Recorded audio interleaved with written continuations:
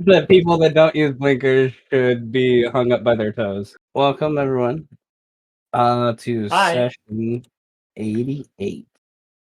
Where we're gonna deal with this map that you're on for a little bit and kind of situate there.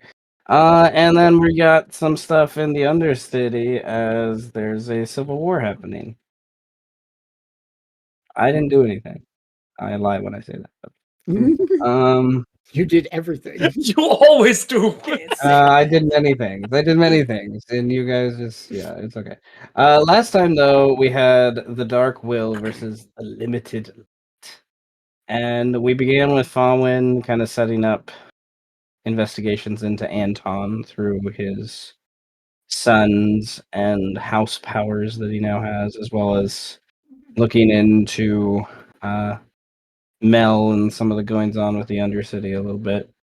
Amu and Karen, the daughter of the Binder Lord Xanthar, one of the daughters, I should say, are together wrapping up a day of cleaning out the spillway of the city, the section of the city for the lowest upon low, where Eros began her story in the city. We've had that early on in the campaign as part of one of the places that she was and Strike were during their initial introductions to the city out of game, backstory stuff. But nevertheless, there was a big discussion of like altruism and who to help first, and Aaron eventually is leans towards helping Birdman with Amu's kind of very wise interpretations of what's going on. And reveals how Birdman's former compatriots know about this primordial that Karen's interested in. The Wolfkin, she almost went to the point of like going inside and attempted to steal it, which wouldn't necessarily have killed her outright at first, but it would have hurt and it would have caused problems. Nevertheless, they need to find a cleric so that they can have Birdman send information to or gain information from his friends about how to actually bond with a primordial is what Karen's goal seems to have been. And they're able to find Birdman making his way to the sewers. Falwyn also spent some time connecting with Alucard and Chiabo and Karine, I should say, with an I. And Clom, so they can begin to really search for Anton proper. And there was a discussion of having Centaur. I think his last name's Ghost Eye. I don't have his sheet right open, but he's Sounds about right. the paladin paladin of conquest that joined you all. From the former 12th house.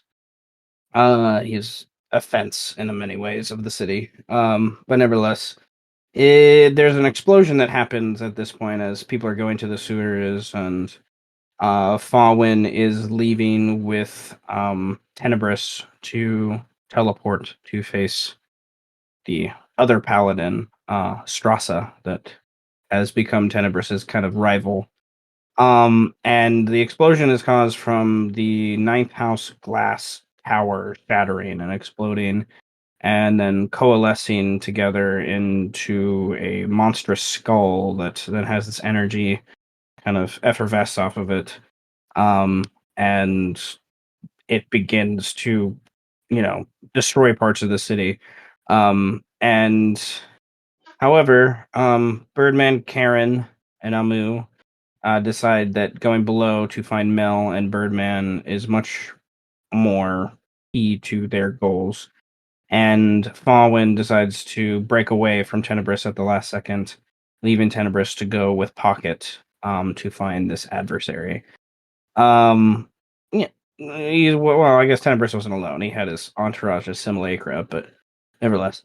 When Tenebris arrives, Pocket is there's a discussion of that I enjoyed role playing of like Pocket trying to warn Tenebris of like, you're leading down a selfish path. this is something that isn't going to end up how you think it's going to end up. And also tries to warn Tenebris, like, the person you're facing, this bronze Squamata, he looks something akin to a bearded dragon. He will not necessarily fully agree with this idea. Like, and eventually Tenebris does convince Strassa later on, but after everything's transpired and stuff like that, Pocket is questionable at this idea. So Tenebris kind of stealths It was forward. fully selfish. Yeah, it was. It's still fun, but nevertheless, just very different, very, very different alignments and mindsets, these two characters, Pocket and Tenebris. Nevertheless, Tenebris chooses to continue on. He sneaks forward and Pocket disappears. And once Tenebris with his simulacra get close enough to fully see this bronze Squamata, and he's surrounded by a mixture of centaur and other Animaesus, beastkin, and people of different kinds, as well as couple different dinosaur pets and alligator things down at the water well that another Squamata was kind of attending to. And they're obviously enjoying the night together. Mead, food, all torches hint to this kind of warmth, this light, this obvious, but there's still this obvious idea that they're ready to move forward. And there's a few hundred of them, and they, from previous engagements, their goal is eventually to come to the city. Tenebris reveals himself as a drunk Ratus is relieving himself, and there's a little bit of a test, but quickly Strassa kind of hears what's going on. His passive perception is pretty decent, and he comes over himself, and the proposed test, this duel, is given. And the first reaction from Strassa is no, but eventually this idea of like proving yourself in front of the followers is what eventually convinced Strassa to kind of engage with this idea. And they set forth the rules where there's it's not a fight to the death, it's a fight to whoever first kind of gives in, I guess, in some ways. And rules about power level, and he was worried about, you're a wizard, you can do crazy crap. He's But nevertheless, he's convinced, and he wants to show his own people, the might of the light, the power of the gods, the primordials that he represents.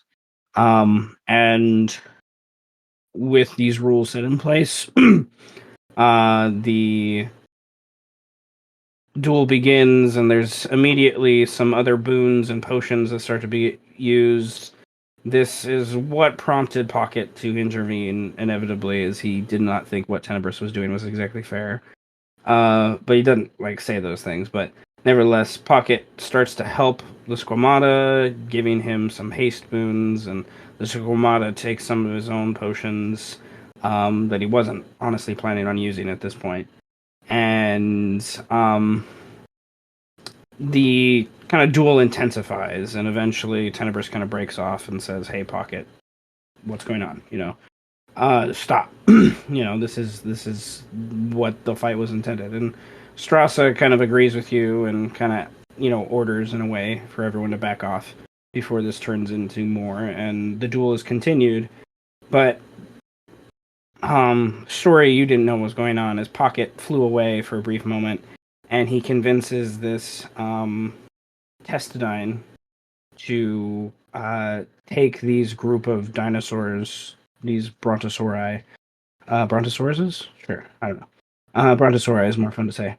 And he takes these groups of dinosaurs and they stampede toward where the duel is happening. And this kind of forces the mass gathering, the witnesses of this fight, to disperse. Tenebris, asks for the fight to continue out to Strassa, who's kind of standing in the middle of this, a little bit in shock himself. But Tenebris kind of gathers his own mount and trails off. It was just like he's obviously done and doesn't want to continue more of this, waste more resources towards something that he doesn't necessarily 100% believe in. So Tenebris goes home, and I think the agreement that most people would put to is that it would be a stalemate, but definitely Tenebris thinks he won. But you did do more damage, but he did like heal himself a bunch, so it was. I would like to make a quick correction. It's less that he thinks he's won and more that he's made his point. Yes, the point is definitely made. And there was a talk of them meeting in the near future, to be sure. Nevertheless, we spent the last few moments last session setting up the scenes we are fully engaging in, I guess, today, where Birdman follows Mel with Amu and Karen to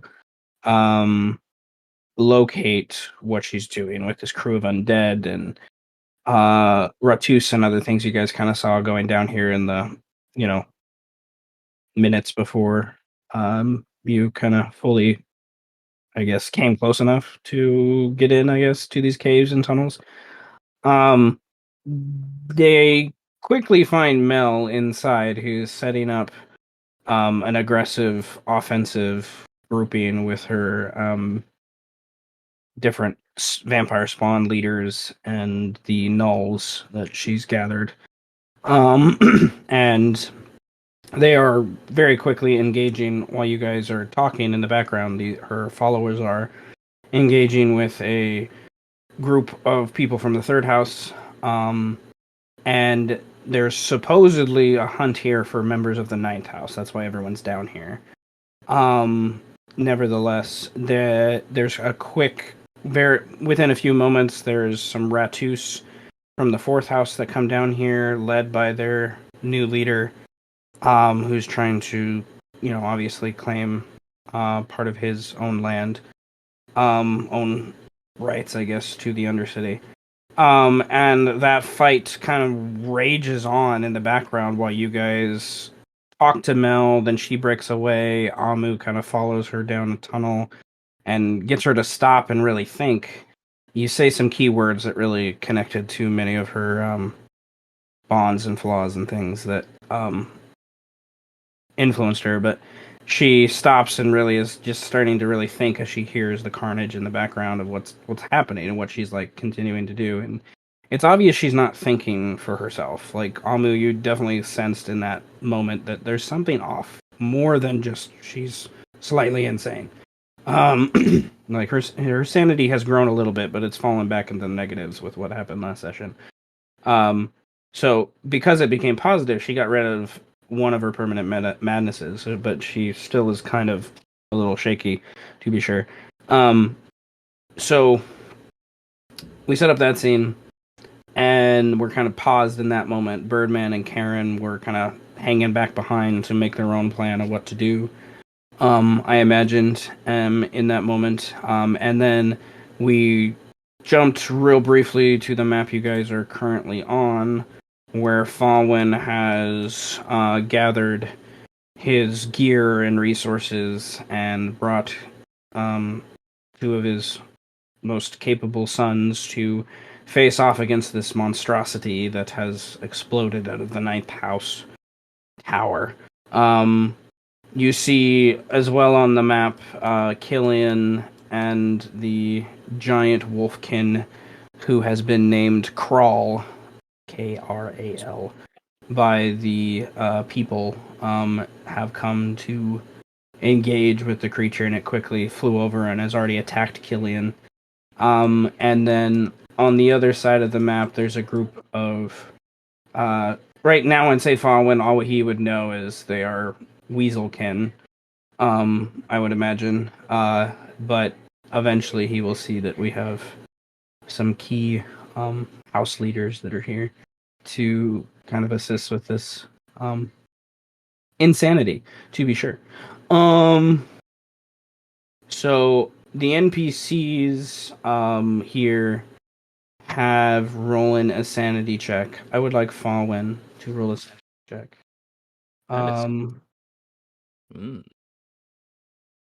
For Where's my sheet?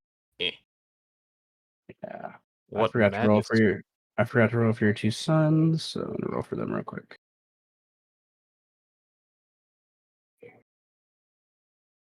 Do sanity. Their sanity.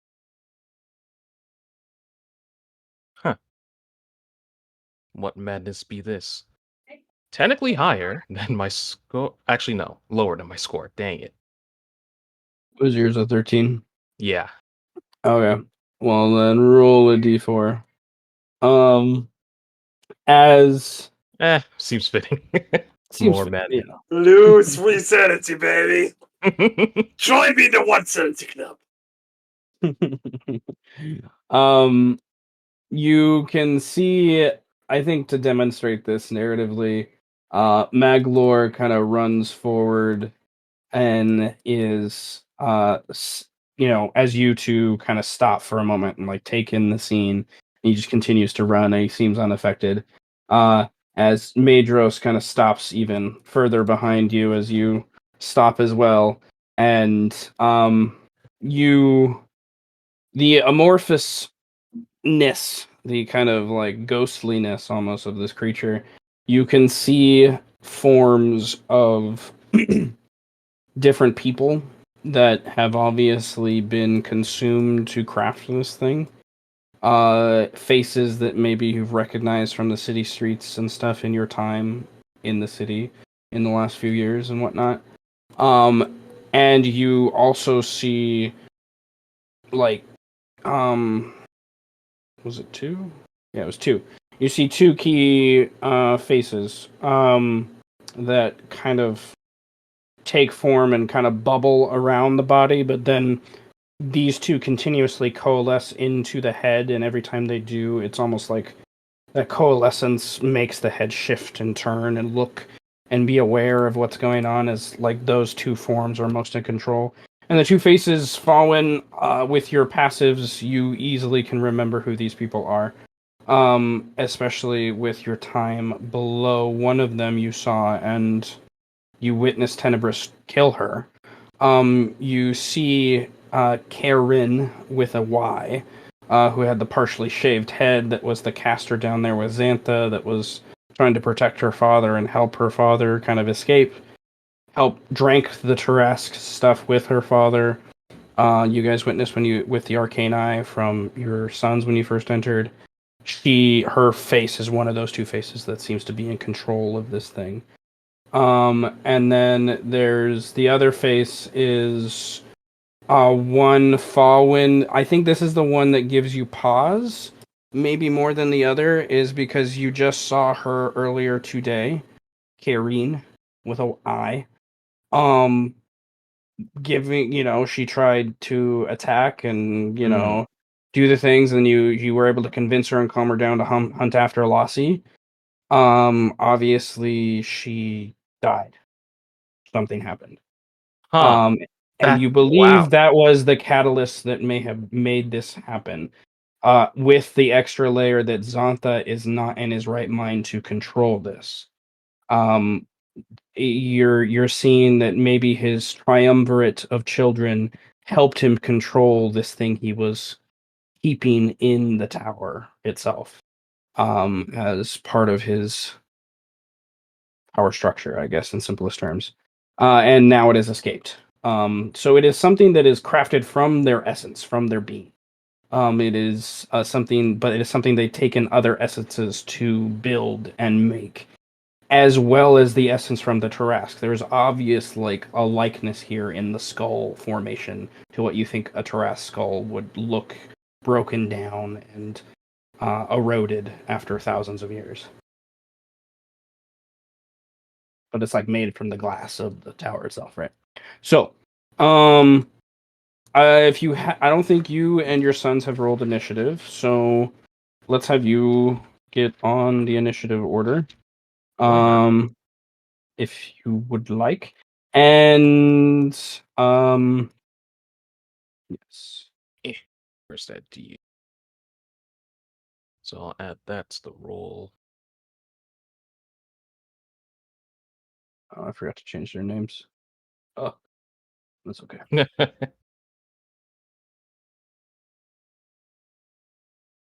Pizza time. Pizza time. Okay. So You didn't even roll a gift of alacrity. Well, it would be active because it's one of those spells that can extend 16.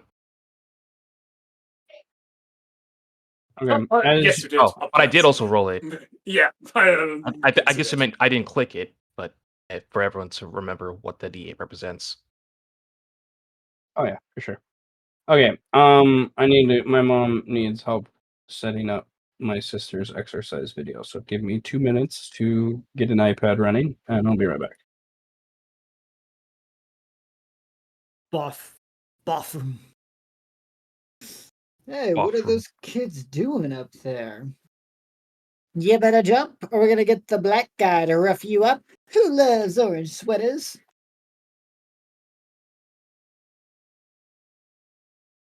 Ah! We are live at the scene.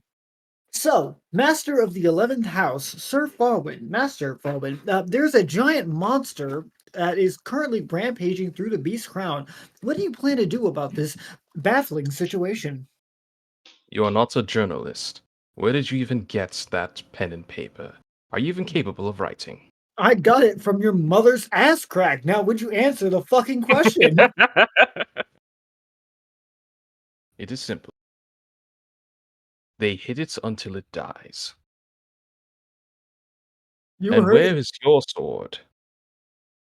Oh, it's up your dad's dick. Let me just go unsheath it real quick. God, I'm just trying to fucking write a paper. Why doesn't anyone respect journalism anymore?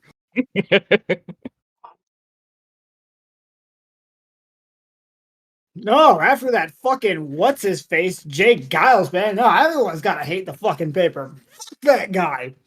Hey, relax, bro. Chill out. That dude's revolutionary. that dude's cooking. He's cooking something.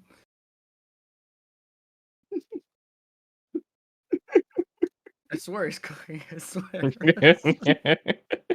Yeah, he's cooking crack. A supporter, yeah, a Ratus from the Isles says, like, "Hey, no, he's cooking. He's cooking." Yeah. Nah, man, he's cooking. You gotta just listen. Oh man, he's cooking. You gotta let him cook for a little bit. Gotta let that shit simmer. God, that shit's steam. Oh god. While I was doing at my voice acting classes, fucking Mhm. someone did like some type of Hispanic accent during one of the reads, and our coach was like, "So I love that you did that because I would never do that. I just." Oh, and he was white too. When he said the coach was white, so he was like, "Yeah, I would never ever do that because I don't have the confidence in myself to pull it off."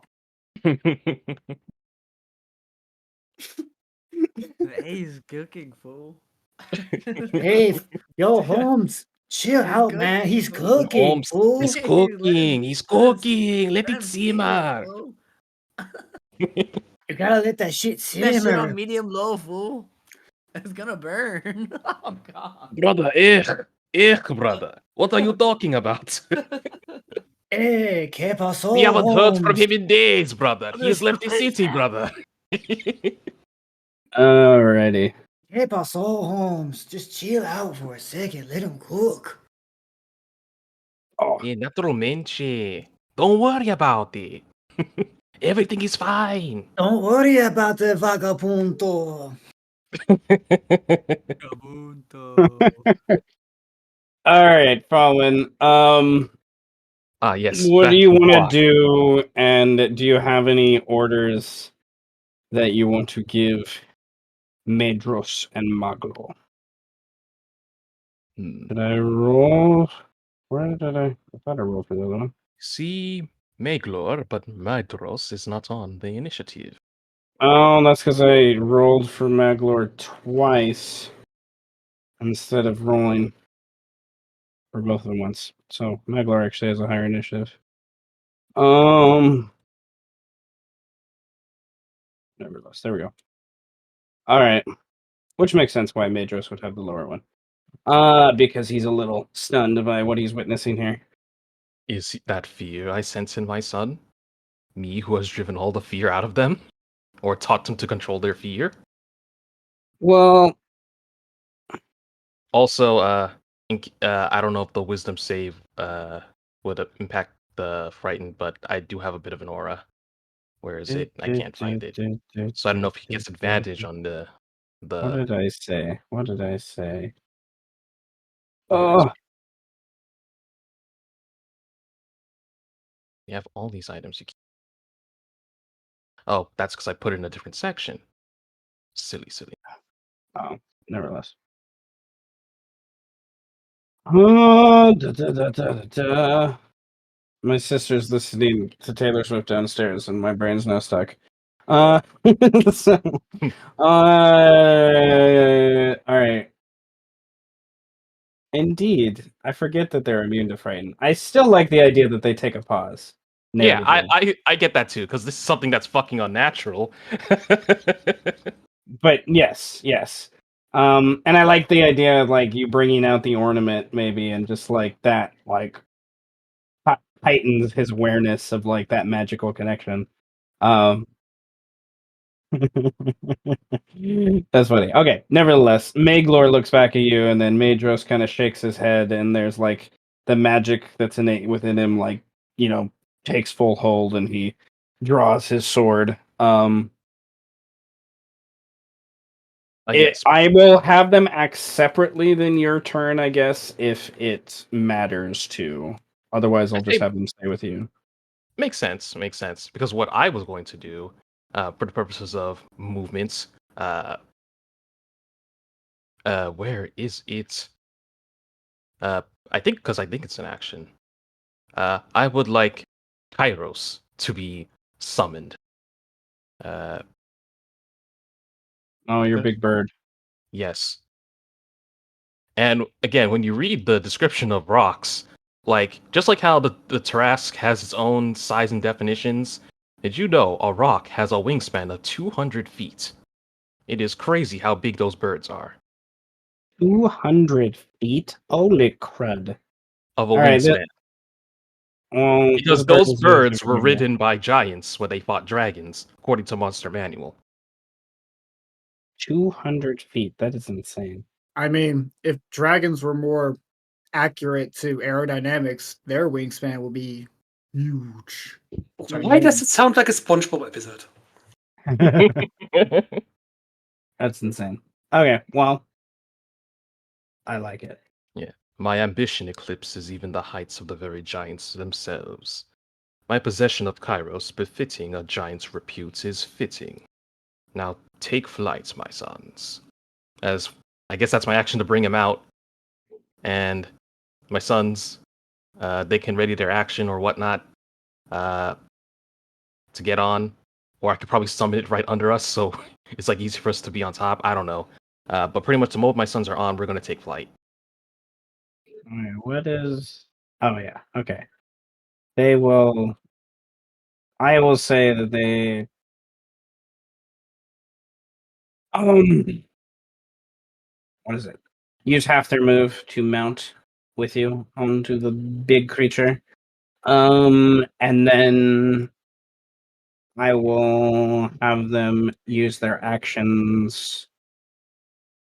Maglor, since he's right here at the top of initiative, I'm gonna have him ready a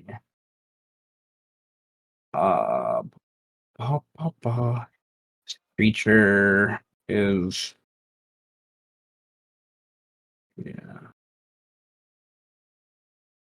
I think I'll have him ready his mind fire. Yep, sounds about right.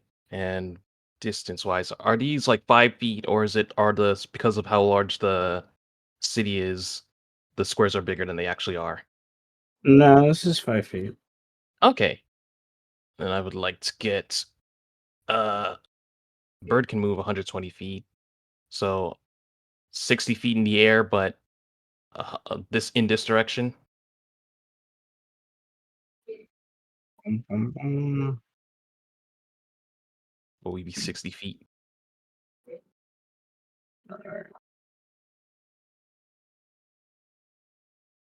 All right, 60 feet up. This thing is like kind of down on the ground in between, using its weird ectoplasm, if you will, to permeate between the houses and stuff. While it goes after Killian. Okay. That will have. Yeah. Since Madros doesn't really have a ranged attack. And I think he's smart enough to realize that maybe trying to land on top of this thing probably isn't a good idea. Maybe, I don't know. He could try it. Isn't he the one that can fly? Yes, he's the one that can fly. Yeah, I you can think. go I like think. I think I'll cast fly on himself, and then yeah, I think he can fly and teleport. use the rest of his movement to continue to go closer to go, and then he's going to. What does it say that happens? Wow.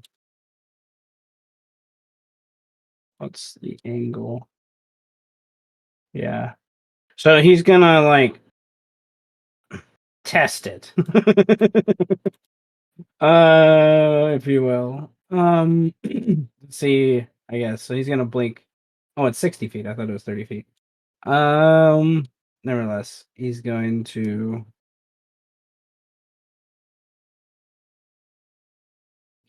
I'll come over here on the other side with Killian and yell out to Killian, Oh. do you need help, Wolfman? Very cockily. Okay. Bold. I've been reading the Silmarillion. Do you remember who Madros is? Yeah. He's one of the most sense out of all of them, I feel. This is something I expect the twins to do, or even Kurufin. It's okay. Got it. Oh, this is Lord of the Rings kind of shit? I don't know much about it. All right. Oh, the seven sons have a tragedy. Are a tragedy. A beautiful tragedy. It is a beautiful tragedy. It is. Their father kind of cursed them, though, so it's okay.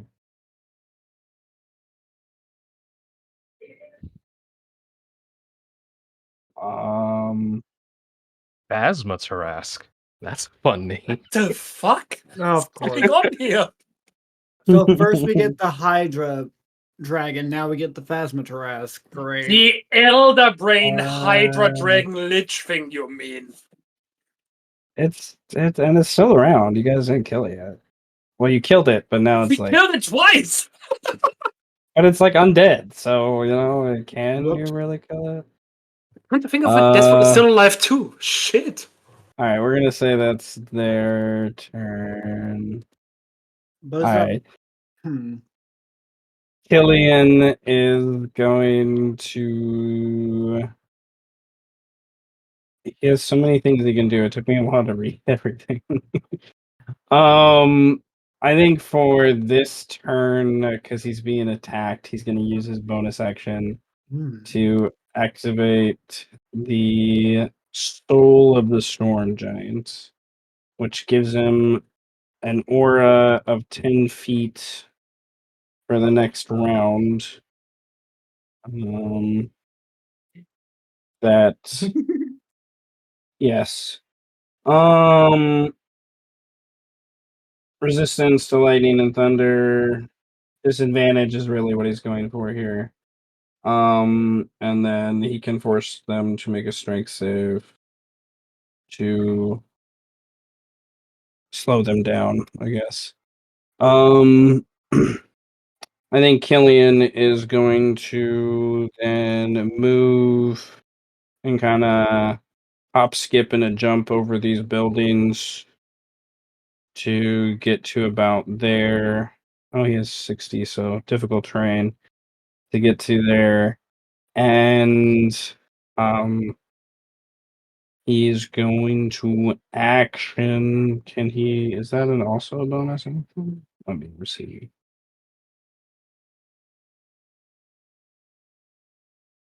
That's a reaction.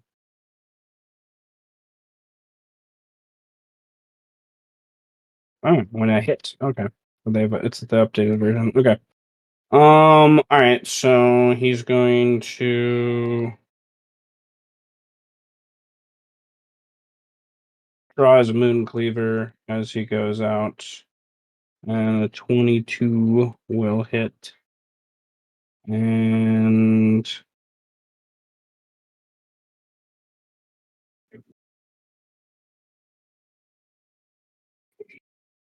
I roll that again. Okay. He's going to do the thing. He's going to use one of his charges for that radiant damage to gain a little bit of HP back. And then... yes. Let's see. The thing... Alright, this is mostly... I'm going to say this is... It's going to go thunder damage.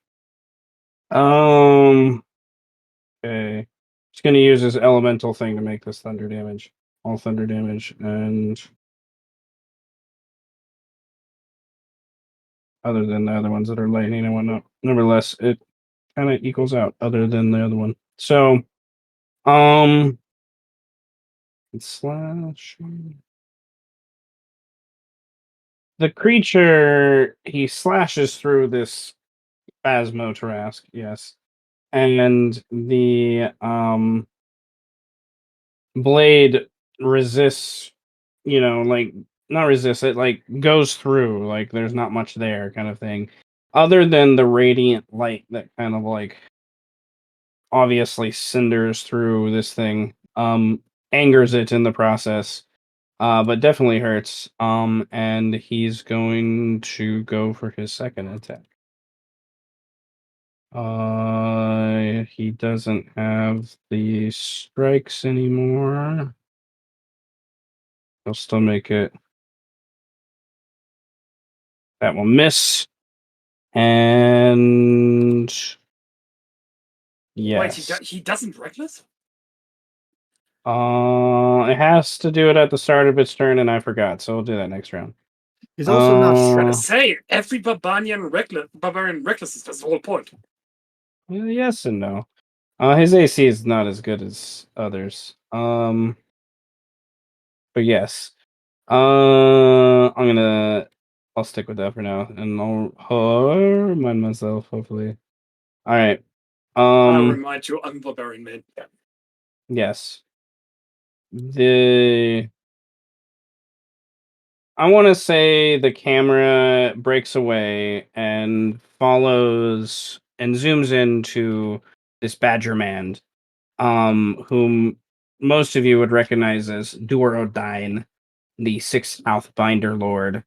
And rather than following his compatriots that he's come with, he kind of goes off to the side kind of alleyway, and he stops and he looks up at the sky, and he's looking up at the dust clouds and the smog and the obvious kind of fire clouds that have like, smoke that's been put away, and the rain just kind of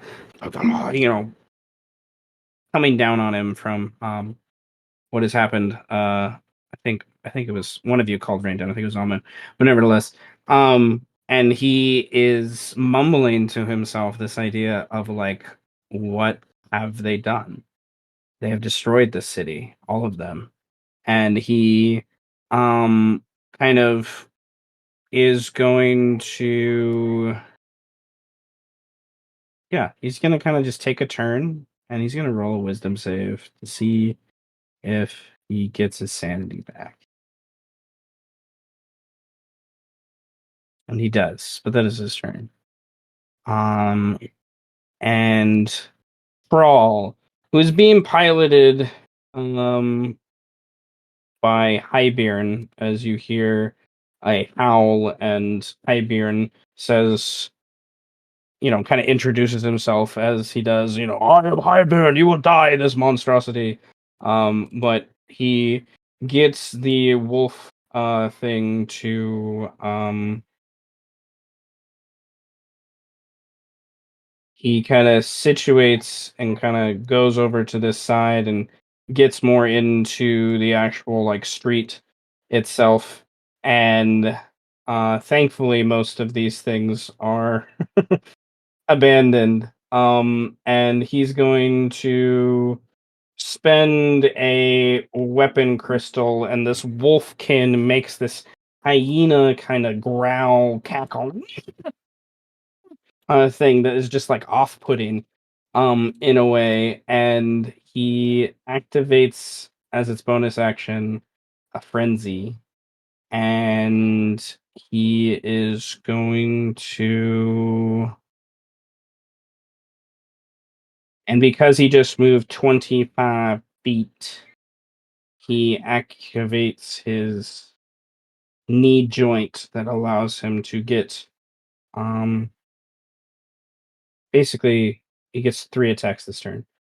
Not gonna lie, I completely forgot about joints of everything that was going on the last couple of sessions. So he gets 2 weapon crystals. So he's gonna go for his bite, which is an ounce in the book, but I'm calling it a bite. That one will just miss. That one will miss. Wow, you're rolling horribly, dude. It's okay. He gets his unarmed strike. Just the thing's just amorphous and just moves out of the way. I'm going to save my inspiration for other points. Nevertheless, Madros has already used his turn.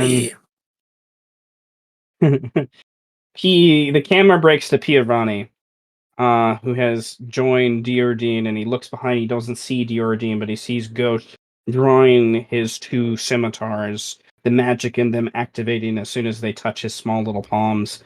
And Pio is stunned for a moment as he looks at this giant creature just wailing into, because he's watching as this thing. I didn't mean to hit that button, but nevertheless, you saw it again. You're watching as this thing is going to use one of its legendary actions at the end of that turn to go for a blood scythe attack, as its like body coalesces into this just giant slashing thing, and it's going to go for Killian, the one that hurt it the most. And thankfully Killian is raged, but nevertheless that is 15 damage. Oh, it does have disadvantage because of his thing. Killian, that was still hit Killian. His AC is 17.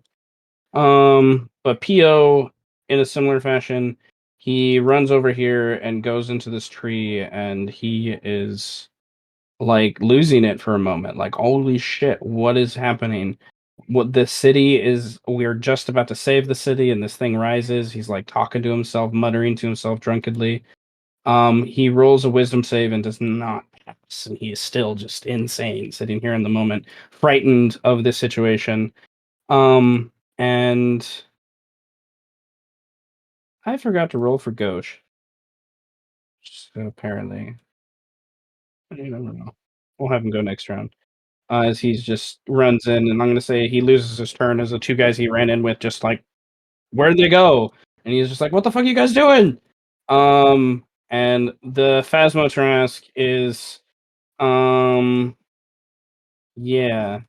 I think Killian is gonna be the thing it goes for now. Because its passive perception is not the greatest, but nevertheless, the thing is going to get a frightful presence. Because of its blind sight and you're only 60 feet in the air, it is aware of your presence, Fallen and Bird friends. So, but you do have your aura. So there's that. So I'm thinking through. So your sons and you are unaffected.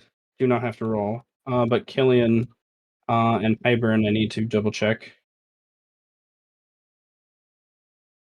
Well, Killian's rage, so He's Yeah. raged, but doesn't mean he's immune to frightened and charmed. That's oh a right, that's prisoner frenzy. thing. That's frenzy, isn't That's it? friends. Yeah, he's Also, a question: do I join the battle soon since I teleported back and was looking for Fallen? Yeah, that's fine. I was thinking about that earlier, but I forgot about that till you mentioned something. So, okay, Awesome. Killian and Highbeard are fine. With what they just rolled. Highbeard rolled a 24.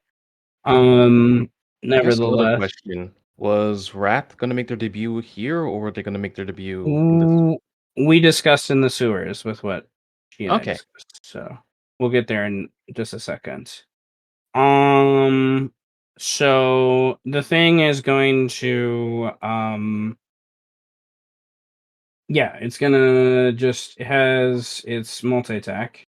So it did its frightful presence. It's going to go for 3 blood scythes towards Killian. Oh, still has disadvantage, so let me reroll. Miss. Ooh, it's Oh. disadvantage. It's Oh. disadvantage. Oh. So okay, so 20, 39, and 28. Killian will save his reaction and not use an opportunity attack. Because he can do other thing. He's going to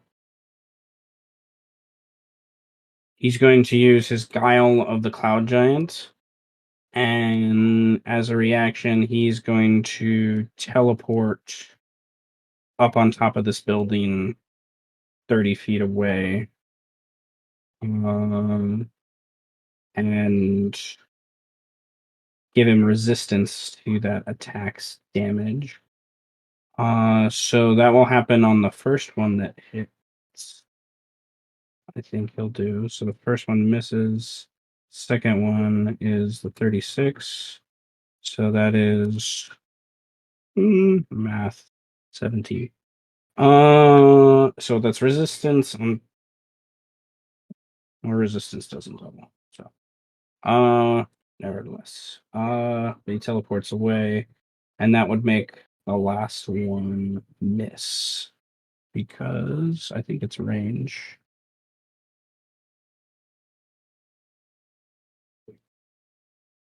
Yeah, that's out of his range.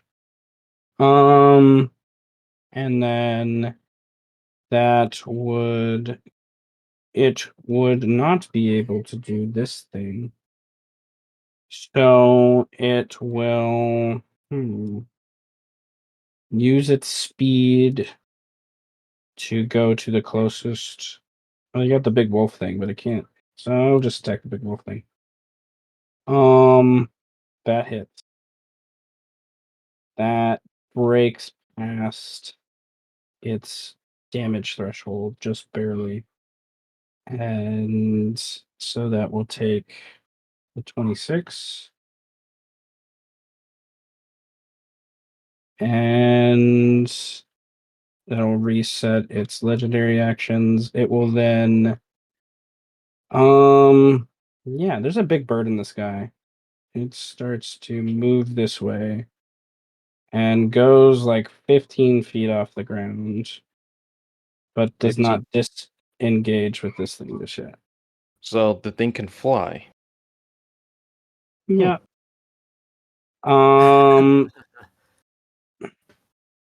So let me look at the thing. They fly now? They fly now. They do now.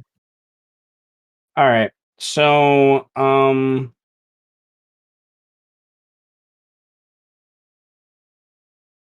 need to think on. Well, that's fine. All right. Put you back where they started. All right, Tenebris, why don't you roll initiative real quick, and then I want to jump to the sewer, so that way we can get the initiative on the right page. As you teleport and you go into the tower, the suns communicate to what's happening, and then it's not too far away. It's a few minutes of travel, but because we're in combat, I don't want you to wait for forever. So, we can. How do you get here quickly? Is one of the questions. Eagle whistle. eagle whistle. That helps you get past some I just things. Yes. T-pose and fly. All right. I would also like a athletics check. Right, Jack? I thought T-posing was just for Farum. No, it was for Tenebris too. What the fuck? No, because I made that joke. You were like, "Oh no, that's only Farum."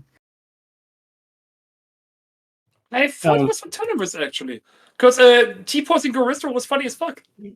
Okay, the Garissa you T-pose, but you didn't T-pose Tenebris himself. That's true. So Tenebris doesn't T-pose, but the Garista does. That's fair.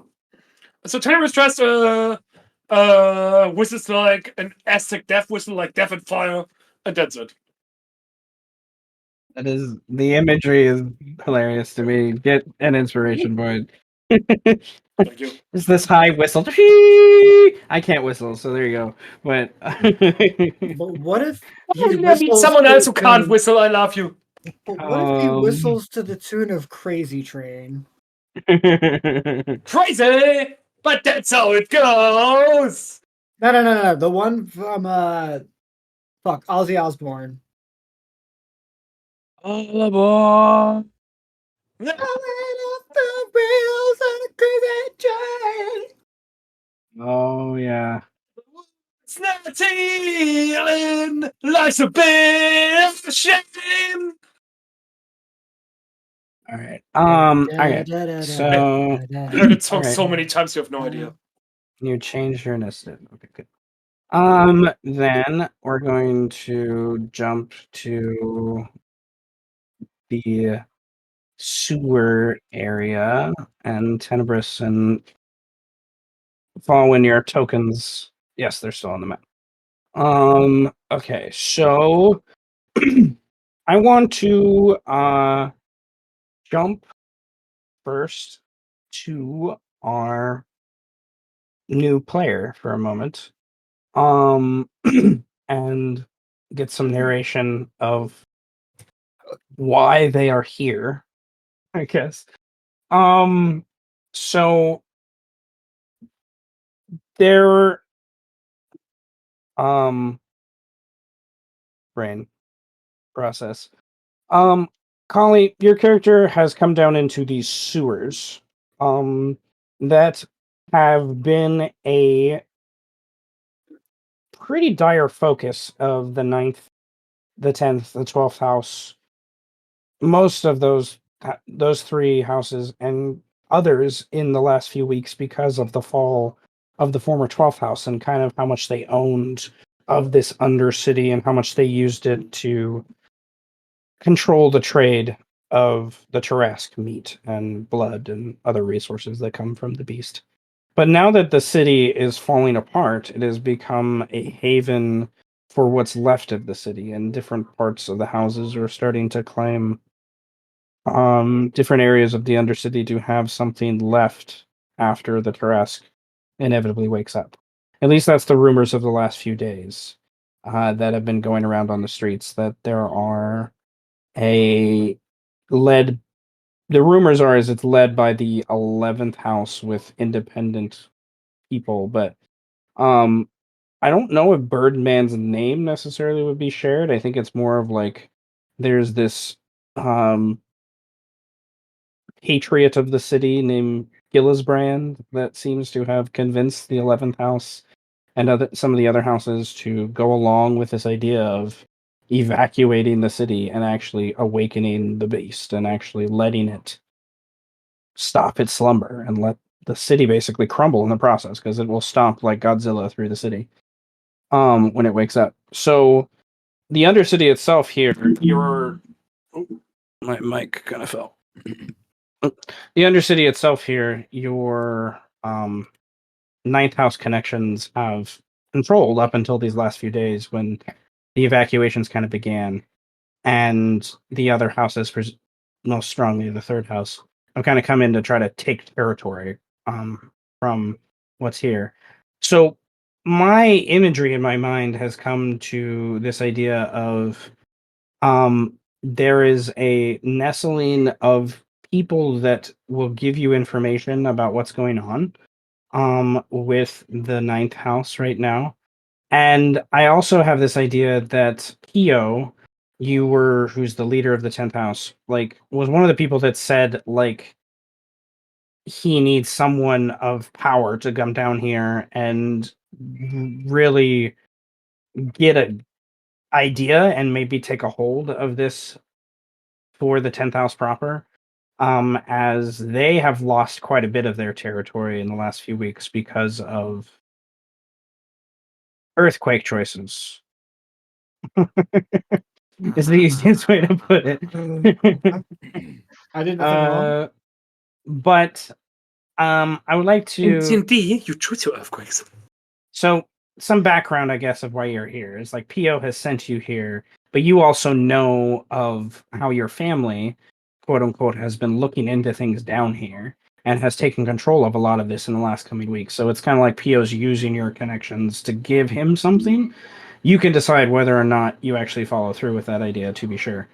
But you've kind of come down these tunnels and come to this opening here where I've placed you on the map, and you have heard, at least in the few moments that you've waited in this threshold, the a battle, a like carnage, in the simplest terms.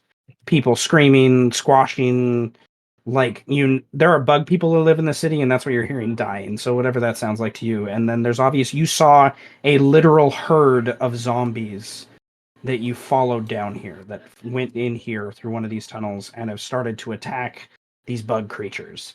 They're called Coleoptids. They control a good chunk of the city, but they've lost a lot of their hold because of how the city has fallen. But nevertheless, you're hearing that idea, and then you continue to hear a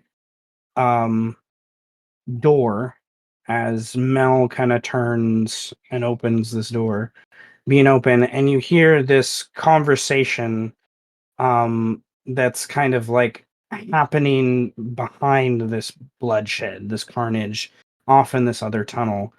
And you kind of eavesdrop on Mel and Amu's conversation from the end of last session, where he basically, it's Cast the greater right, restoration, and she was like, "What have I yes, done?" got rid of some of her madness and some of her insanity along the way, and is kind of realizing some of whatever, yeah, what have I done? You kind of hear that, and she's like says, "What have I done?" as she's opening the door, and is turning in to kind of step out into this thing and on this platform. And Callie, from across the way, I'm gonna say she doesn't quite see you yet, but through the tunnel you see this relatively tall woman. She looks human for all intents and purposes until you look at her eyes. And then it's quite different that she's not human, as she kind of scans the carnage herself. And her passive perception would inevitably catch eyes with you down the, and she would have some idea of who you are. I'm gonna have her roll a history check to actually see if she can pinpoint specifics. And she uh turns back to Amu as her sword is being resheathed, and you see in the same process, like, this creature jump out of the room, sees his mistress looking down the hall, and you see these two beast vampire, like, one's a porcupine vampire and one's a monkey vampire. You can imagine that as you see fit. Uh, kind of, but people, like, they're people. They're not just animals themselves. Kind of come into the room and like watch you, and eventually lock eyes with you too. And with the kind of, there's a little bit of light coming from the torch and stuff, and the torch behind you, but the darkness that plays in between in that kind of tunnel, I imagine just like beady red eyes. Callie, what would you like to do as you're introduced to this scene?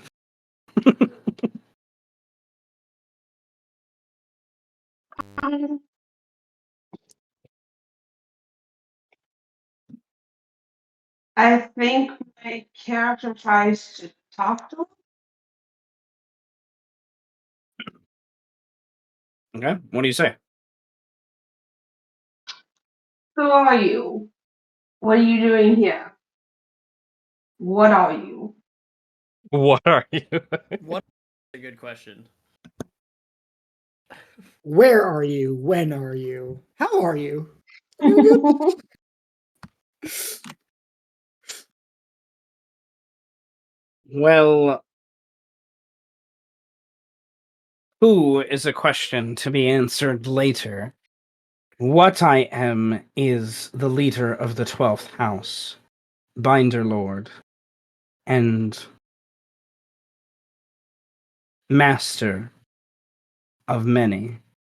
She Yes. kind of gestures to the two in front of her. Does that Um, answer the who as well? What?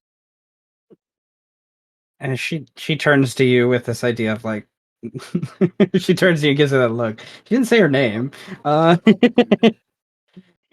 She's kind of letting her reputation precede her, I guess. There's a cockiness about Mel that has developed in the background that I enjoy. Never. That's making me chuckle because I feel it like does. that's But always been there. and then Yeah, that kind of answers the what a little bit too. And then what are you doing here? Is he looks back at Amu, and Amu, your passive perception can see there is. How do I word it? I don't know.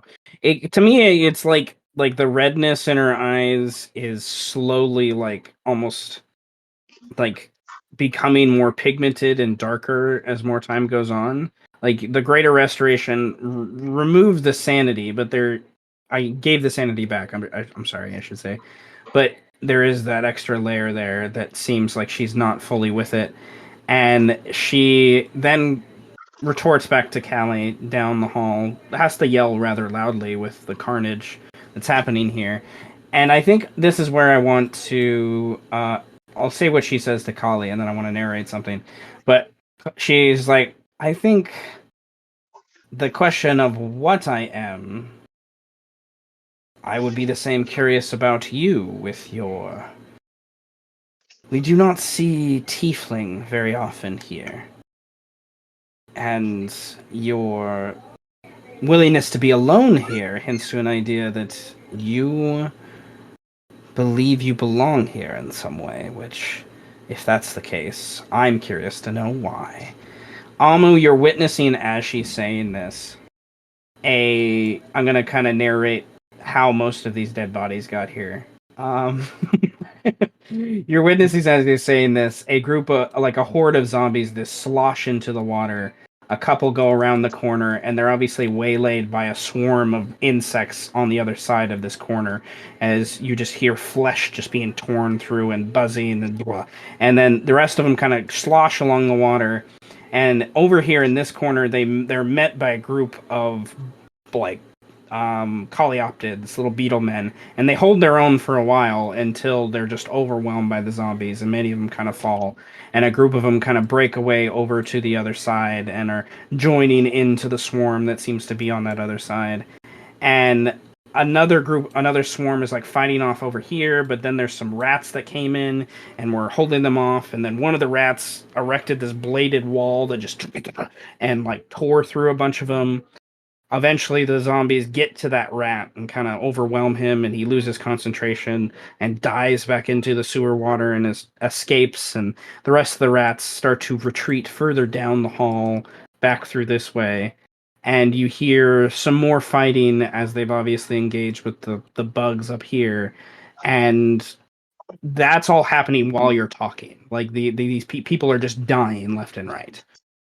Beetlekin, zombies, Ratkin, just and Mel seems unaffected by any of it as she looks towards Callie. Amu, do you believe you should roll a sanity save? Is the question.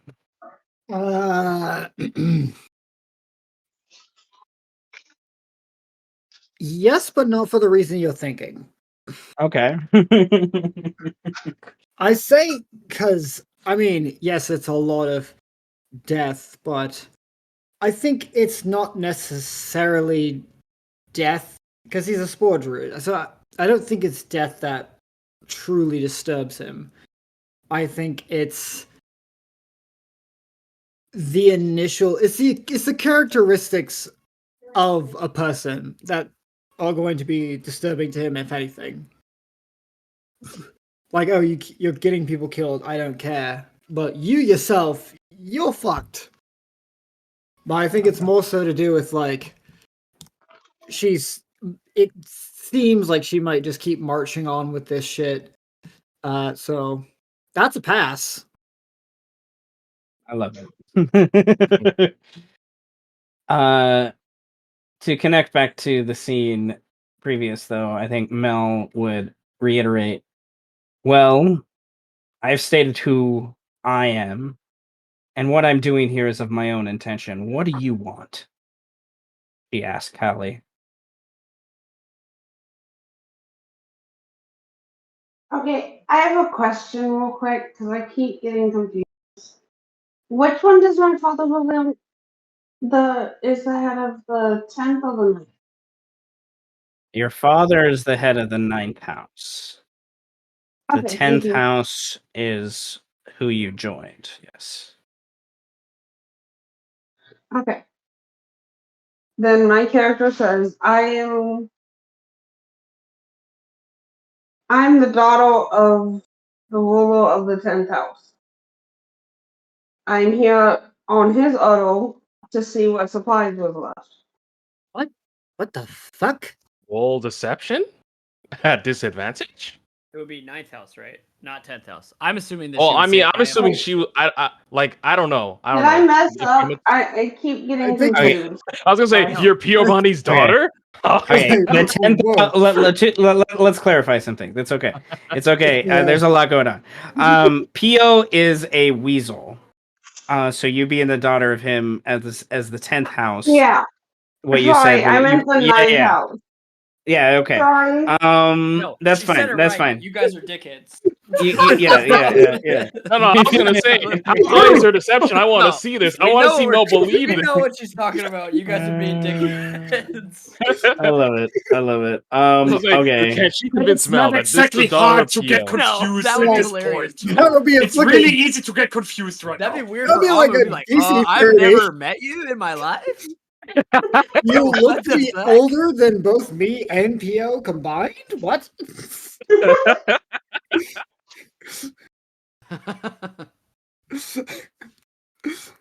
I'm No. sorry.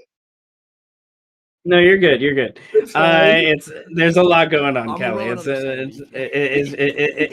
on I'm a roll of sanity. Well, that's imagine cool. Seth, the Okay, reality well, where she deceives Mel and Amu.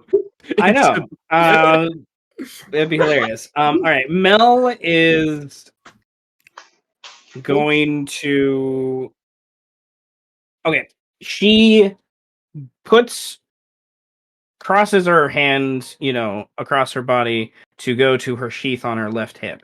And when you say that, like in a very immediate sense, and the monkey and porcupine kin, they kind of skitter ever so closer to you, into the tunnel, and she says, "Well, I know Xantha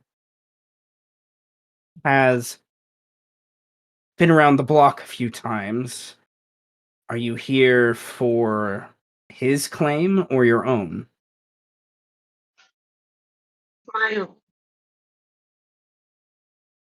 He looks to Amu with she needs a morality check with Amu, like Mel does. That's obviously why she looks at you. Which is kind of funny that she's going to our emotional support terrorists for a real. They go like they walked down a hallway. Yes. We went to a Yeah. door and then walked down a hallway. Okay, We can I would've say- for sure followed you by now. Okay. We can say that I'll move you forward then. We can Wait. say you and Karen are coming up behind about this point to the tunnel. Then I would say, like, as Birdman is walking up and Mel is looking at Amu, for that moral compass. This is where Amu is like his brow is like furrowed, and he's a angry little weasel right now, and he skitters up onto her chest and is like holding onto like the collars of her clothing to look her dead in the face. Funny, right? Dead because she's a vampire. Fuck me. I love it. But as he does this, I will also cast once again Greater Restoration, and as he not yelling, but just very loudly states, "This still goes through your mind as your friend goes through hell and back to try and save you and everyone else from themselves. And still it seems you march forward towards needless death and bloodshed. What sense of you have you lost in your years? What consumes you so much as your friend begs and pleads for you to listen to him? I know he's insane. I know he's a crackhead, but he has more sense than many of you binder lords." Talking about crackheads? Somebody say crackhead? We Poke can my say head through- Birdman and Karen. As I poke my head through the door. You say crackhead? You just call me a crackhead? Spinalhead.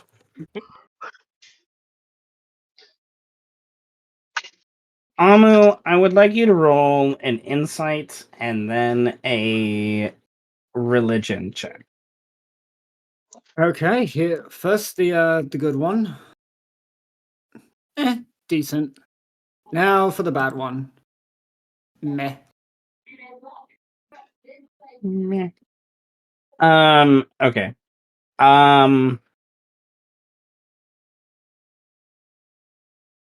Your insight lets you know that Greater Restoration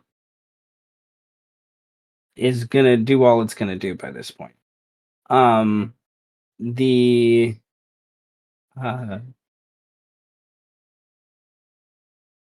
it's also diamonds. Nevertheless, the religion lets you know that Mel has made a promise to someone. And this promise is someone not from this plane. And that promise is something that he may not have full control over. You don't know who this person is. What? Not necessarily a person. You don't even know if it's a deity, it's a devil. You have no idea. You know that she, in simplest terms, is a warlock. And because of her warlock delving, she has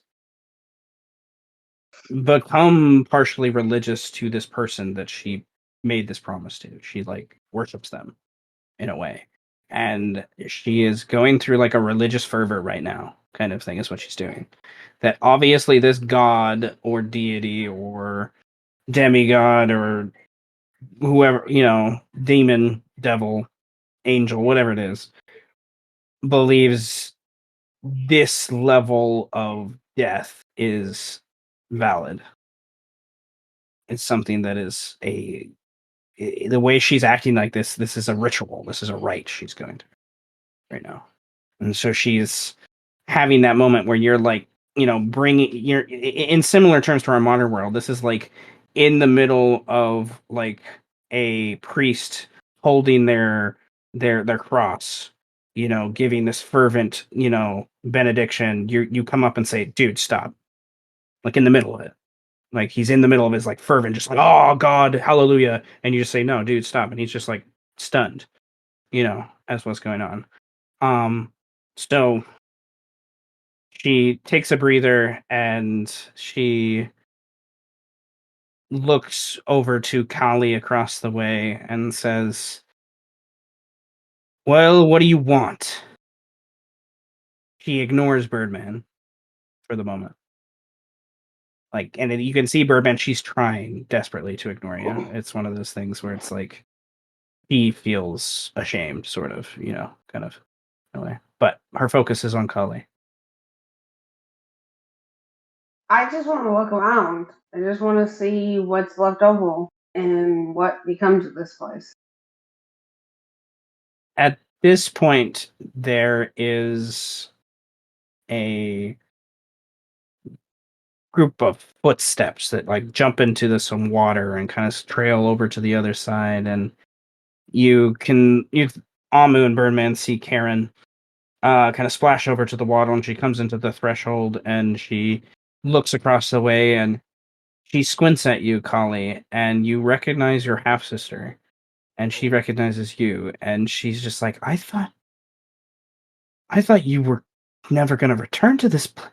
And she kind of barrels past, like steps over these two small people, and she inordinately, like insensately, like this doesn't make sense for the past you've shared with this woman, but nevertheless, unless you like stop her directly, she's gonna come and like give you a hug, like, and she is like this. Yeah.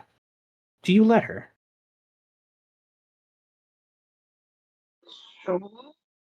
Okay.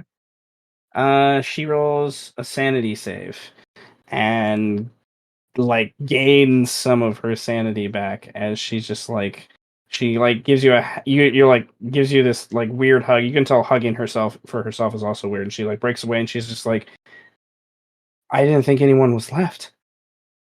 And your memory kind of trickles back a little bit, and of the time you spent in the ninth house, Karen was probably the nicest to you and the least involved with anything that happened to you. And probably unaware of many of the things that happened to you, and herself had been experimented on in her own way. You know that for a fact. She has markers and runes and scarification and things to signify on her body as well. That experimentation kind of thing. But nevertheless, I can imagine in the past you guys have probably shared like 3 conversations.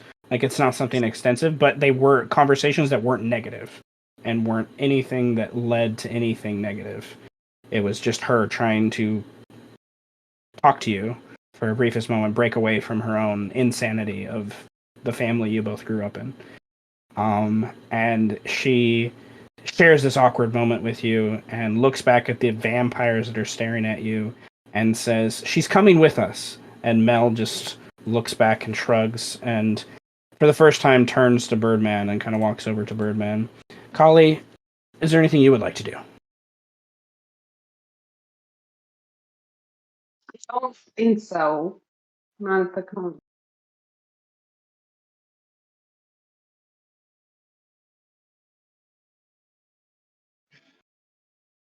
Sorry.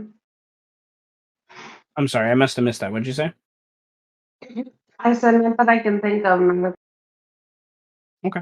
Then I'm gonna say you two eventually kind of brush past and hop across the water and join the others as Mel comes to Birdman and looks at his raiment of the innards and really looks at it this time and really like looks at what's going on and looks at these 2 other members of the ninth house and Amu and the carnage that's kind of trickling down in the background as her gnolls kind of finish their job for the most part.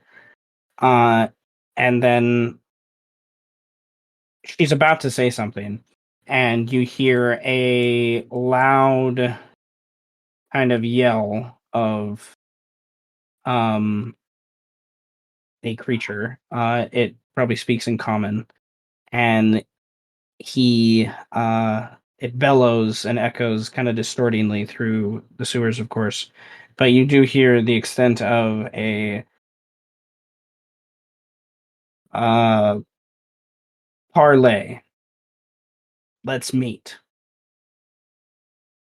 And as the carnage kind of dies off, and Mel says, I will not meet this rat. He's caused enough trouble. Then my blade will meet him. This is the rat you're looking for. Or you will meet me. I'm getting really sick and tired of your shit, Mel. We were supposed to make this city good. We were supposed We to fix are. this shit. We're not. We are. We There's are certain not. things that have to We happen are before. not. There are certain things at play you are unaware of, sir. There are certain things at play I'm unaware of. What, like you killing people indiscriminately, killing rats, killing bugs? For what? For clean water? You're not even gonna need this water in 2 days' time. If my hunch is correct, she serves something that gives her power. I hear of warlocks at times. They accept dark bargains. Warlock schmorlock, man. I didn't I don't sacrifice know my if it's very enough being. yet, Birdman. Well, you're about to find out. So put the sword down for 5 minutes. Just 5 minutes. Maybe even 10. Mel releases her hand from the sheath and kind of nods at you, but there's Because if I have anything to say, he's gonna catch one too.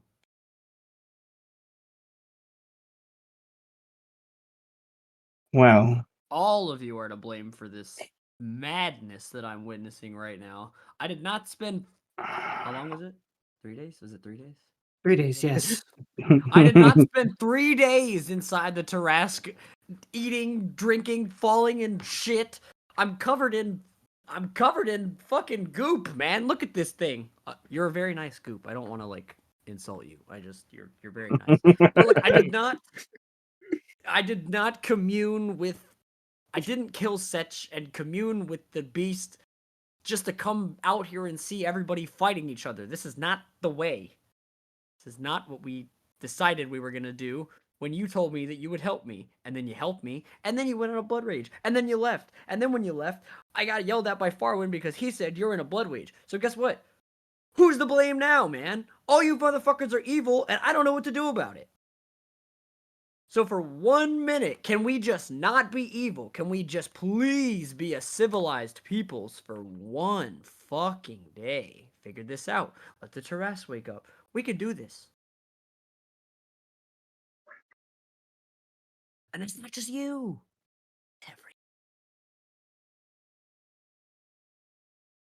You know, he raises a valid point. Who the hell? What the fuck was that? Mel jumps into the water and trails past you all and goes to here and looks at the tail end of the carnage, and down this way she yells and says, "Leave them!" And 2 coleoptids buzz off the map at her order, not being trailed by the gnolls. The other gnolls, hearing the order from across the way, start to sludge through the water and come and meet up with Marchwalker, who starts to throw pieces of coleoptid at each of them to eat. And there's another group that kind of groups up over across the way at this door, and she says, "Stop! Close the door!" And you hear a slam of a door. I'm too far away, but kind of cross over here. And she yells back out, "We will meet!" And after a few moments, the Ratus yells back out, "Then come to the water! This way! To my voice! Just you!" And Mel looks back at Birdman. I'm gonna incite that Says- voice. The fuck have I ever followed rules or instructions? I would also. Did you like ever? to- Yeah. No, No. no, Seriously, even one time? not a single time. Even as a lawyer? Birdman think we won the court trials through honor?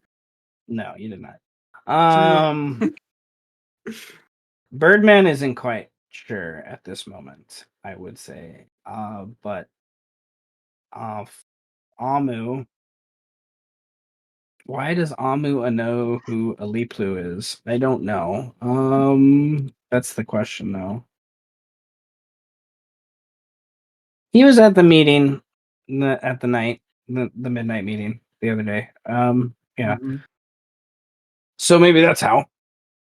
Because that's a pretty high check. So, yeah. He's presumably the new leader of what's left of the fourth house. You heard rumors that the fourth house left the city, so obviously that's not true. And yeah. He's obviously not alone. So Oh, he's not alone. That's for sure. okay. I'll Mel go with you. waits for a few moments. And then okay. So we're gonna say you guys more or less start to trail to the other side over here. I'm gonna move you guys. Holy shit! It's so dark! Who took the sun off? Yeah, they turned a lot of the lights off over there. Oh, you should be able to see though. Yeah, we also didn't get Kali's character Yeah, what do you look like, look. man? Sorry, Oh, I'm too busy yeah. being a crackhead. Too busy being a cricket.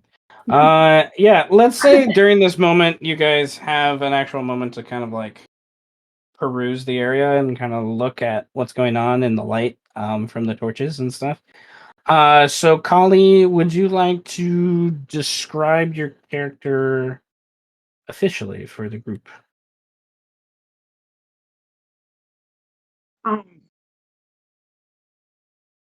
I'm half elf, half tiefling.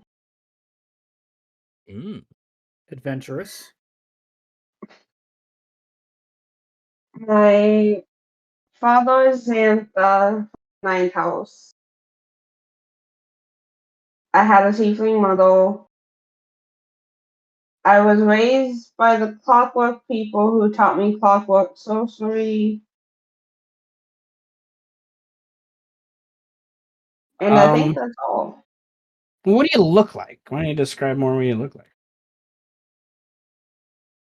Oh, hold on, I gotta pull up the picture. Oh, okay.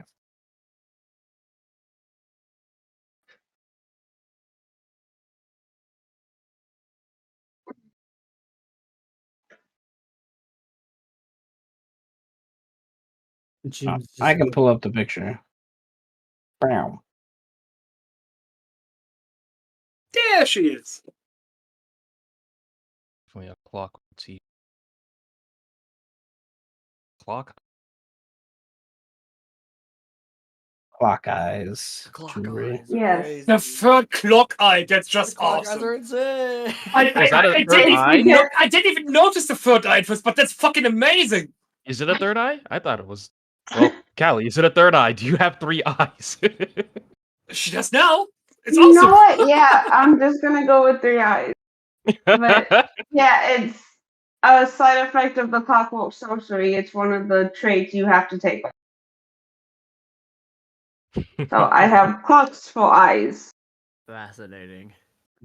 Clock necklace, clock earrings. Oh man, Oh, if you it's had clocks for awesome. eyes, Birdman would be like, "Wait, can you tell time with your eyes?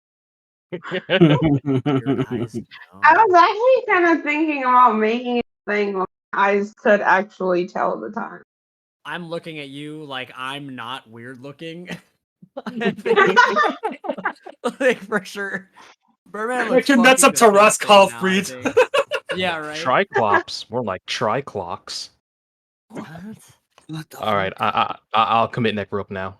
Yeah. Good job. Don't come and toast up, Beth. Yeah, you better go do that now. Yeah, you might want to start on that real quick. Okay. Fucking Tricloaks. As this parlay coalesces, we're going to. Oh, I need to write some notes down real quick. So Jim is probably getting drunk at a bar as he regrets being a beat cop. Maybe. Battery's dead. Yeah, it could be dead. The life of a beat cop, man. You never know. 1 minute you're hauling somebody away for resisting arrest. The next you get shanked in the back by a rat.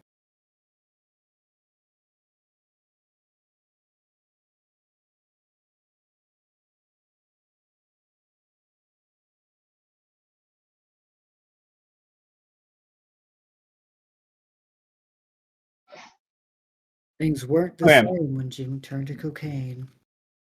all right, we'll come back to there in a second. Meanwhile, at the League of Evil, Meanwhile, We're fighting a Q1 flash ring. Does my mic not pick that up? Me making the sound. Dum, Doesn't dum, pick it up is da crazy. da da dum da dum da da da dum da dum. indeed. Yeah, so quick, someone play the Pokemon Battle theme from GBA.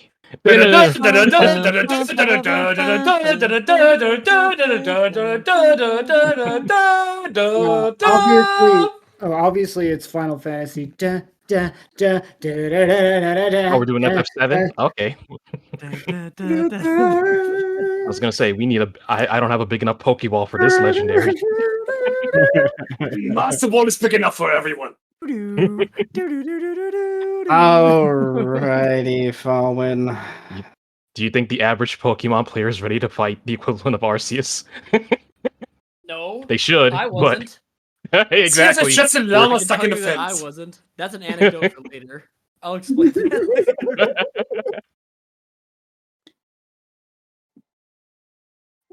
later. Okay. Well, back to what this is. So this thing is trying to fly. Flying? I don't like that. That makes our wolf friends ineffective if they don't have the proper reach. But I don't have enough data of what this thing is. So we're just gonna try some stuff. Okay. What magic? What was it? Make it a flat roll with inspiration? As Farhan kind of rips out his hands and tries to like pull this thing down. The power of arcane magic. Actually turns into an Earth Venom. Oh, legs.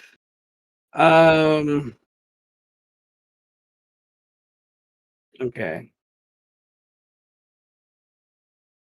Oh, math. Well, it is a normal since he spent inspiration now. Yes. I don't know. Is it a ghost, but is it a strong ghost? This one I'll have to find out. Well, it is goo. It is goo. It is goo indeed. Strength save. Oh. I banish you to the Earth realm. Okay. Wards finances receive spells duration. All right. Says per round until it reaches. Okay, so you bring it back down to the ground. Okay. Yes. Also, I'd like my simulacra and the free dragon seal, please. Oh, you're bringing heat. Okay. Back up, powers! I'm back at it!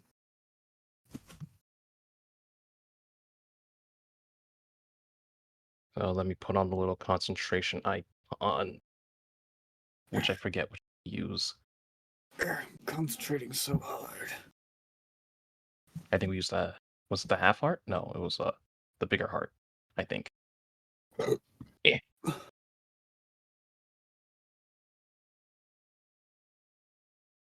Bonus action Blade Song. And I believe that's the turn. That was action and bonus action. This thing should be back on the floor. Depends on how high it was in the air at first. I think it was 15 feet in the air. Yeah, so it's on the ground. All right, I believe that's the turn. Oh, it's a flying Tarrasque. That would There be- goes Why the now? level 1 our corporate beating the Tarrasque. Then it could actually eat the sun. Maybe a slow meal, Maybe. but eventually. All right. Is that your turn? Yes. Oh, let me put on the icon Blade Song. I think we use this one.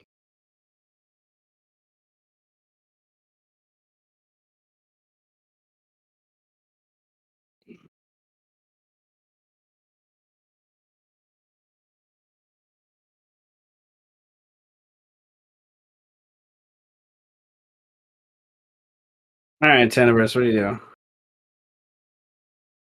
Let me see. Oh wait, no. At the end of Fowen's turn. Sorry. Oh, Uh, Legendary actions. legendary Pokemon. it reduces its flying speed. Its flying speed, right? It has nothing to do with its normal speed. Or its So, flying speed is reduced to 0, yes. it's going to. No, just attack the wolf. Oh my god, that's Angrily. a plus 10.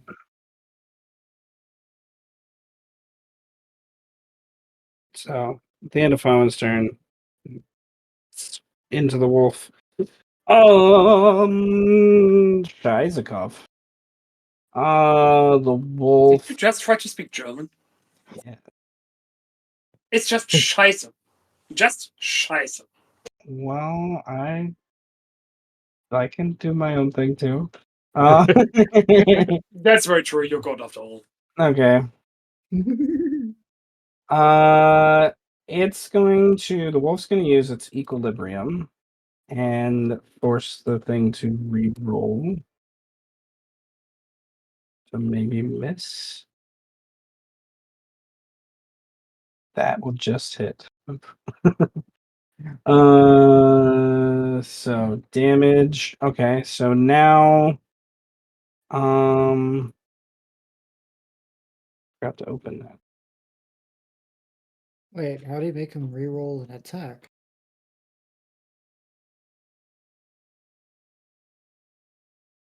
Oh, never mind. I read that wrong. Nevertheless. All right. I need to. Yeah,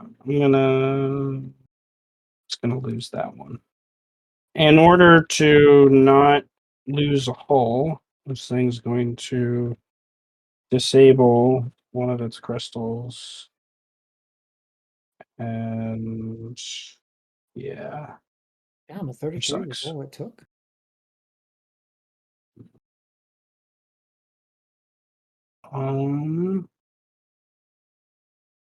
So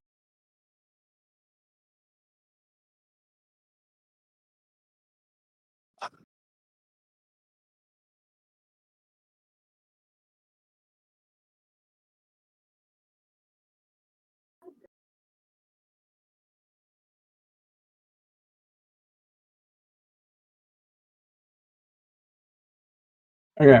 All right. Tenebris, yeah, what do you do? It's my turn. Oh, yeah. I got a Blessing of the Rain Queen and run all the way up to over here. Under the assumption my Blade Song was active before I joined the fight, if that's okay. No. Oh. Then I He get to up activated here. his blade song now. You can activate your blade song now. No, then I get to up here first. And how far away? Okay, I can still Synaptic Static that fucker, and that fucker as well. All right, you're gonna attack the wolves too. Okay. With Let's Now, question: do see. you look like you? It looked like me, yes. I would ill-advise attacking the wolves unless we want to have a three-way fight in the midst of the city. Threesome. Yes, the wolf and Ellen. You have every opportunity to telepathically communicate with me. So do you. Yes. Because I thought the sons gave you the... My sons gave you the lowdown of the situation. No? Or did they not? I would assume so. Alright, then just attack the fleshy Cuban thing. Synaptic static, because it's pretty much all I can do right now. Like, damn, Tenebris really did wake up and choose violence. Wake up, violence! I mean, if he looks like someone else, then it's like, oh yeah, go ahead, cause more chaos. But if you look like you, it's like... Alright. Intelligence saving throw. I know your DC is not 14, good sir, so I don't know why it says that. what is your DC? It's 21. Alright, he just beats it.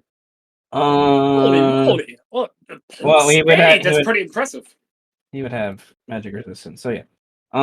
Nevertheless, so he takes It's 14 damage. 14 psychic damage. Yes. At least I have resistance against everything until my next turn. All right, so yeah, he takes the psychic damage. All right, you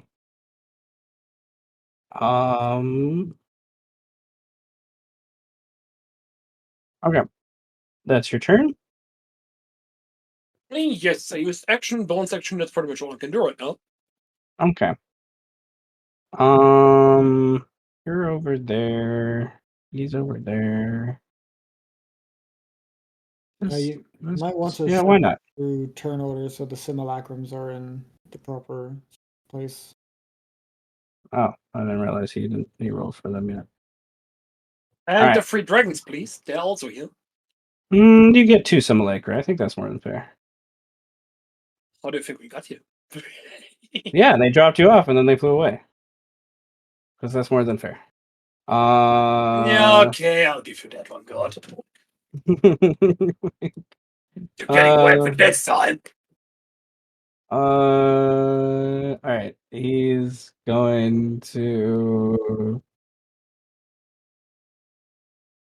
go after the wolf again because that's what he's closest to. Okay. The wolf will lose one of its hulls, take some significant damage of that as it like pierces through the back of it and kind of rips it open. Meglor is going to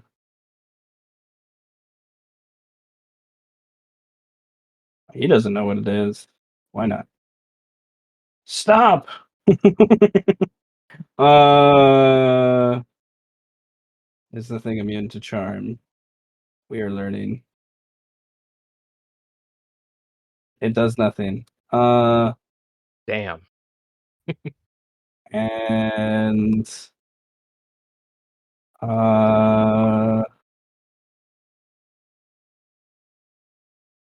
Ghosh runs in. Lord Venator number 1. What does Lord Venator number 1 want to do? Number 1. Number 1, what do you want to do? He's just going to... That's how I measure with this again. Okay, gotcha. He's going to Blade Song because, if I recall correctly, class features recharge for Simulacra, yes?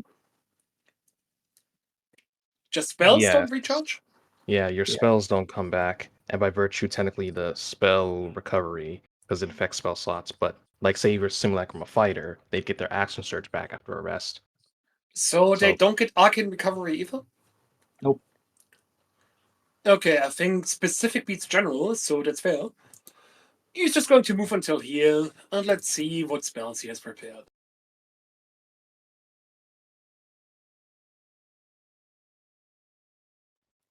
Not many he could use, actually. No cantrips. But when you Does make the have simulacrum, Firebolt. it has a copy of whatever your spells were at the time. So think of it like operating a sorcerer without the meta magic.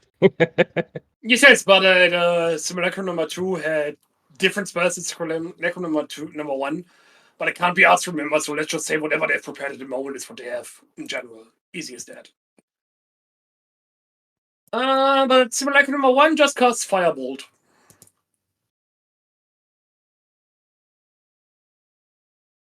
Where do we have it here? It's at, let's see. He doesn't have an Arcane Grimoire, so it's just a plus 13. Oh shit, that misses. Ooh, baby. Badly. So does it hit the wolf? Let's see. I can just spend inspiration to make it a 32. Oh, burning Or inspo. do that. We'll do that. So it spins around the wolf and somehow it still hits the thing. Ricochet. Yeah, shot. let's make it hit. Fuck it. Trick shot. Damage. Trick shot. I like it. 360 no scope. Okay. The fire bolt hits, but it does no damage. Oh my. Ooh. Is it Everything immune? I hit immune! What's wrong with you gods? It is fire. I'm just saying. One of the most common damage types. But nevertheless, is that your turn? Well, yeah, there's not much else I can do. All right. The thing's gonna use its last legendary action to do another blood slice on. Yeah, you use your life on side, buddy.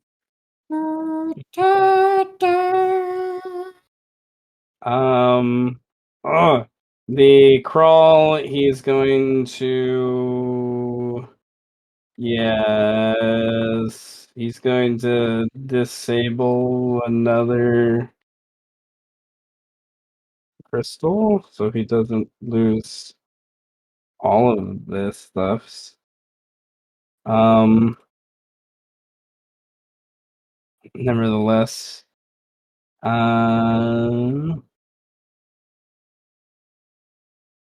last legendary action. Used it early. Lord Veneda, number 2. What do you do? The same thing, really. Other than Firebolt. I was about to say, he is smarter than that. He moves up to here. Lord Venture number 2 uses.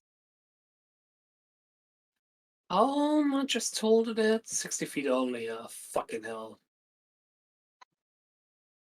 It's more than 60 feet away, I would imagine. Well, let's see. Yeah, that's More that's the feet. distance. How far I does your think- teleport go again? I think it. Yeah.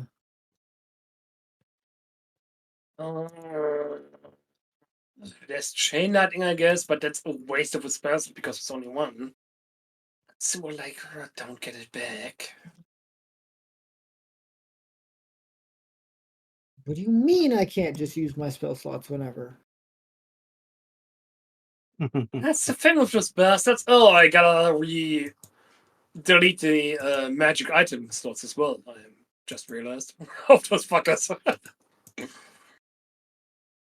I want to cast telekinesis so I don't have to drink my coffee with my hand. Fuck Mage Hand.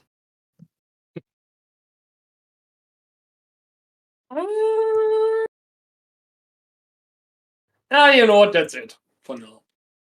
We're going to do a lot more damage next turn. Okay.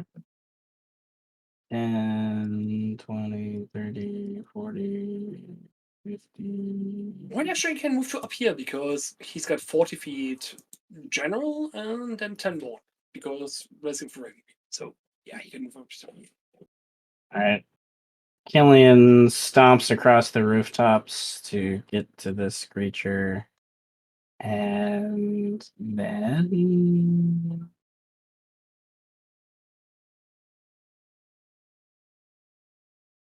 Okay, yeah, he's going to. Same verse as the verse. Because why not? So he activates the aura to over here, and then on his first attack, we'll miss. His second attack. I was gonna say, did you want Killian to reckless? Did you say you do it next time, or is it still? So his first attack is a 30. Yes, I did. Alrighty, His just checking. second attack is a 16. A 16 will miss. I will spend an inspiration. Why not? I'll give it to Callie, who's yet to get one. So Callie, you start every game with 3 points of inspiration. You can have it max 6 with your current level. And any 1 point. Well, if you have more than 6, you can't hold on to them. If you have more than 6, you have to spend them immediately. But you can use them for various things. There's a handout in there that describes one of the things you can do is reroll. So I'm giving you a point. Whenever I spend a point, it goes to one of the players. Whenever you guys spend a point, it comes to me. And so I'm going to use a point to have him reroll his second attack. Okay, double 25s. So on his first attack, he will get the full damage. And then on his second attack, almost the same amount of damage, even though he didn't roll 2 other dice. That's kind of funny. So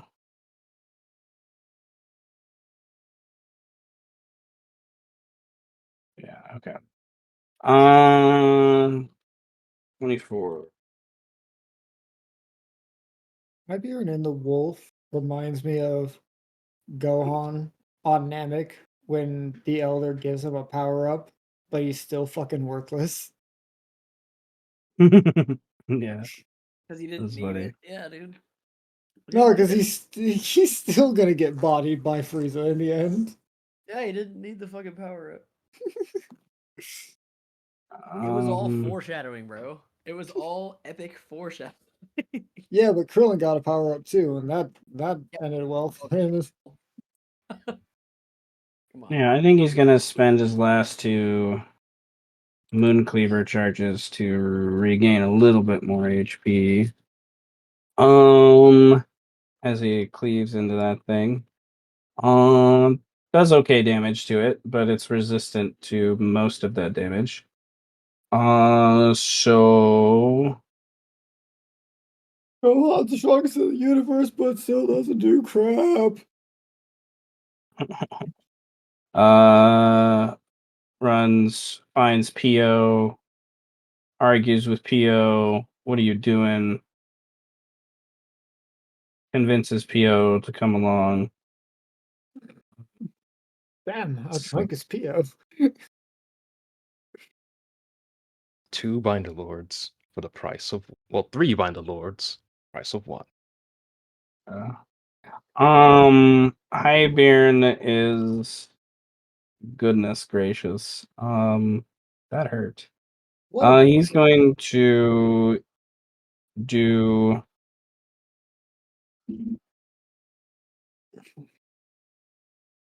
No, that's not the one you wanted. Where is that? That's his full action now. But he lost that one.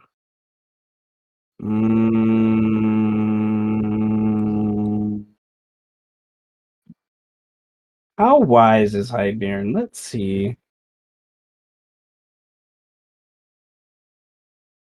Not wise Okay. enough if he hasn't gone through his training arc yet.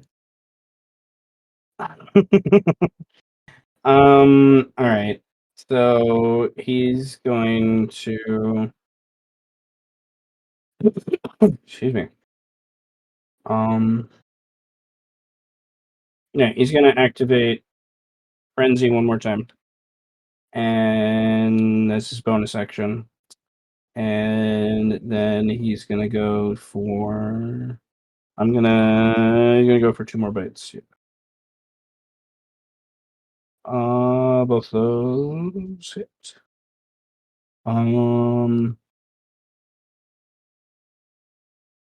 So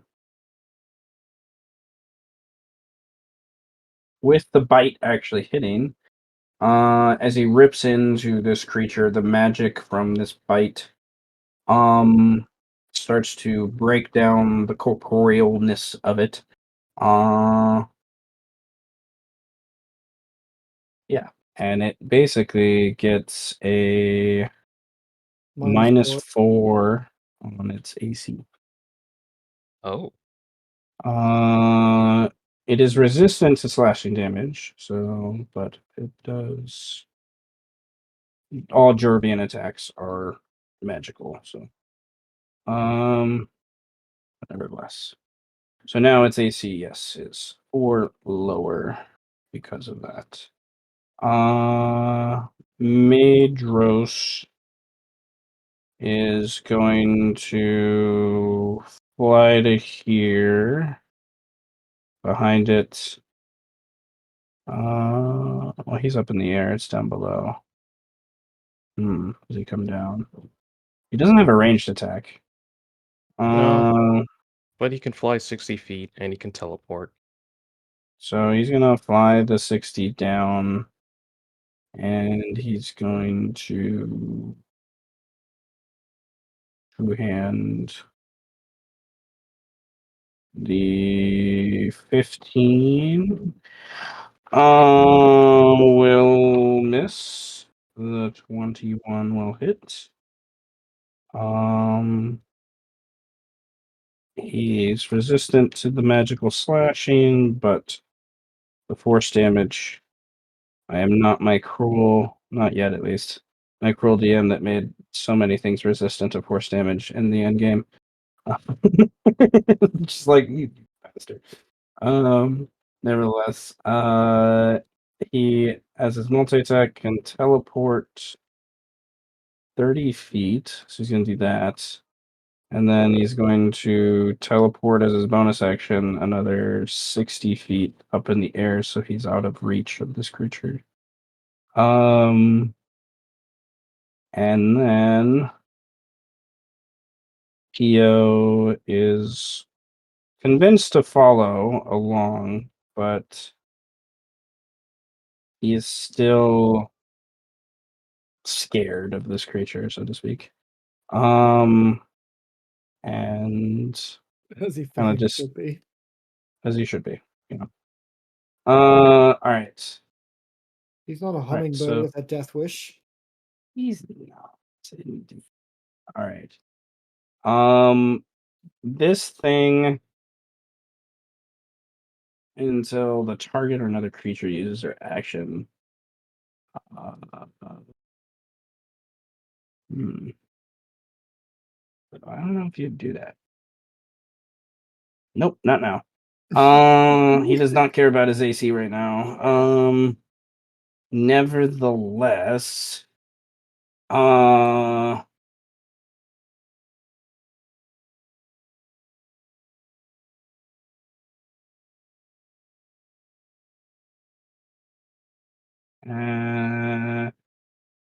okay, yeah. He's going to like because he got hit behind him, he like turns around and then he moves through Killian.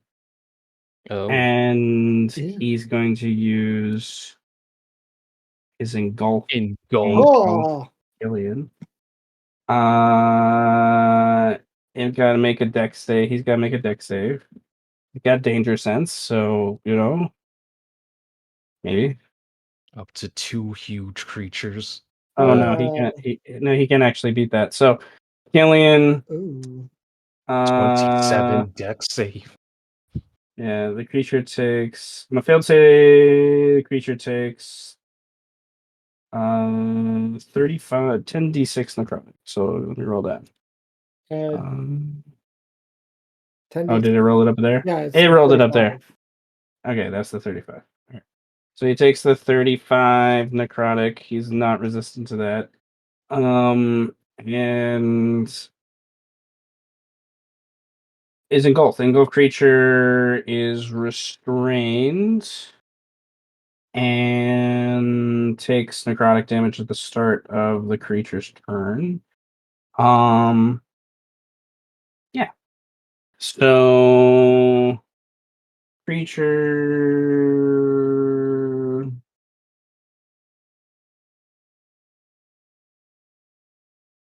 It's interesting. Oh yeah, so he can't make he can make a strength check, which he has a possibility to actually beat to get out of it. Because his athletics. 27 strength check. Ooh. He's a barbarian. Strength is a I was gonna skill, say, right? And are we he's hinting at and he did expertise in athletics, so he has like a plus 18 or 19 in athletics. Oh, so we're preventing at okay, athletics, okay. All right, that is its turn. Well, it did that. It engulfed him, and then doesn't have anyone else that can hit because it's inside him. So yeah, frightful presence to those that haven't passed it yet. So Ghosh So- and Duradine and Piovani. Damn, this is about to be the stage courts all over again. Ghosh passed. Piovani. It makes sense. He's like, you're crazy. You guys are crazy. Like it's just that simple. Why are we fighting this thing? It's just that simple. Yeah, Duradine is not someone in his right mind normally, anyways. So, it's within line of sight. Okay, they have to break line of sight. So, Ghosh passed. The other two are just no, not happening. That is its turn. Yes. Okay. So, I need a pee break. So I'm going to take a quick pee break at that little pause there. And then I'm Same, going actually. to jump us back to the tunnel and do, 15, 20 minutes with you guys in the tunnel dealing with the ratkin. And then we'll come back to the Phasmo Tarrasque. Give me a sec. I gotta pee. Phasmotarrasque is so hard. Jesus, I'll be motherfucker. honest with you. It's the fucking Hydra all over again. It's so The hard. moment it was like, they fly now. They fly now. Oh yeah, The it flies now. The And then fuck? Fallen says, They were flying before. and then, The Tarrasques? no, they weren't. No, the Hydra Yeah, the Hydra holder, beholder yeah. thing. It flew Yeah. before. It's nothing Don't new. talk to me about We're that talking about Hydra the holder, bro. Tarrasque. I don't want to hear it. We're talking about the Oh, killed it twice. I have traumatic experiences when it comes to that Hydra holder, man. That undead Not only Hydra holder. you. It Fuck feared off. me. It fucking feared me, and I couldn't do shit. It But I ate had my me. range attack, so that's okay. Literally ate me. But you pointed Dark Souls and killed one of its heads. Listen, man, I was just down in the sewer. I was just down on the ground getting brains, okay? Don't fucking drag me into this shit. Thing ate me, bro. Oh yeah, hey guys, by the way, there's a Hydra Beholder dragon thing. Have fun with that. Oh, fuck off. Like I thought we were I was like, oh, I thought we were just freeing a city from an evil tyrannical dude. No, there are mind flayers in the underground, and there's a giant, Hydra Beholder dragon thing that you have to now fucking deal with. Have fun with that. Like, what the fuck? How many years ago was the Dragon Hydra Beholder thing? 2 Oh years? my 3 years? God. No, yeah, it was been like- no. It's been like that was around when you joined. So Yeah, it's so 4 like at least 3 years, right? Been a 4 minute. years. And we're still talking about it. With all the 'cause shit it we put sucked. Seth through, he finds 'cause- one thing that haunts us for years to come. Yeah, because it Because it's sucked. funny. Because it's funny. Because it sucked for some of us. Then, the next time we Listen. find the Hydra Beholder thing in the middle of the abyss, he comes with a perverted fucking serpentine thing. I don't know. Like, what I the think fuck? I think I got my revenge though in the Gokran fight. Yeah. For the- I got my revenge. I got my You revenge for were the literally invincible. yeah, where I just like I'm I'm invincible. invincible. Ah, I'm invincible for 24 hours. Time does not work here the same. Well, however long time works here, I'm gonna be invincible. So you better figure it the fuck out. Look, I still my most fond memory of the Dragon Rider campaign is one-shotting Beholder. Okay, that's My most fond memory of the Dragon campaign is almost getting one shot by a beholder and then almost dying and living with 1 HP twice. Oh, Happened also twice, when and I we wasn't even here for that. My most fond memory was declaring the reign of the new King of Derby. That was fucking amazing. I still love it. yeah, and then the new king left Mhm.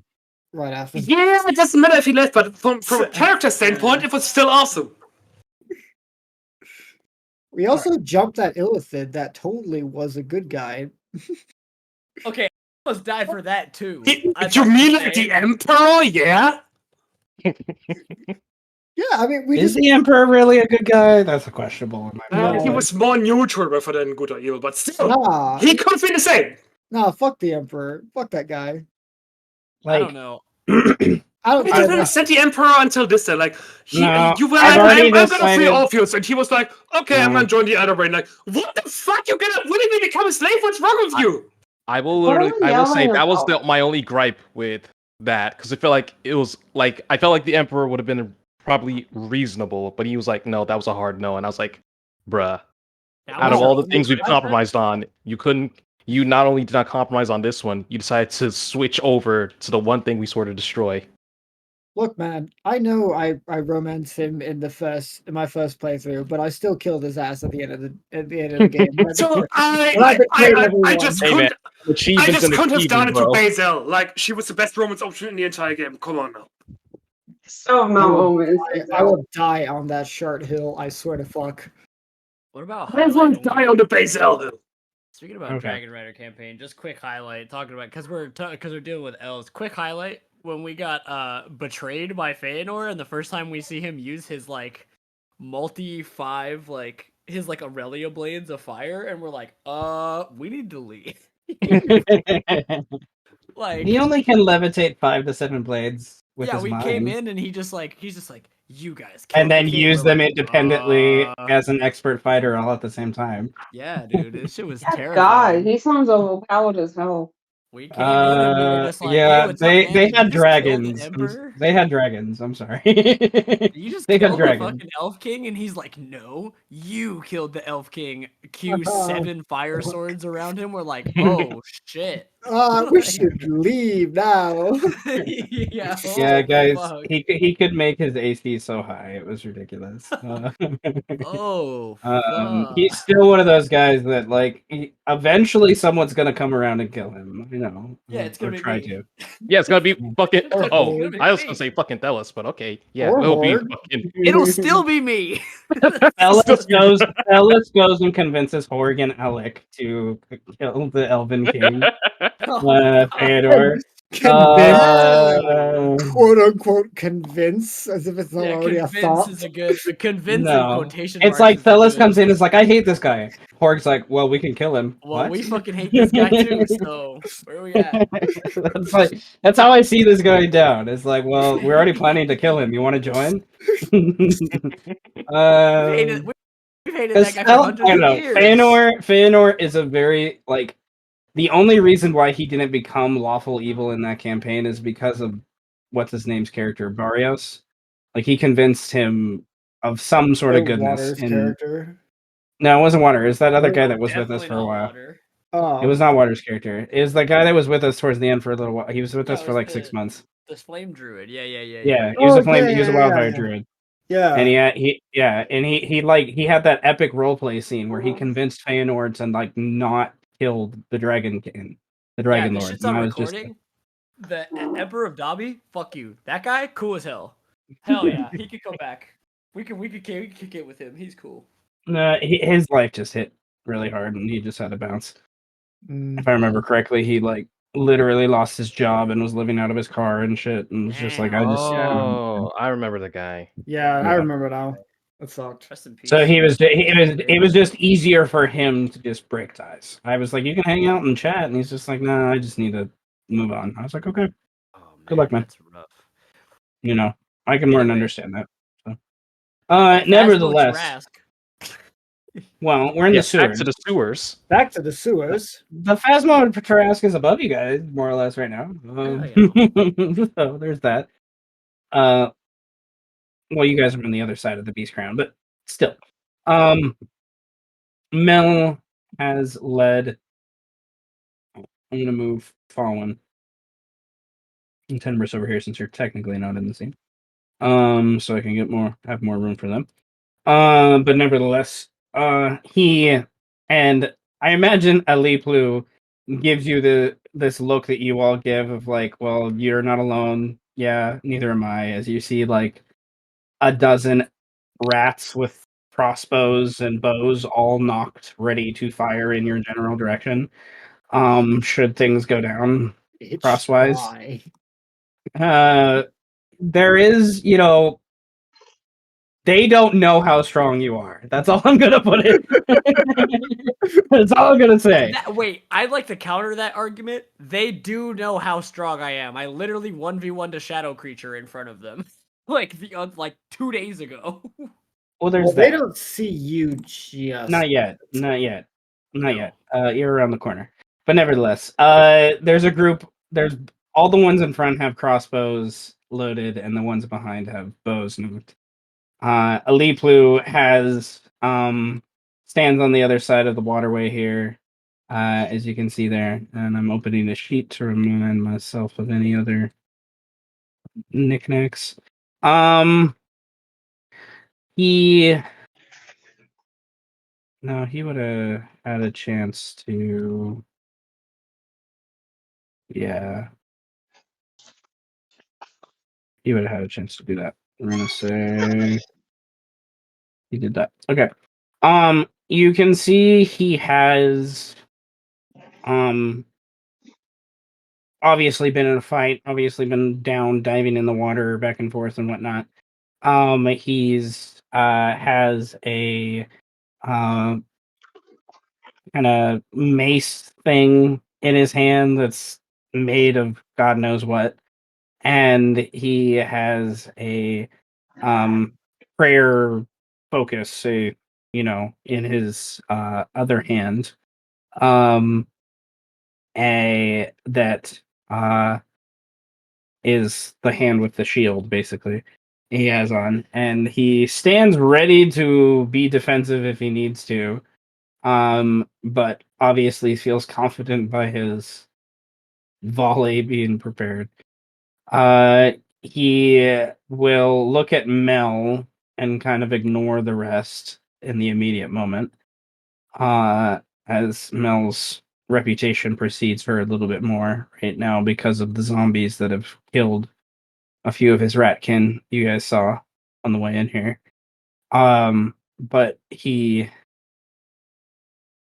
waits, kind of gestures to Mel for Mel to speak, and Mel says, "We heard rumors that you left the city. What are you doing down here? You know your claims down here are not. What is left of the ninth house has become mine." And Karen shuffles kind of a little uncomfortably at that. And Aliplu will speak up, the little rat man, and well, Trundle's death, as untimely as it was, allowed for certain political moves to happen. Most of the goblin kin, yes, have left to the north, with the other adventurers that are seeking treasures beyond what the city can now currently provide.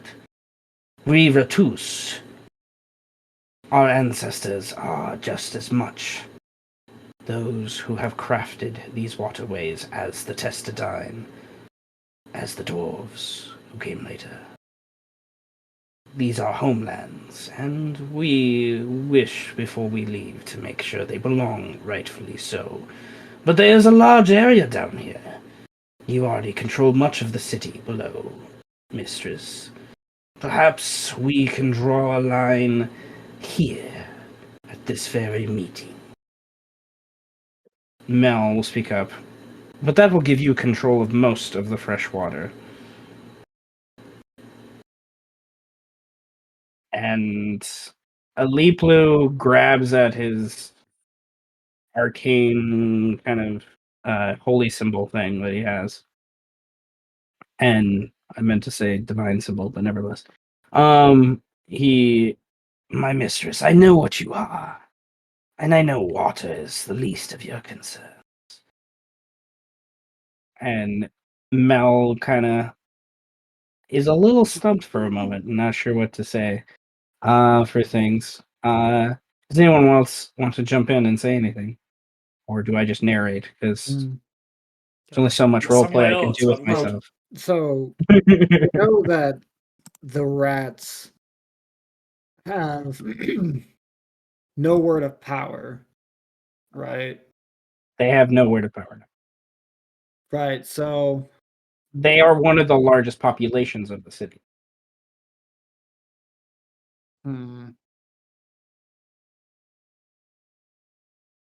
I think Amu go onto this little wooden makeshift bridge here and would say, laying claim to the freshest water source at this point would be an ill-advised mistake. Cooperation is what you need to survive the coming trials and tribulations.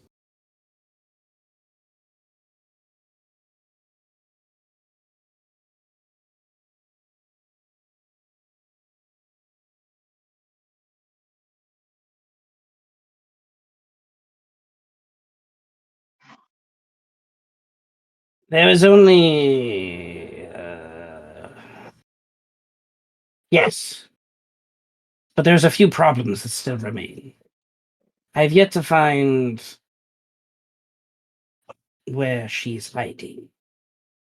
He looks over at Karen. I need to go downstairs. My dog is barking. I don't know. 1 second. Damn it! What the dog doing? What's the dog doing? Guys, how do I make this interaction as gross as possible? Do I just phase out of the water? Talk about shit and vomit. I mean, This is How dirty is this water? This is sewer water, right? probably pretty gross. Yeah. I had to guess. Yeah, do some snow angels in the feces sections of the water. Maybe eat some of it. No, I mean See- like how do I Okay. scare him and make it weird and gross? see, I had Oh, make your Um, raiment of innards flail. You know, like how Davy Jones flailed his tentacles when he tried to scare. Yeah, have your raiment of innards do that. See, I had this thought that I don't know. I feel like your raiment of innards because of what you talking to it. Like it seems like a Spawn cape plus Doctor Strange's cape. Oh my god, it just launches off of me. Oh, It would be and disgusting. the way you talk to it too, it could be like Doctor Octopus when he talks to his tentacles. Yeah, Yeah, so it has That's- a weird. So it has a weird sentience. Like it's on your side, but it does have it's like a weird Venom sentience. symbiote. Yeah, it's fucking gross, dude. It's really gross.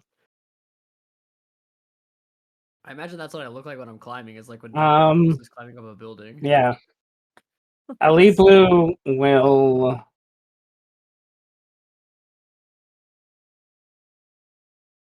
What is he... That's the question. Shakes that ass. What? Aliplu will... Yeah. He is going to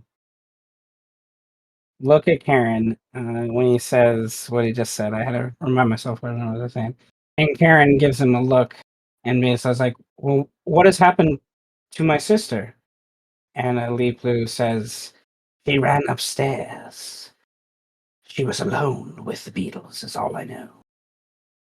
The upstairs, one of the tunnels back from where you came. She turned this way, and I don't know, we lost track of her at that point. You were chasing her, Karen says? Yes, we were. Looking for information. The Ninth House daughters know some of the most precious, and Karen is a direct confidant to Xantha. And having heard Xantha is imprisoned by the First House, I needed information about what is down here beyond what we find and sniff ourselves. They have closed off many tunnels. Why, we do not know. Karen looks a little weirded out, and while she turns to you and she begins to speak and says, my father had many experimental places down here. That's all I know. And she turns to Aliplu, and as she turns to Aliplu, Alipu's kind of shifts over a little bit more to this side and kind of says something in Ratus to the group over there. And I would like an insight check from the group. Yeah. So give Kali an opportunity to I refuse. roll some That's dice as better. well.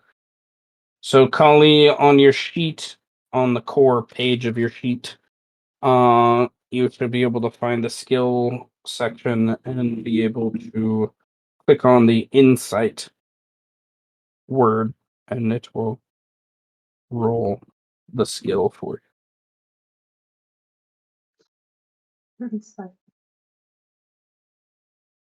Oh, and I spent an inspiration. you. Okay. Hmm. That's what I need to do. Insight. Yes. Did it do it? You whispered to me, but nonetheless, yes, you got a 16. No, Sorry. it's good. It's good. You can click the little button at the top for the future. That's fine. Sometimes you need to whisper to me, but most of the time we like to keep it above the table. Nevertheless, with the 16, I'm sorry, being, I'm gonna go with Mel's. I'm gonna use Mel's check since I got that sheet open and give her advantage for Karen. Okay. And Karen alerts, and Mel's the one that kind of says something weird.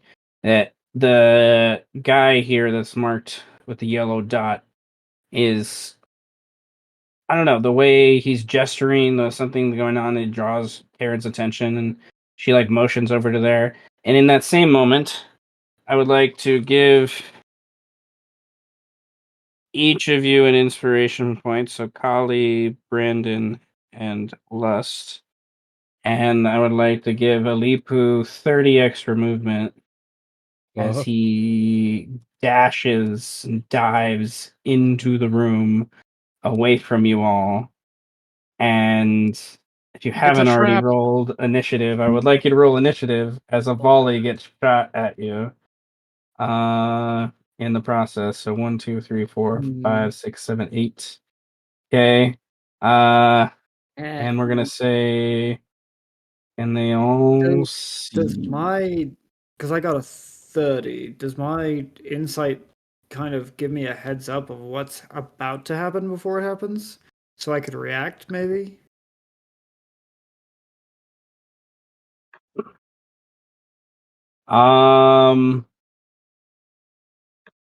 Brain was reading something. Okay. React with the insight. The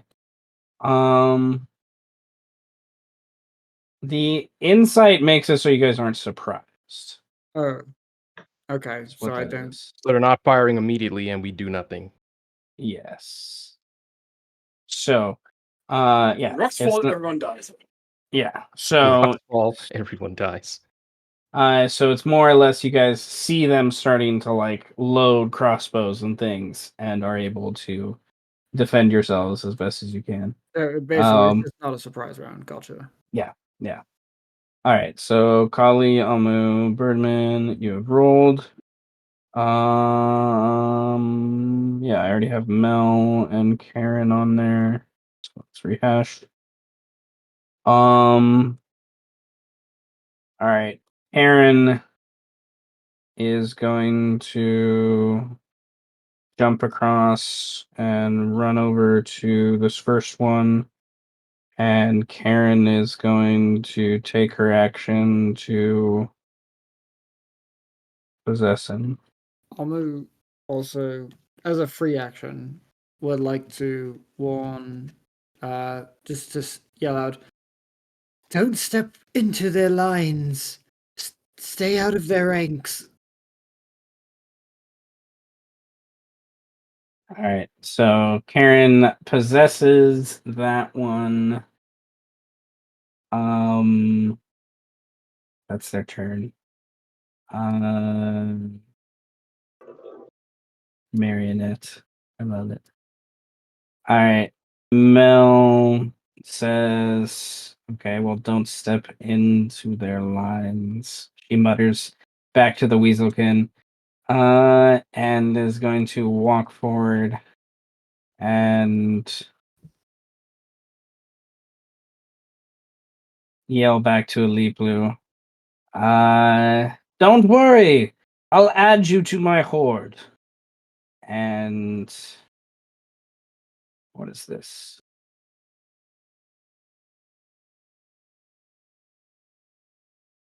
They don't have advantage, but nonetheless.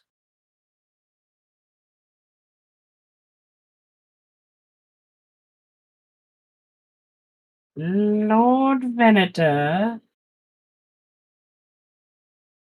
is on the thing, so I got confused. There you go. I was gonna say, is it my turn in the sewers? That It's was like, what the very heck? confusing. Whoa, what the We fuck had are Lord you Venator doing? number 3 secretly in post. The, I picked up for smoke just to be turned around. the bastard child that even Tenebris doesn't accept.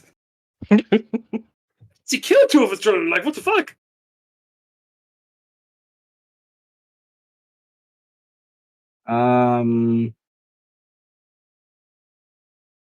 Frankenstein's monster.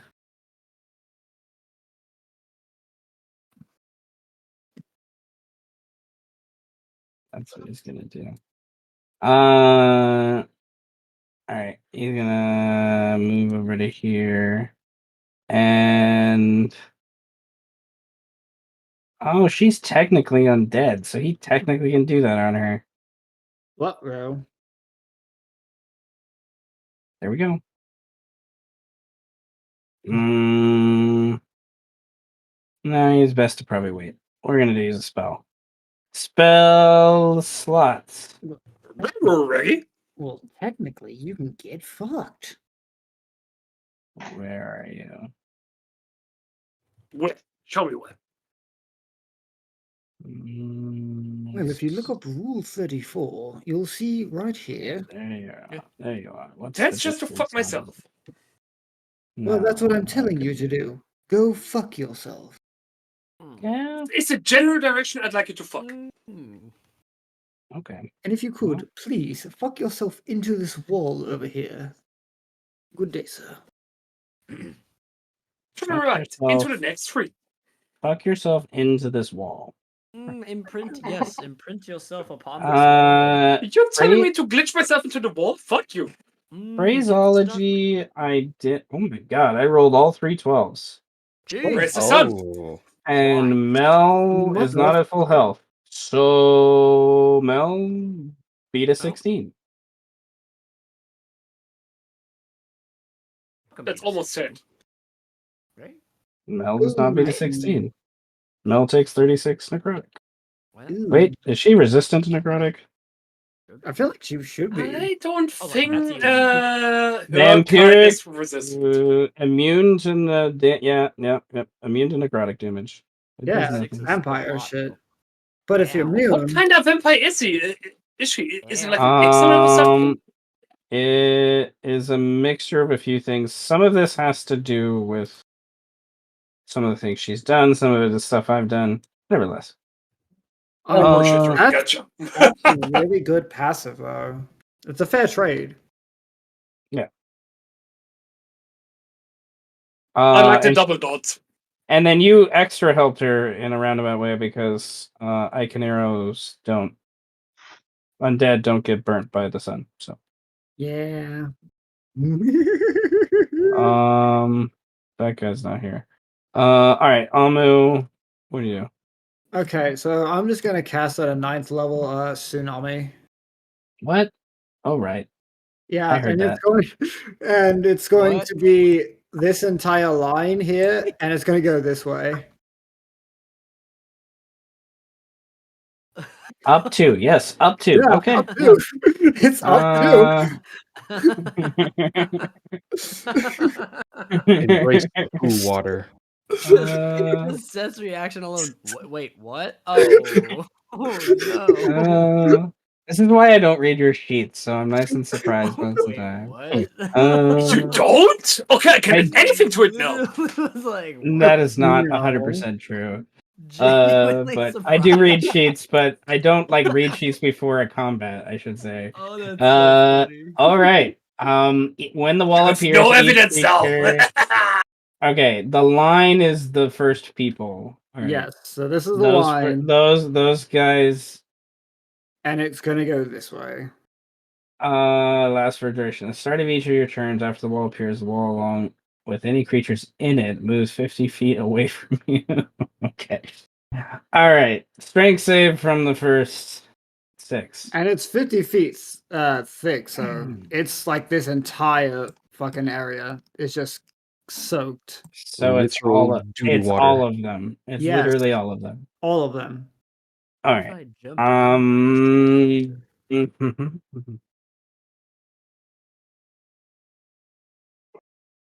Okay. 1,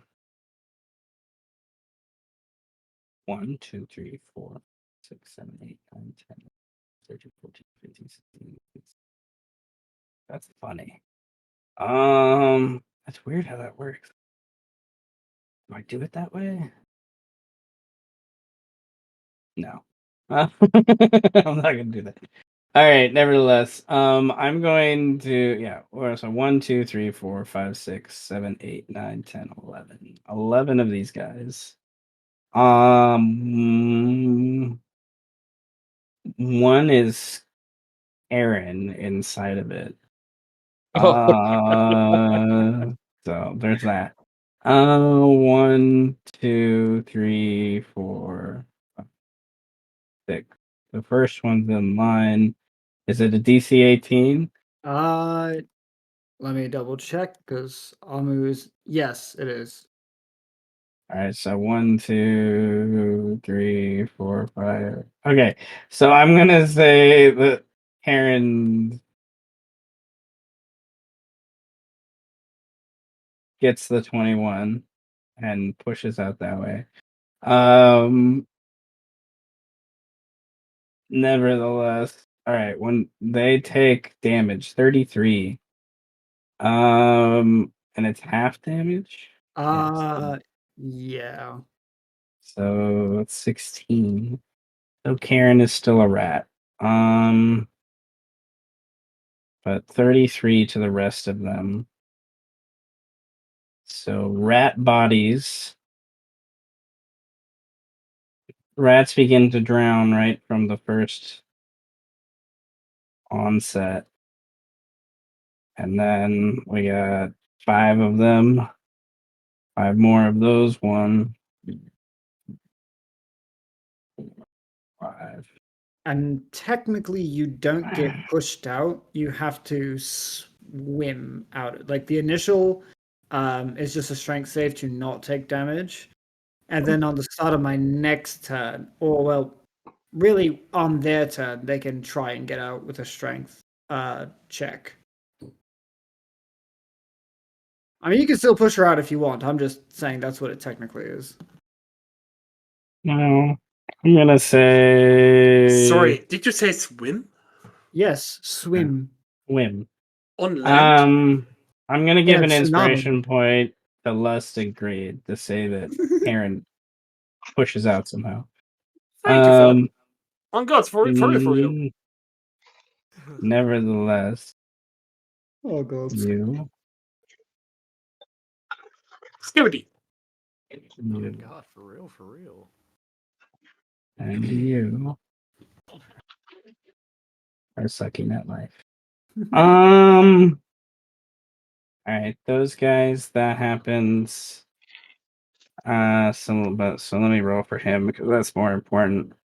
I'm going to spend another inspiration point and give it to Francis and give him advantage on this strength save or a leap blue. So he does indeed. Yes. But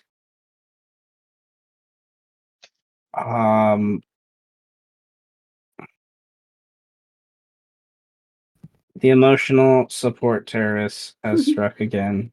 That's never gonna get old. I love it. So yeah. Most of the rats get taken up in the water and flung around the room in such a way to where that initial wave fucks them up, in simplest terms. So Yeah, good with luck shooting your that, fucking crossbows now, bitches. the cockiness of the Leap Blue has been shown. Amu, is that your turn? Yeah, that's the turn. Okay.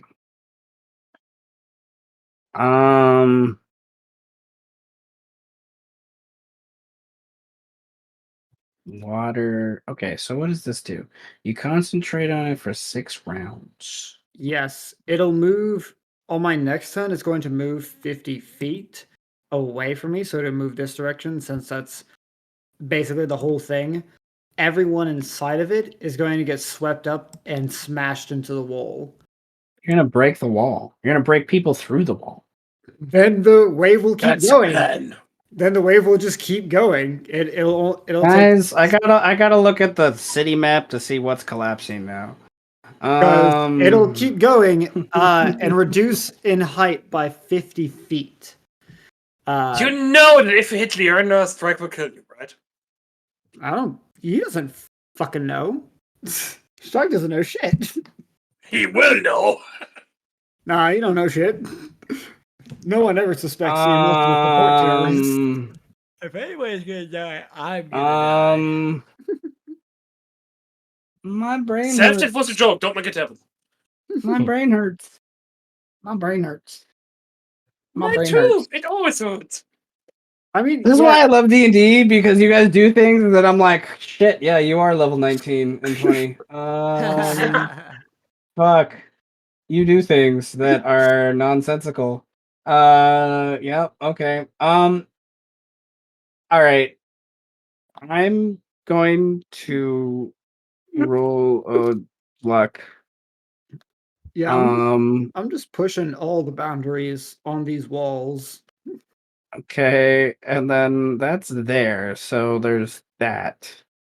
All right. Okay. Now, but they're oh, fudge balls. That isn't fudge. Your fault, Guys, man. plan X has been activated. I didn't plan for plan X. Sad. You didn't plan. No, we hear that every session for like the last 30 sessions. At least. All right. I'm going to. I love it. Yeah. Yeah, that definitely deserves an inspiration. I'm gonna spend inspiration and give it to Callie to give him advantage. Before I roll, I'm gonna turn on his name though, so you can see some things. Ooh. Yeah, player knowledge. Player knowledge. He needs to beat the strength. He gets a net 20. Good. Third house bind the Lord. Good. All right. So he Oh, takes half damage. All right. I was more worried about him than the rest of these guys, so Like, fuck the rats. Oh. I care about the beetle. I do. I like the beetle more. Remember when I killed an entire side story and got free inspiration for it? Yeah. Yeah, I'm about to kill a fucking main story. I'm pretty sure it's happened as well, but Seth didn't tell us. I mean, to be fair, you directly targeted the side story without knowing it was a side story. I'm targeting a main story, and I didn't even know that the main story is even there. Well, in my defense, he came straight up to me and was like, "You are gonna escape." I was like, "Fuck you, you insect!" And he died. I mean, he talked shit, he got hit. End of story.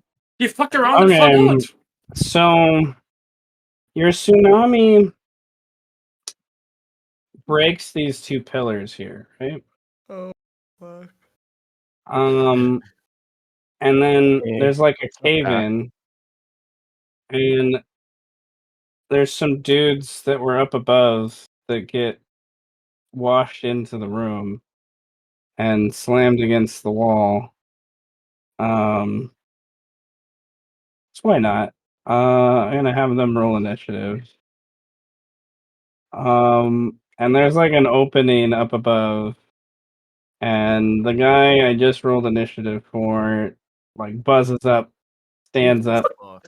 and That in a guy- language you don't understand because none of you speak Kalioptid, he yells up above as best as I guess the Kalioptid can yell.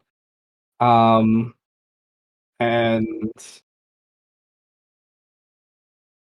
Kind of hard to hear through all this running water. That's it. there's just water everywhere. All right. I just want to throw in there. It's so much fucking fun to play with you guys. I love you all. Chaos Crew. You can see from above where he yells, I guess here, not see, buzzing noises. As you know, more beetles will probably come in to join. Eventually. How that happened. What? You go? You should know. That's it. I should, but that doesn't mean that I always mean- do. I mean, everybody. Let me That's the guess. You argument. didn't Oh, expect it right. and have to improvise. Yeah, the light is gone in this room, to be light. sure. I mean, they pull their gun out first. That's all I'm saying. This is self-defense. The old Dennis. Every time the gun is drawn, it jams and it's useless. I love how Amu. It's just like yeah. I guess sure. He's an extremist. Self-defense maneuver. I see. All right. I'm gonna be like, Jihad! Like, oh, we need to keep the stage courts from fucking with us. Yeah, let's just collapse the Okay. whole building. At the start of each of your turns, Legendary. a creature can take a zoom. Pokemon. Okay. Sure, A creature legendary, caught yeah. in the wall can move by swimming. Because of the force of the Yes. wave, the other creature must make an athletics check. If it fails a check, it can't move. Oh, goodness. It was just an 18. What is this? Hard time free? Yeah, I'll give an inspiration point to you last. I'll give him advantage on the athletics. You know what? Because I that's didn't- because it's the Binder Lord, I'll be nice. Here, take a plus 30 to that. Why don't you? a plus 20, you mean? Plus 20, yes. 3 inspiration, that's brain. All right. All right, he can swim. He is a bug. Most bugs do not swim very well, guys. 5. Hey, I'm Okay. giving him a chance to escape because Amu definitely doesn't know who the fuck He he is. swims 10 feet towards the door. That's as far as he can swim. Red Thorn gets up to the door here with Sime already here, and Sime's like, "No, you don't want to open it." But they're on this. No, you don't want to open it. Look at that, and there's just water like seeping out from the other side of the door, and they're just like, "Yeah, here." He takes his turn to move some of barrels to block the door so that the water doesn't explode further out.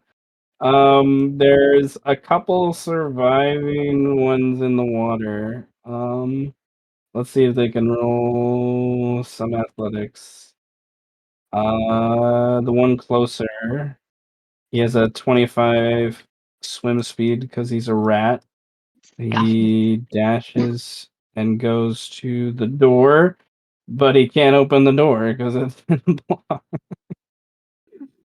So he starts to bang on the door. That's his turn. Birdman, all you hear is water and garbled screaming. What do you want to do? I would like to climb on the wall. Okay, you climb on the wall. Yeah. I would Spider like to climb on the Birdman. wall. Spider Birdman.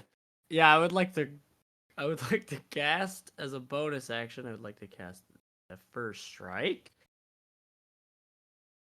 And then I would like to dash across the wall into wherever this magical door is, like wherever I think that Aliplu has ran off to.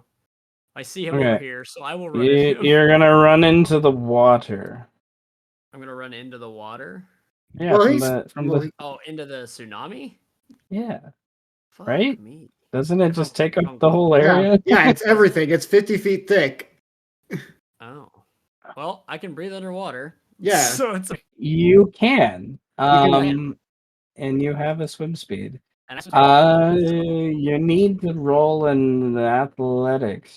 fuck. Yeah, you still got to do that. Yeah, dude. It's blue. That color should not be blue. It's beautiful. What's the DC? 18. It's 18. You Seth, you're can being hit it. very generous on that color. Where- Well, you- Oh, you're right. You're right. You're right. It should probably be more this color. it's an 8th level. Technically, it's a 9th level, but it's an 8th level spell. To be fair, Yeah, but is it like cover the whole entire whole area, the whole fucking thing. You can spend 3 Make our inspirations to spells give you. blue? Since I'm gonna when? have to, man. I Yeah. don't want to, but man. And what, I have to take damage if I like No, can't? No. damage is only taken on the start of my turn. Yeah. So you can swim through it, but if you end your turn within the water, you will take damage. Oh, At the Wait, start. Francis, I'm confused. What do you see as that's blue? fine. What? Oh, I'm What do you saying the see as water. blue? Oh, well, that represents the color represents the tsunami. I'm saying because you're in a sewer and you're killing bodies, the water shouldn't be blue. Should be okay. Yeah, gotcha. Okay. I thought you meant in chat or something. That makes more sense. Hold on. 5, 10, 15. 20, 30, 40, 50. Oh, hang on. I'm still this hill. Let's say 5, 10, 15, 20, 25, 30, 45. Well, if you only got 5. an 8 on your I don't need to athletics dash, check, man. I just need to swim through this. Well, Great. if you can't get the athletics check, then you're stopped as soon as you get inside. I hate this fucking game, bro.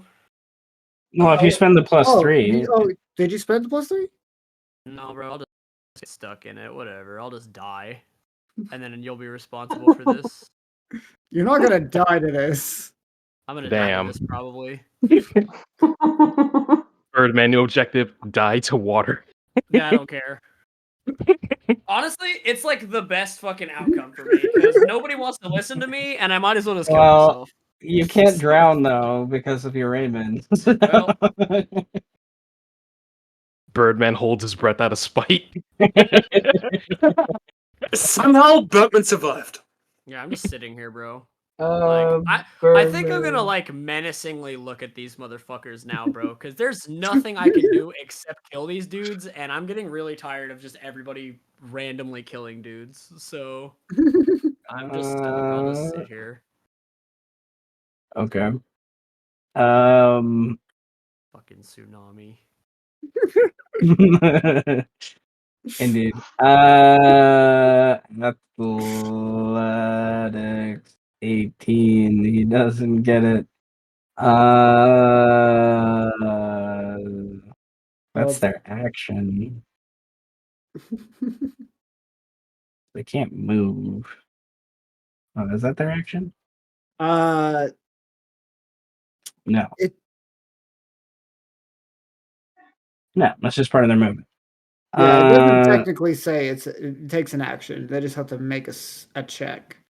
So, however you want to Okay. rule that. So, Birdman, you can still do things. You're just gonna.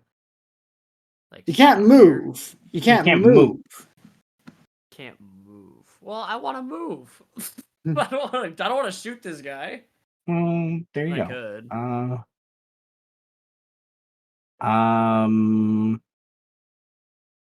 What do I want to do? Birdman return. Being an agent of peace fucking sucks. I hate this shit. Being an agent of peace in this city fucking sucks. Now you know how it feels to be Batman. For Being an real. agent of peace in any fucking campaign sucks. Because even when I'm being an agent of peace at Alec, nobody gives a fuck. Nobody cares. Nobody likes peace, man. No. Because peace is a lie. This human condition shit is really annoying. I mean, your best friend enjoys peace, but It's only strength. And through strength, you gain power. All right. And for power, the chains are broken. this is why she fucking left the city. It is. It is. That's why It is. Oti Helen left me. All right. Callie, you Yes. see this happening. What do you want to do? What magics do you have? There's a tidal wave of sewage and blood and water that has taken over the room. What do you want to do? Okay, I can't figure out how to draw the lines. I wanted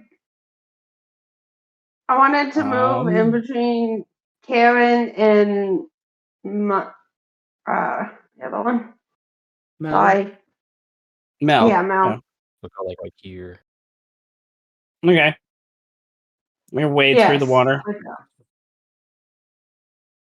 The water's probably diminished to your ankle instead of your thighs because of the tidal wave, to be sure. But not tidal wave, tsunami. Sorry, that's a different spell.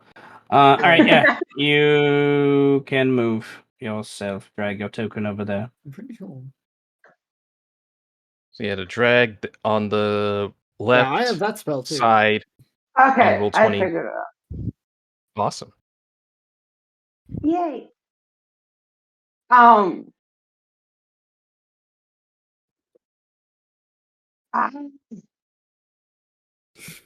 Sorry, I'm trying to figure out how to do these things. Trying to move the map right now. Okay. Can I cast a level full fireball? I mean, You can do whatever you want. Technically. The Can it Omni Ensign's fly? fireball. I am so proud of you. Nothing says that projectiles can't go through my tsunami. It just goes through if it just defaults to water rules. Yeah, Which spells have no issues going through water. yeah. So yeah, okay, on the left you're gonna see a bunch of tools on your screen. One of the tools is gonna be a measure tool. It's near the bottom of the tools. It looks like a little ruler. You can click on that and it's gonna bring up a little menu. And under shape, you're gonna see a place where you can do square. Well, you can do square or circle. It's up to you. It doesn't really matter as far as I'm concerned. But this will help you pinpoint where you want the center of your explosion to be. So we can understand how many people get blown up. And whether or not Birdman is one of them. I'm gonna try not to blow up Birdman. I can't make any Fireball does not Whatever you discriminate. gotta do, bro. Everyone, Fireball does not At this discriminate. point, whatever you gotta It is an do, equal bro. opportunity detonation. everyone just keeps trying to fucking kill us every time we try to, have a Who bit of wants to peace. kill me? All right, so it is a 20-foot radius, so you can pinpoint Yes. where you want that to be. It's gonna hit Hold me. on. It's a big explosion. Yes. You can go one square back and you It's won't okay. hit I the have Birdman. evasion. I do have evasion. It's okay. Yeah. Well, Oh, that all right. That will not hit Birdman. But be careful. If you blow up the walls of this, I would like to say this before this happens. If we blow up the walls, this tsunami will move. And it will break more shit. That's only I'm if not telling you to not do it. Okay. I'm just saying as a precautionary tale. Do it. I'm okay with that.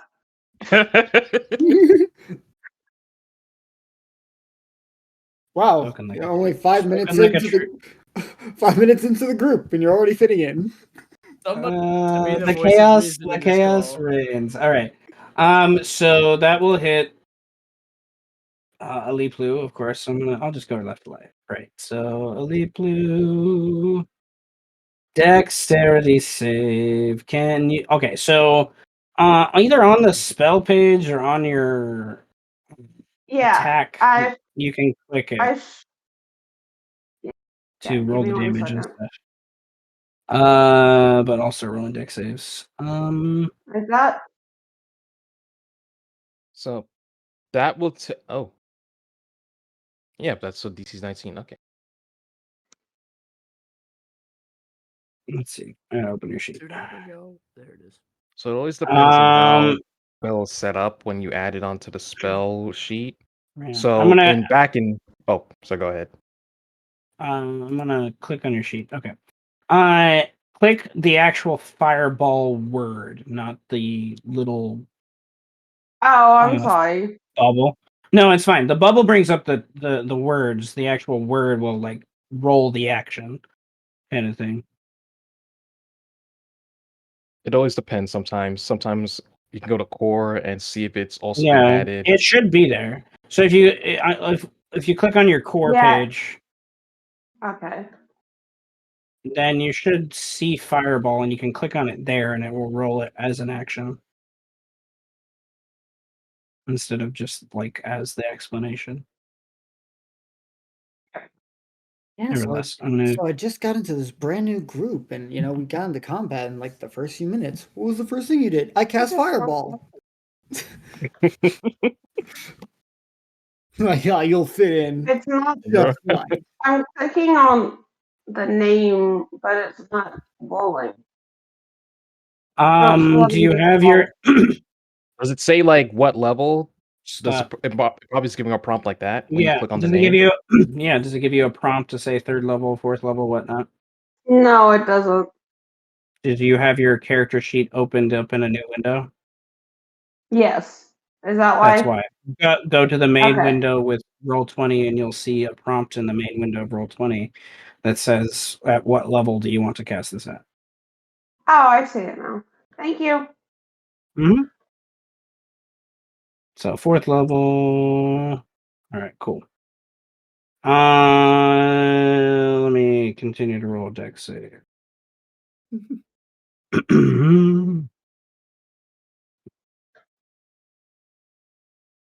It's either you cast Fireball or you're high enough level and outside and you cast Meteor Swarm.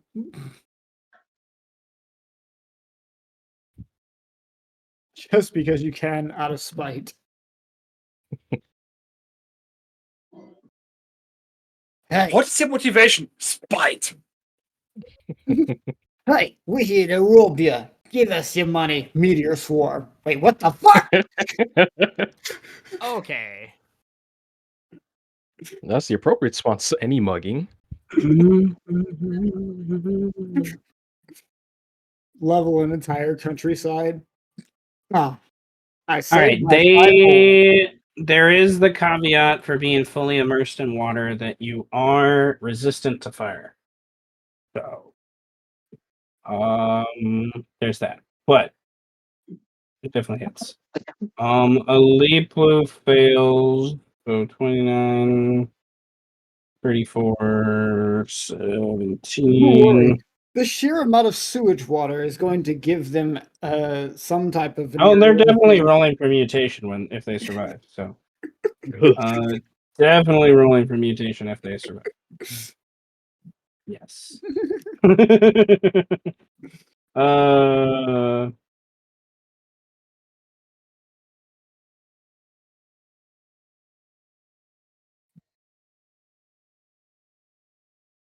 all right.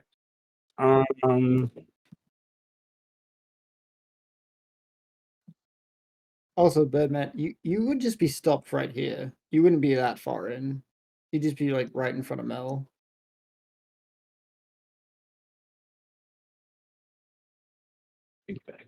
This might All be important right. for later. Well, Kali, is that your turn? Yes, that's my turn. Here. Hit him. That's not a fireball?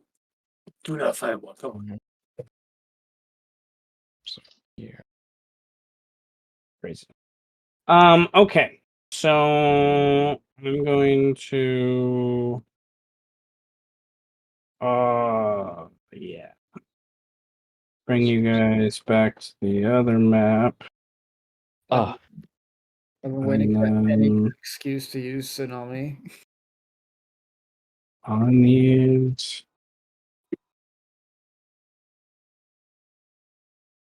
all right. Where are you?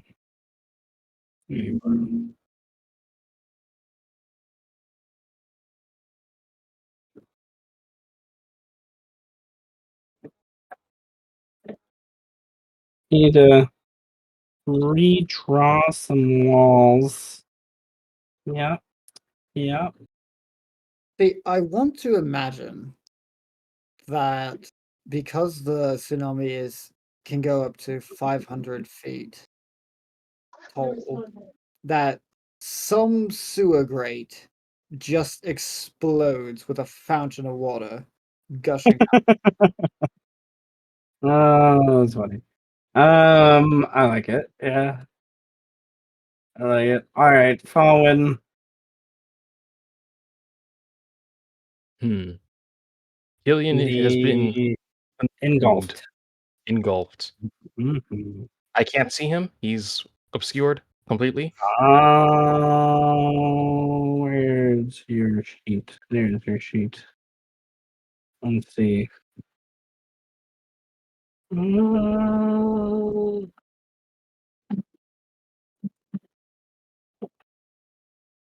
Uh, Is it like a thick viscous or like a yeah, I don't know. And does it count as Um, cover? and there's creature must make the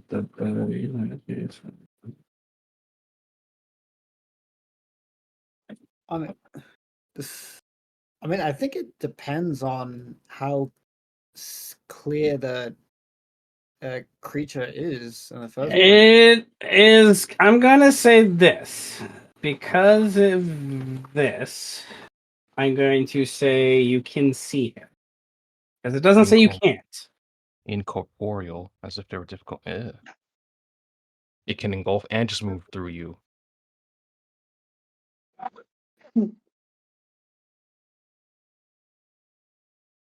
So it's like a part ooze and also part ghost. Okay. Yeah. It's Slimer, but on steroids. Yeah. Well, I need more information. What Maglor and what Tenebris have done was good. I need to confirm something else. Can we get a fucking picture of just Farwin in the middle of a hellstorm, and there's a caption, I need more information. All right. Lightning bolt at the creature. Yes, All right. in such a way that it doesn't hit Killian and or Medros. Dexterity save. How tall is a Uh, creature? it is a titan. It is. What Item. is that? It's like 50, 60 feet tall. Also, we're just Okay. at its face. So Then Megor's he's like right in Migler's I'm like, get out of there. he's like right above it. He's like his toes can touch its head right now. Okay. Yeah, or to Migler. Sorry, to Medros. Get out of there. Use Kairos as a landing bay. And I forgot to do that thing. a thing. It's okay. Is it at the start of your turn? Let me see.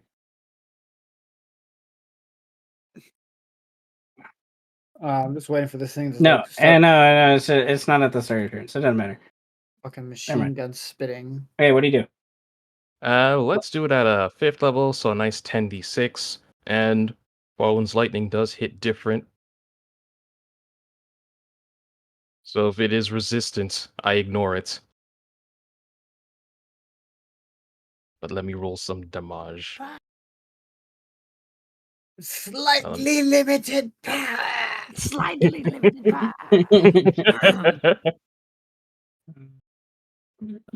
Where's my thing? Unlimited power! Once a day without a spell slot.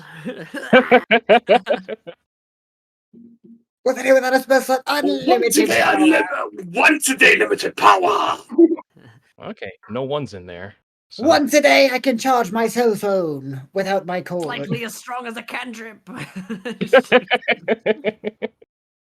All right.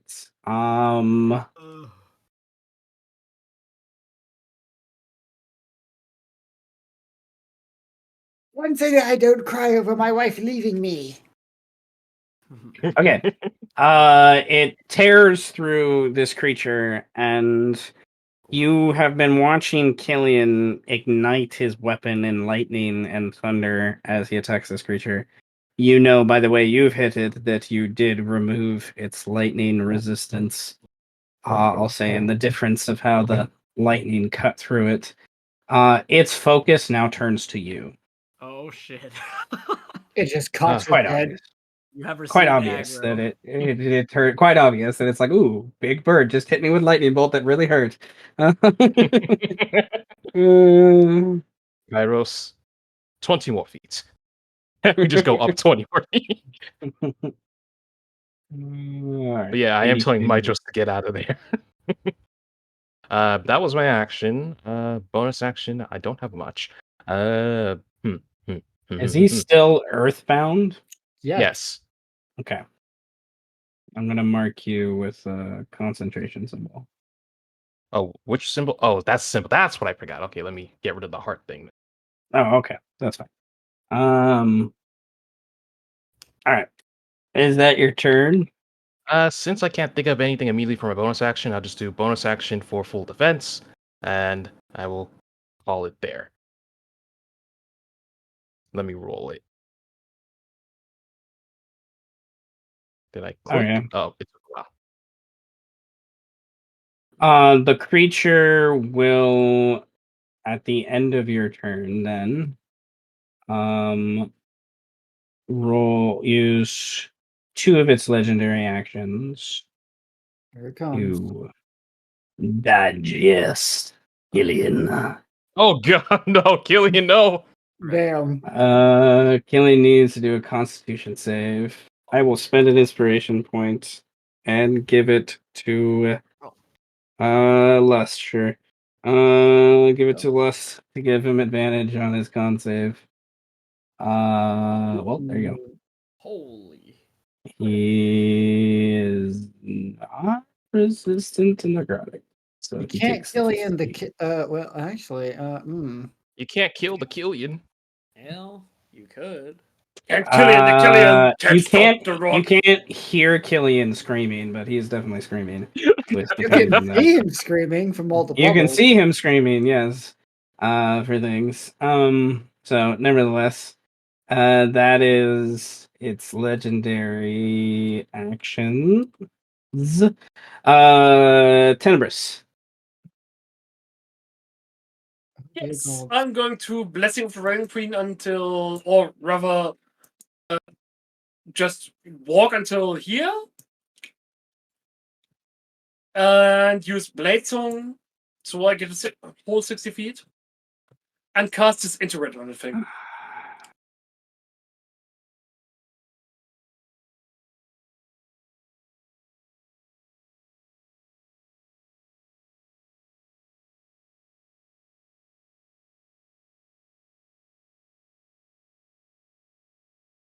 All right, disintegrate. Hello, semi-reliable. They do that. Damn it. It is gonna be like the stage courts all Fuck you. over again. That was the last Well- legendary resistance. Okay, so good. No, that was the No, first one. that was Yeah, the that was- first. That was the first one. You're thinking Uh, legendary actions. Yes, it has one more legendary action this turn, but legendary resistance it's only it just uses its first of 3. Yeah, Fuck you, I was Blessing. I'm good. I love it. All right, roll damage. I already did. Oh, yeah. It's a Wait, safer no. suck. Oh, I forgot. Yeah, saber sack. Woo! And this building over here, though. Hey, a Fuck building that over here is, building. fucked. I cast on the thing just because it's used legendary resistance doesn't mean I missed completely. But I'm destroying a building. Fuck you. All right, Tenebris, is that your turn? It is. It is.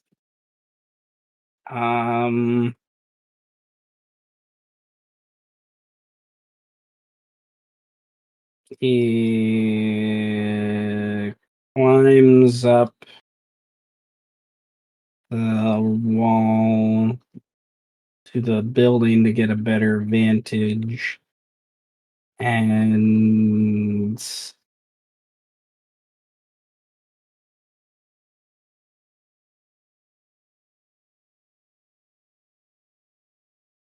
okay.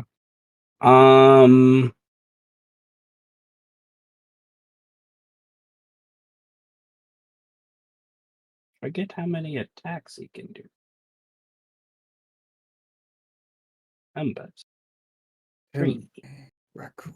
Tell me. All right. So he's going to. Yeah. 1. Oh, I'm whispering. 1, 2. Man, this really is some fucking Attack on Titan shit. I know. And then offhand with that, they all hit because of the armor reduction.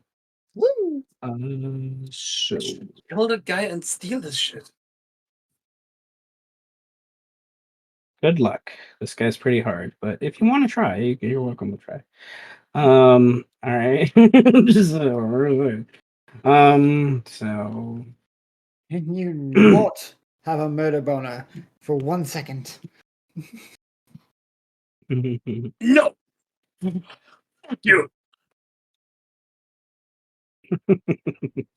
Murder boner. That's pretty funny. Damn it,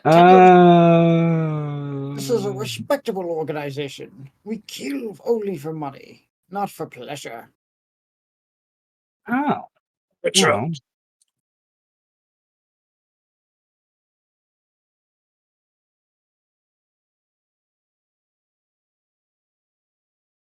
All right. So, with that, with those attacks, this creature is split in its focus and decision. It's getting confused because he just hit him pretty hard, all things considered. And then the ghost then is going to action surge. And he's going to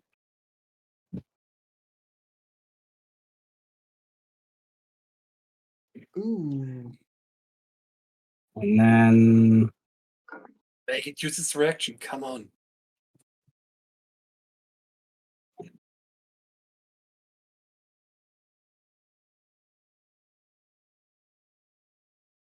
he's going to add some sucky. But he's gonna add some more damage to that. You're seeing as Ghost digs into this creature that it does have resistance to lightning, and it's electrifying from this bronze saber that he has. But the magical slashing digs in very deeply from these blades, and yeah, the focus turns to Goat. At the end of his turn, he's going to. He flips his offhand back and away, and there's this magical shield that kind of erupts over him. And I forgot to do one thing, but that's okay.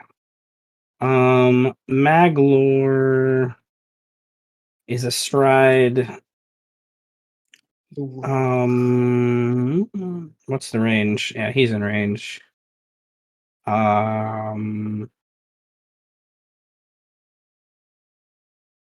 Yeah. Ooh. Saber suck. So Well. nope. Well, it's not a spell. Never mind. 23 and 12, so 12 hits. Or other magical effects. Nope, psionic. Okay. Mind fire. It doesn't say the word magic in there, so 19 psychic. And this thing does not like this. And it's stunned until the next turn. Looking. There is a weird stop that happens over it. It is indeed stunned. Kill it. Kill it now, kill it now, kill it now! Lord Venator the First. Stab it. Damn it. Lord Venator, the tooth! Stab it. Pull the dead! All the dead. Totally not a sword. dead. Totally dead. That's not a sword. 18 because it took damage. It's like a DC 20. DC? I can't remember, was like 90 plus 2, so it's 19. Okay. He passes. Fuck you. Okay. Lord Venator the Tooth goes up to here, too. And both blades are obviously, because otherwise they couldn't move 60 feet. I think that's the same shit. So roll me another wisdom save, please.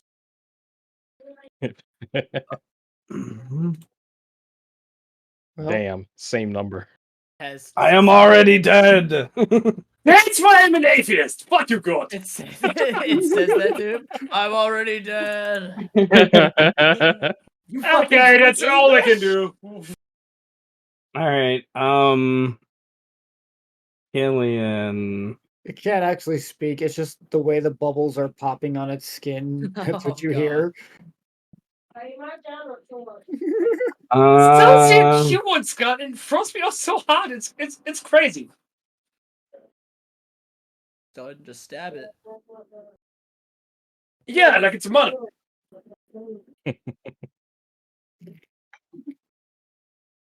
Yeah, just all okay. three of you. Well, One big fart bubble, dude. Just light it on fire. Oh, wait, Just it's immune to fire. Fuck. yeah. and a golf creature can try to escape. Action. Okay. Action strength. Yeah, he's going to try. He has advantage because of rage. Nice. Killian just rips out of it. Just raw. Lands over here. Bit of singed fur, but it's fine. Yeah. He's good. He is pops up blood, and yeah, he's pretty hurt. That's I'm gonna say his turn.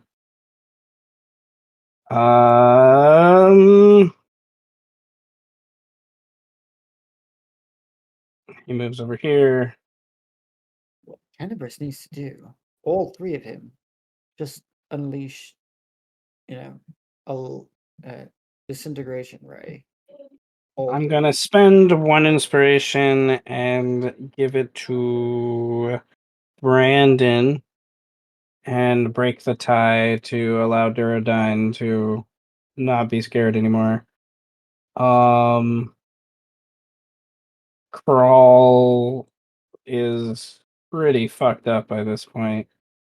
But it's stunned, so he breaks through the buildings and kind of clambers over there and is going to go frenzied one more time.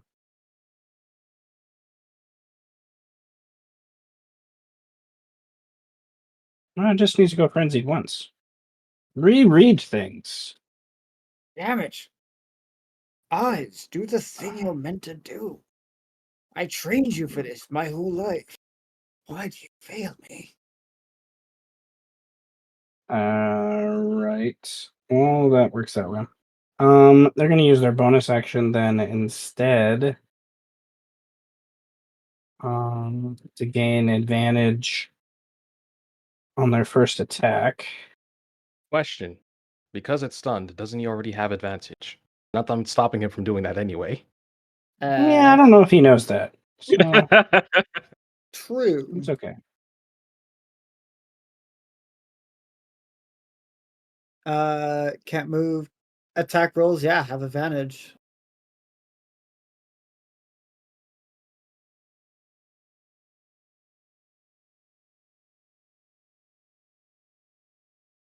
Um,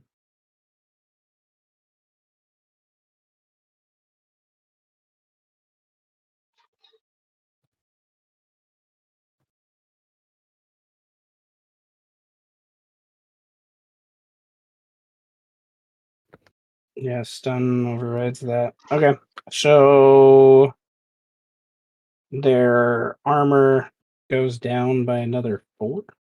Yes. Oh, this just stacks AC reduction. Until they Dang. use an So- action.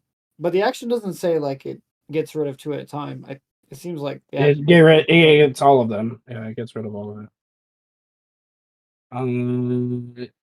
There's a save, but they automatically failed saves because they're stunned. All right. So there's that. Madros. In your mind's eye, but he's stunned. Yes, I am aware. You may thank Maglor for the assistance. Strike at him, but keep your distance. You called? How am I supposed to do that at the exact same time? I want you to All right. follow him. He'll fly down, and then he will get the advantage. I want you to go. And with the armor reduction, both of these hit. Woo.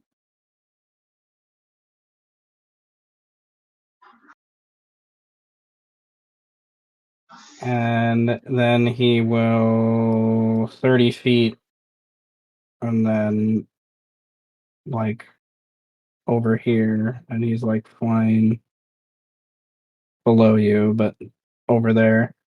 Yo.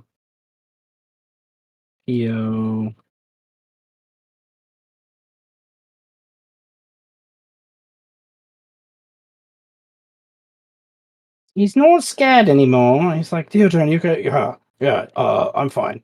You didn't see anything, you know. All right. The Taras gets its legendary actions back. And he's no longer engulfed, so Killian doesn't get eaten. Damn it, because that just would happen. Damn. So that's his turn. Okay. Um.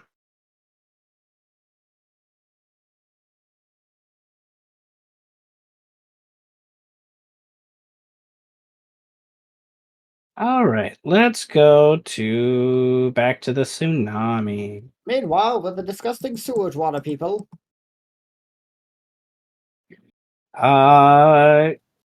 Karen. Meanwhile, the League of Chaos. Yeah, the League of Chaos. That's never gonna get old. The League of Chaos is insane. Please help me. Oh god. I would advise pulling him out. Meanwhile, the League of Evil. Oh god. You're charging me how much? A month for my cellular plan?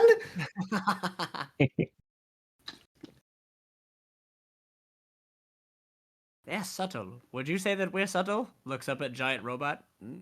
No. No, maybe not. Maybe not. You Are know, I could paying just- too much for your cellular bill? Okay. You know, I could just blow you up and erase you off this earth. Wait, I'd still have to pay? Cancel. Cancel the rate. Oh god. Spy. The spy. When the Yeah, fuck I did this guy think get of the here? spy from the Mad series, like the black spy and white spy. That's Dude. one. Oh, I was thinking of TF2. That's what I was thinking of. Oh, that too. Hello, my name is the spy. I am here to stab you in the face. So Karen drops the possession, kicks the Ratus back into the water, and as he flies away from her, she cuts him.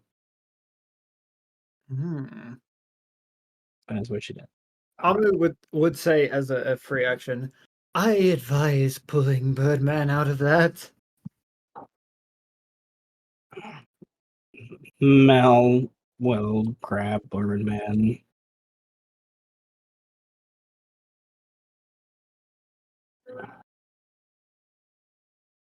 So does Pull him Birdman out. resist? I can't beat that. I literally can't beat that. Fair. Okay. That's. I'm gonna say that's her action. I think she pulls me out of the water, and I'm just like, "Fuck it, that's it, I'm gonna kill him, that's it, I'm over it, I'm done." It's just like freaking out. Oh, hi, Mel.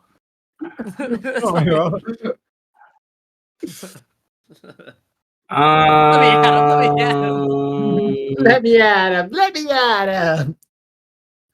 Yeah.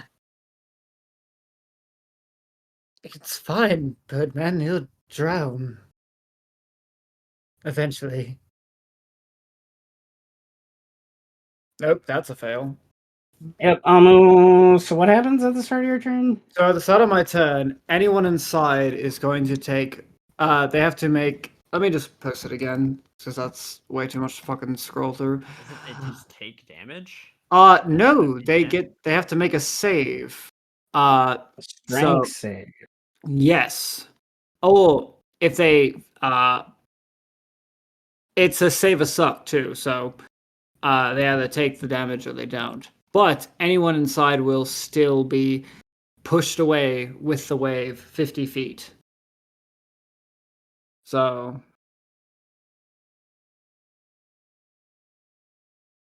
anyone who succeeds does not take 21 damage.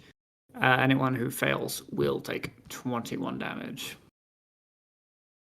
And then the wave is going to move 50 feet in this direction. And it will also shrink height-wise by 50 feet.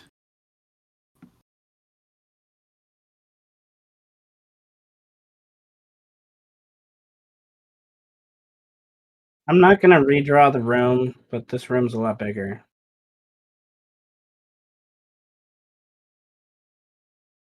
Like, I wasn't planning for it to just be hit with a tsunami, so I didn't make it as big as it actually was, okay?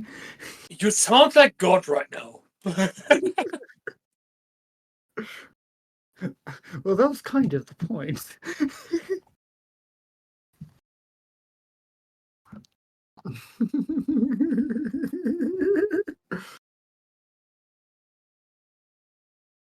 So,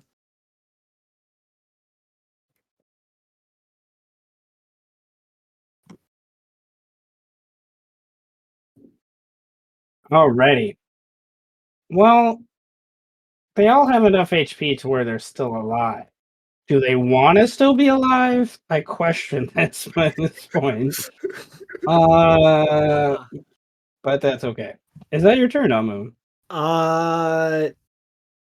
yeah. I mean, I'll move closer because now we can be inside the room because the water is technically not here. Technically speaking. Because unless like how much further back this way does the room go? Or like is that actually wall or did the wall break or The wall broke. okay. Yeah. So it goes into another room that's, I imagine, part of this size, and then starting to break into that other wall. And these people aren't even on the map really anymore. We're just, simplifying something.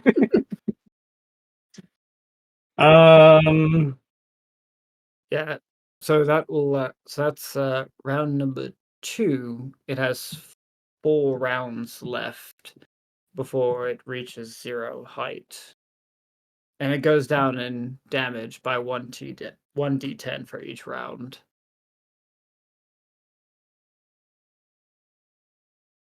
But yes, that's my turn.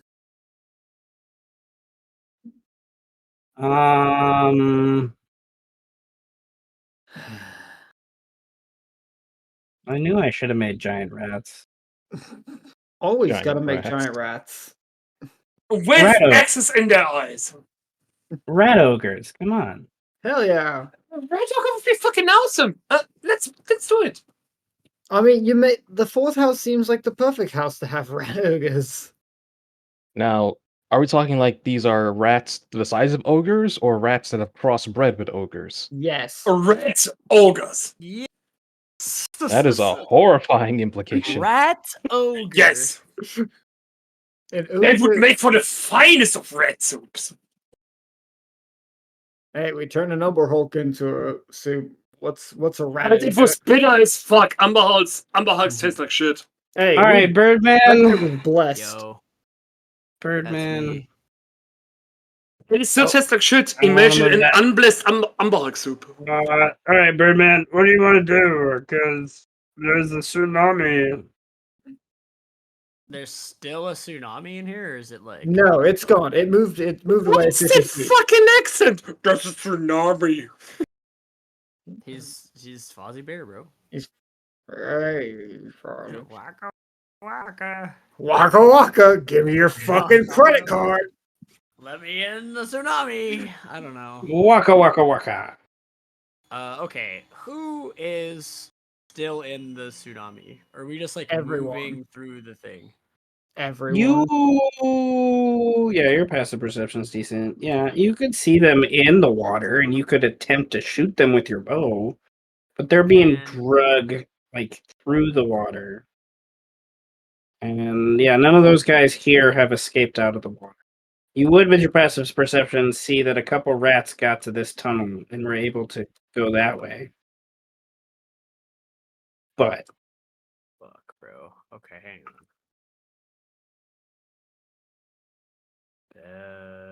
I'm looking at my stuff. Hold on.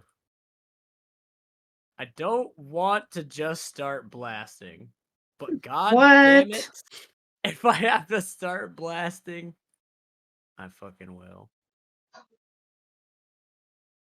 What's the range of the grapple with the innards? Like, how close do I have to be to somebody to like whip them and grab them? Ugh. Let me open document and remind myself. Yes. Well, if I look here, it seems I gotta be. Oh yeah, I gotta be as close as I am. You gotta be as close as I am to your mom, which is right on top.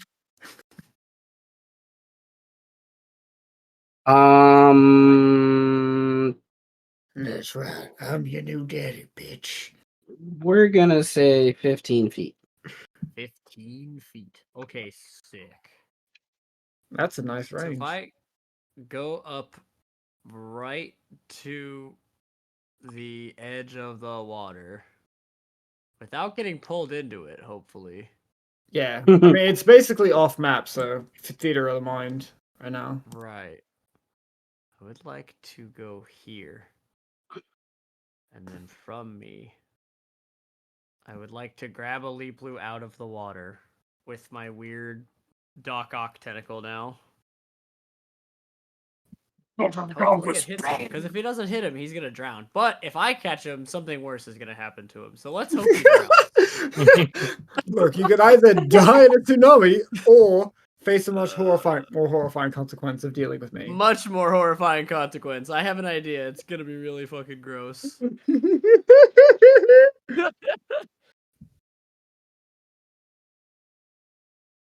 That misses, but you do have extra Fucking A. attack. Ooh, extra attack. I do have an extra attack. Come here. Come here. Oh! Come here. Dude. Oh, You grab him by the neck. It doesn't do damage if you're grappling. But And I you grab him by the slowly neck. Pull him towards me. Just like Sure. slowly pull him towards me. And I just like look at him. Oh, he comes out of the water coughing up blood and whatever else in the process. He eventually can look at you after a few moments, sort of out of like one squinty eye. What? Thank you. You shouldn't be thanking me. You have irritated me. You have really pissed me off. I am so fucking sick and tired of all of you. Every single one of you. I have been trying to be very patient with all of you. But I'm going to be honest. I'm very mad. And now, you will all see what happens when the Shadow of the Beast is upset. I'd like to spend my inspiration to Do we need any more? fucking Perhaps? just eat him. I wanted to just consume him. we are Venom. Yeah, I wanted to just. How much does he need for it to be guaranteed and not just a Like, chance? I don't eat him, but I think the cloak would. I think it would be fucking crazy if the cloak just turned him into like essential liquids, or like it like sucks him like dry, or does something Well, like just. It's gonna like draw and quarter him, and then yeah. like slurp up the individual pieces. Yeah. Okay, this is definitely 4, at least. Yeah, I'll spend the 4 because I want everybody to know that the Shadow of the Beast is no longer fucking around, dude. Anybody could get it. Christ. These hands are ready to Okay. eat for everyone. No, like Amu Amu is and interested, too. Kali and Mel need to decide if they want to roll a sanity save. I think I it's think I need to. Mel's going to. Yeah. Good. Okay. Mel I will. passes. I'm drowning an entire fucking group of rats. I think I'm fine. I think if that Sanity isn't triggering my sanity save, from Karen. All right, Kali's fine. Karen fails and is a little like, what the fuck is going on with Birdman?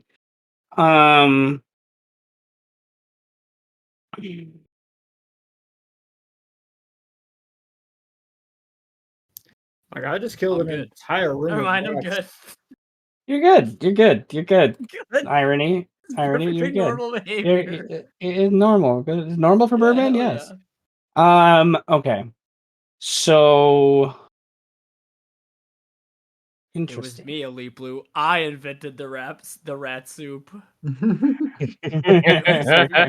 Did you forget who I was, Elite Blue? Motherfucker, I'm the bird. It's like as he slowly Okay. is getting torn into pieces. Yeah. I Okay. am Yeah, the that's fine. Birdman. I'm going to say though that you don't do this in 6 seconds. No. Like, This takes forever. the 6th time. Yeah. I'm gonna say in 6 seconds you can bite off one limb. What is the limb that gets consumed? I will bite off his leg, so he He cannot run screams. away. He screams.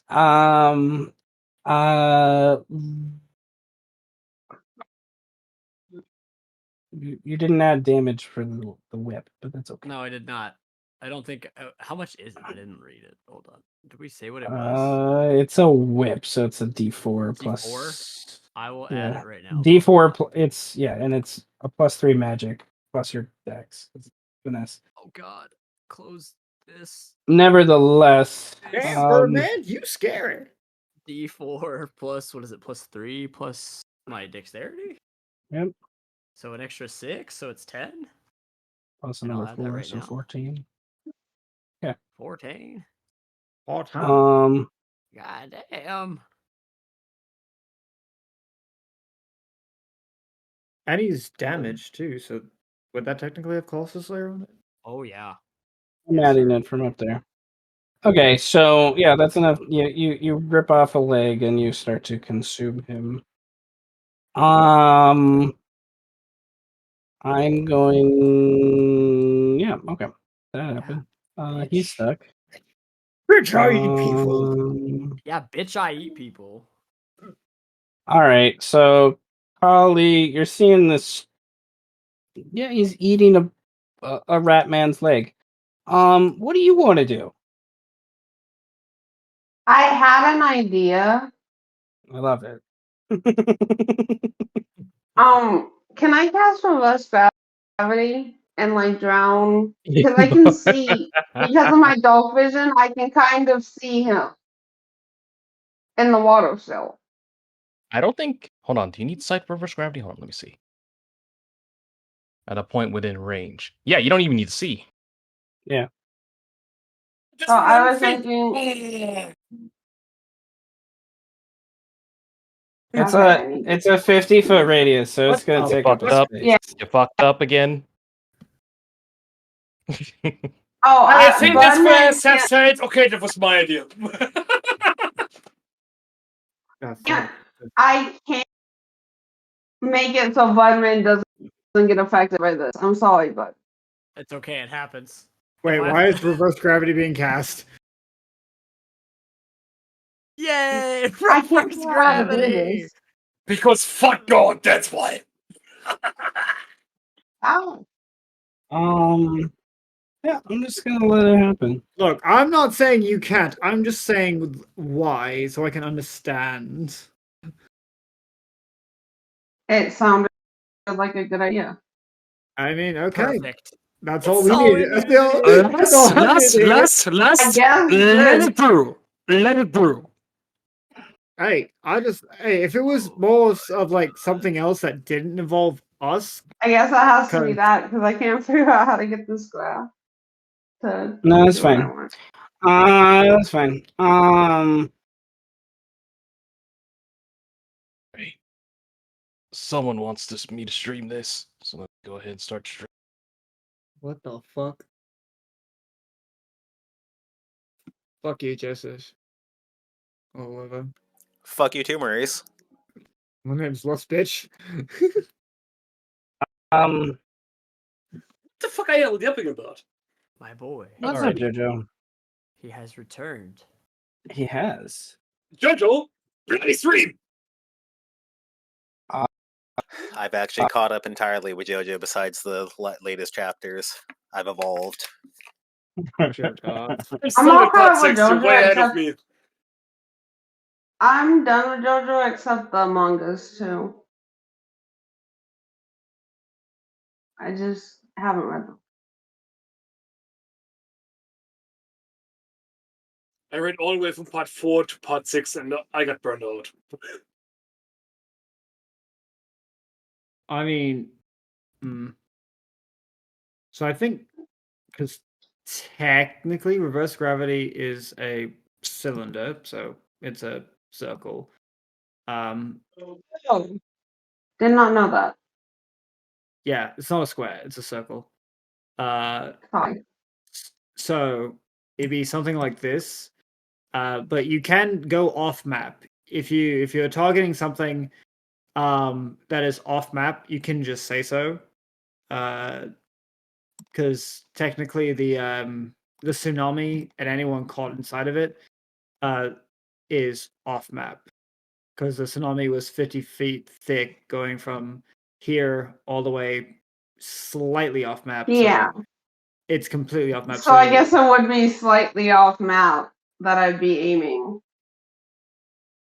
Yeah. Because like I wanted it to end like right here at this. Oh my Oh, god. stress.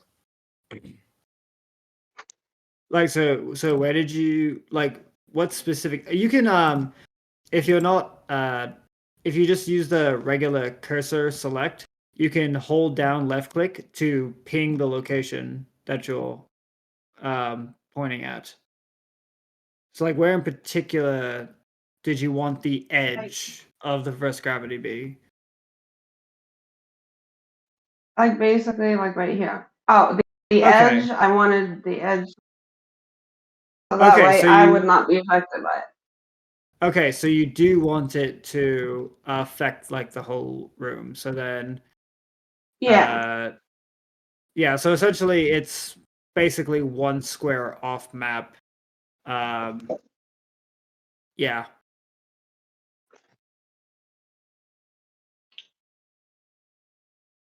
Yeah, so it's basically one square off map.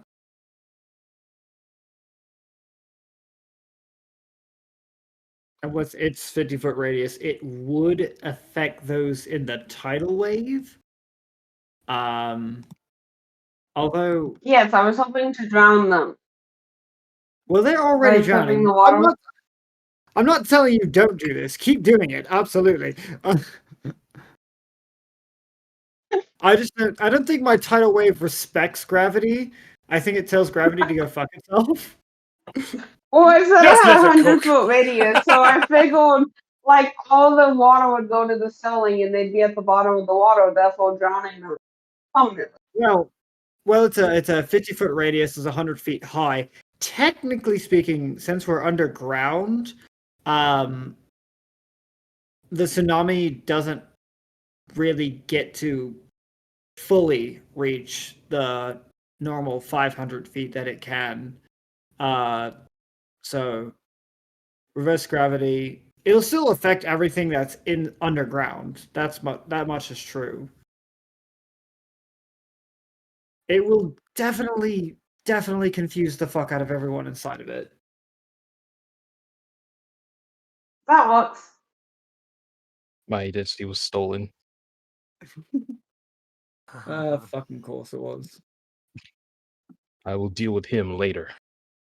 Until then. Homie just rolled up, took your identity, all your social security cards, all your credit card numbers. He took Casually dipped. he took your bitch. He took your address. Wait, that's Fuck, not man. Francis! Who am I to believe now? Who do I believe? What is my master? Real Francis. Oh, I know who's the. I know how I can get the real Francis to come out. It's easy. I just have to scream fuck. I just have to say fuck you, Tex. Oh, fuck you. Just send a Jedi! Hey, man, he was in the same session, too. I don't know if that will work. Nobody says PHDD like Francis.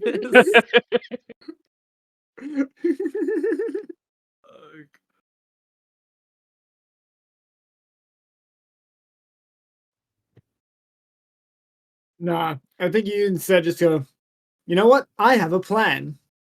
Ugh, finally.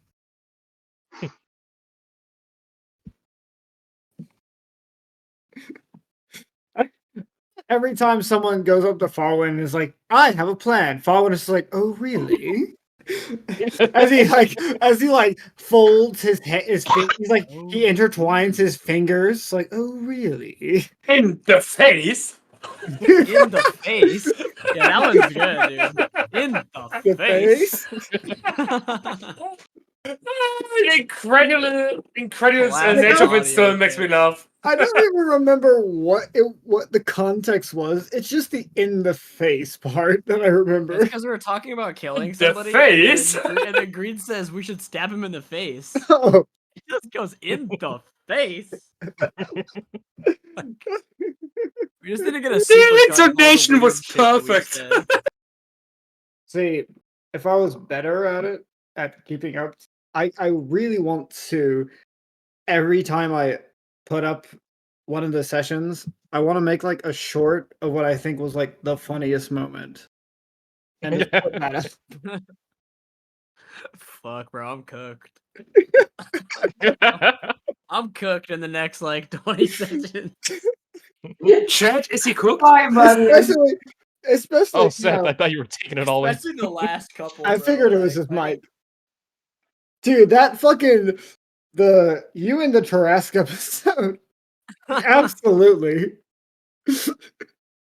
Just come out of it. Is it working? I don't know. Bro. Yes. It's Is your it yeah, back. we can hear God, you now. God is speaking to us Goodness. again. I God figured has not halfway- abandoned us. Not forsaken. God has Well, returned! Glory be! so you know, Les, when you said like sewer drains exploding up on the front top, Yeah. you know, it's definitely happening now. Oh God. Because I'm just Well- imagining the pressure of all this water like being forced up more, and then there's already like kind of a cave in that was happening because of the tsunami. Because that's a lot of damage it's been doing to the walls. Like how below ground are we? How below street level are we? To be fair, I was That's thinking like no more than 100 feet. so the reverse gravity is literally at street level. Yes. Okay, yeah, those floors are fucked. Those floors are absolutely fucked. That tsunami is bursting out completely. I'll see you guys later. Blood and sewage and I'm just eating a dude and I just fly like peace. He's coming with me, dude. He's grappled and coming with me. he is. He is. Is the ceiling right above us in this room? He might give you a nice Like soft body stable voice. enough? No. Is that stable enough? Okay, then we're going up for a ride. Yeah.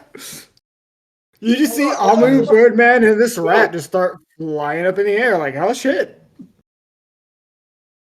Roll deck Okay. saves, though, right? If you have something to grab onto. I mean, you can't grab technically onto it at can. all. Yeah, you Yeah. can, because you have your cloak. I don't really think I do. I mean, I guess I I guess the ledge I could try to grab of this of the ground. I'll try. That's an 8. Doesn't matter what your fucking spell save is. I am grabbed onto nothing. I'm just a flying weasel, man. Okay.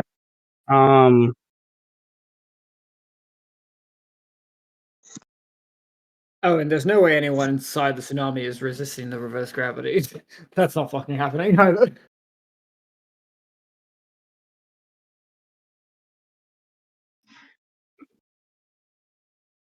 All right.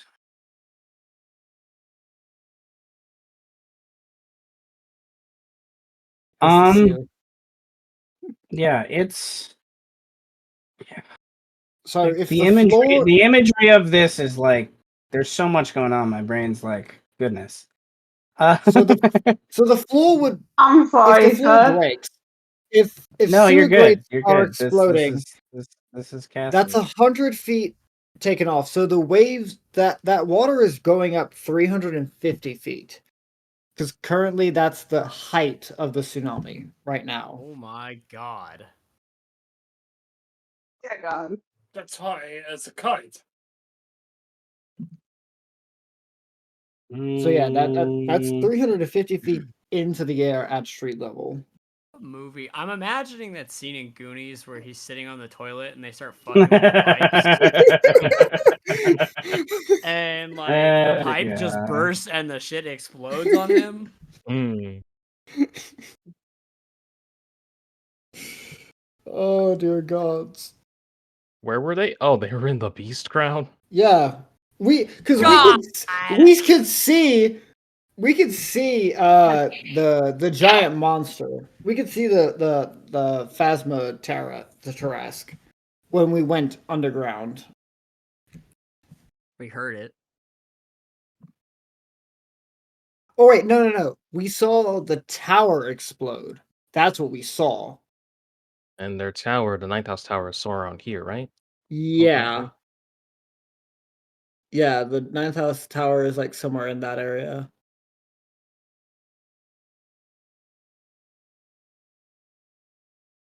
Well, So you know, there's stuff and things. All right. I mean, come on, Seth. Are you really saying that it wouldn't be funny if, in the middle of their fight, this geyser of water just bursts from the ground in their line of How sight? we could probably see it. I'm just going. How fast? How fast can that thing move? How fast can what move? The Piece Tarrasque? of crap. No, not the trask. The wall. Depending. I don't know what direction the wave is moving. I don't know what direction it's moving either. I mean, I if kind the of do. How far does it move total? so it decreases by 50 feet every round. It's decreased. It started at 500 feet technically, and it's been one round.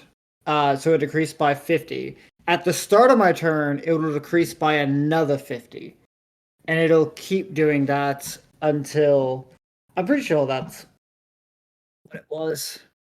Says Oh, duration that's 6 100. rounds. Yeah, So at the end of 600 the feet. wall height is So it's gonna move no, it's 600 300. feet. It's 300 feet high. Sorry. It's 300 feet high. My bad.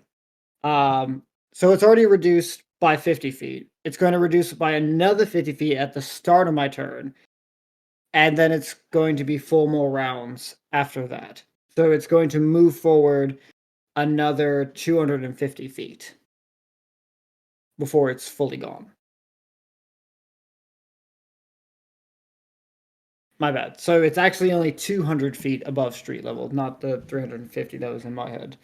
I don't know why I was thinking 500. It's 50 feet thick, so if it's moving, that's at least 50 feet around it can move.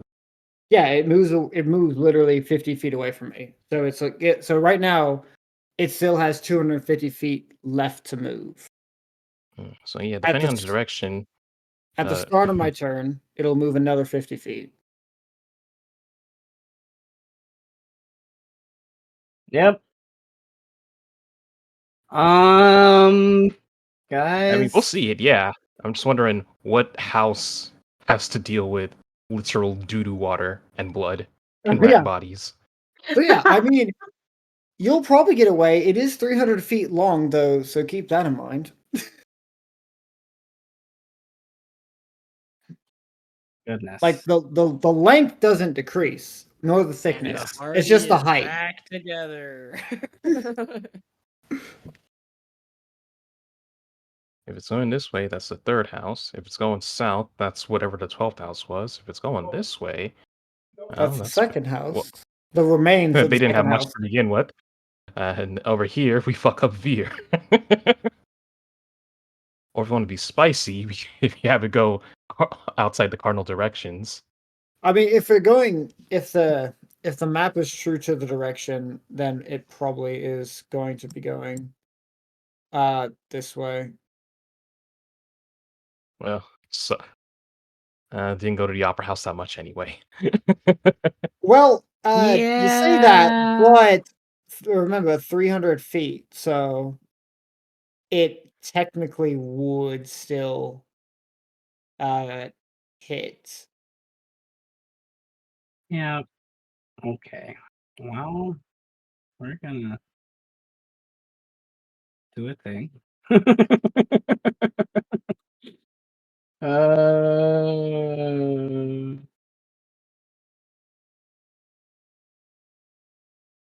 Well,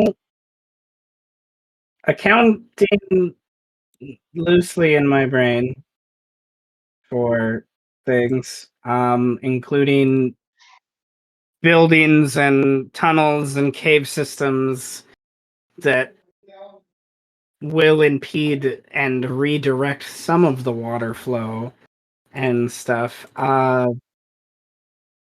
Yeah. About what is that? A third of the Beast Crown is now flooded with blood sewage water because of how tsunami has interacted with reverse gravity. Yeah. And a good number of those buildings are probably unlivable after this. Well, We can always go right. later. Everybody gets a taste. All right. Everybody dies. Some just need a little help.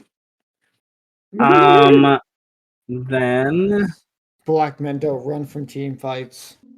let's do In South Central, sipping my juice. another round here. You My guys, juice in South Central, or I forgot what they said.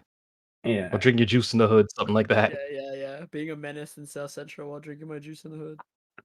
All right. So Falwyn, the thing is stunned until your son's next turn. So Stab it. Stab it Hmm. with your weird stabby powers.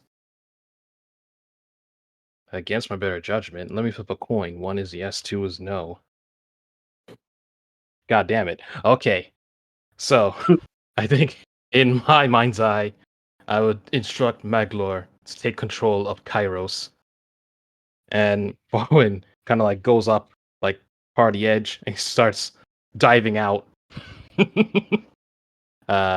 And rather than going splat on the pavement to my unceremonious death, force powers. So I just land. I can haste myself, and I would like to invoke the Locust Mind part of my weapon now. Well, let me post my red sun. So because I'm concentrating on keeping this thing down, haste is a concentration spell, but I choose now to have the haste be non-concentration. So I get the movement but benefits. And I am going. Oh, it's 25 feet. Yeah. Okay, awesome. And then, yeah, move in and try and stab it. Wait, you're casting 2 spells? One was a reaction. Oh. Okay. Screw the rules. I have money. My mom never lets me cast 3 spells. Screw the roots! I have Black Ice Red Goodness. Dragon. My mic is having a day. Your mic is having the worst of days. Screw the rules. Yeah. I have gun.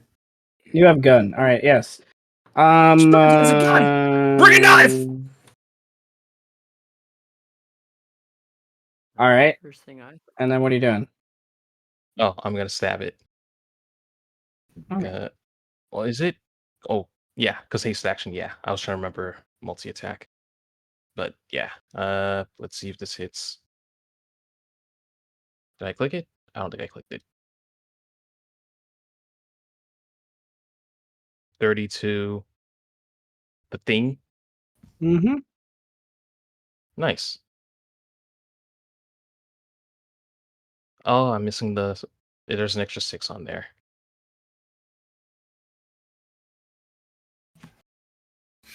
It's just a flat 6. Is it undead in any way, shape, or form?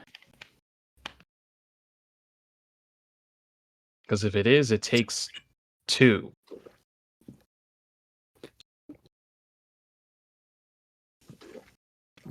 All right. My mic keeps dying. It is undead. Yes.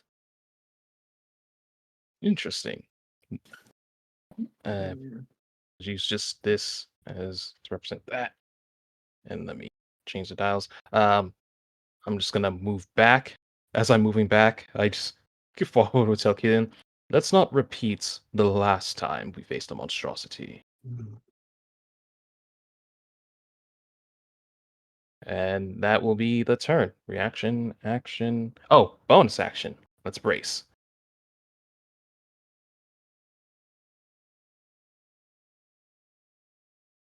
Awesome. Yeah, that'll be end of Falwin's turn. Alrighty. Tenebris. Finally, I'm close enough. Boom. Yes, my sheet. How do you manage so many sheets all at once, Seth? How many monitors do you have? Just one. You're joking. I just minimize them. I'm struggling with 3 sheets on one monitor myself. Okay, you're fucking literally a fucking god. I mean, you can just minimize the sheets, so. Yeah, but still though. Okay, I'm still under the effects of foresight thanks to Meta Magic Adept. So I get to attack twice right now.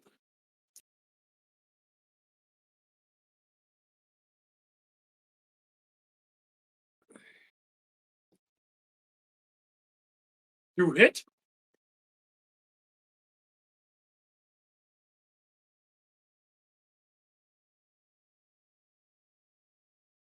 That will hit, yeah. And you 18 thunder damage and 13 slashing and 2 lightning.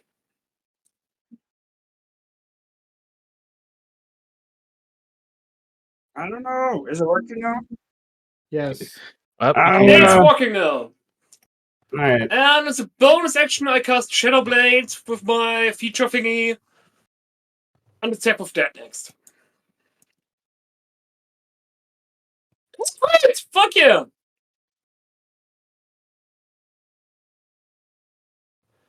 Oh, I don't have the thingy set up, so hold on a moment. Why are your crits never set up? Because I have so much stuff, okay? I'm a wizard. That is no excuse. Shut up, baby boy. That's 14 plus 16. So that's 30 psychic damage against the motherfucker. Alright. So 18 thunder to lightning for 20, 13 slashing damage for 33, and 30 psychic damage for 63 damage total. He is resistant to lightning and thunder, but yes. Even if it's magical? Yes.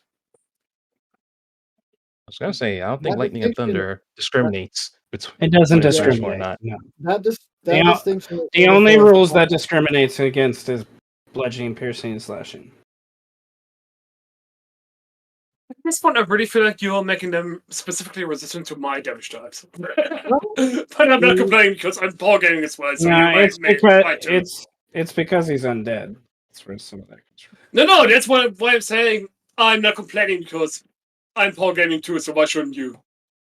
Yeah. Well, this is a CR30 creature, so That's entirely fair. That's my turn, buddy.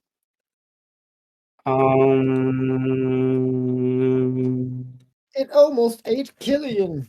It Yeah, is should be a- still stunned. Like goodness gracious. All right. So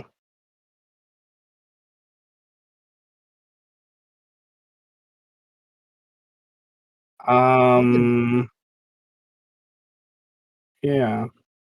Mind fire is dangerous. Holy shit. It is. Ghost is going to haste himself as his action, and then he will attack the. There you are. Attack once, and then offhand attack, and then he will action surge again to go 1, 2, 3, and 1, 2.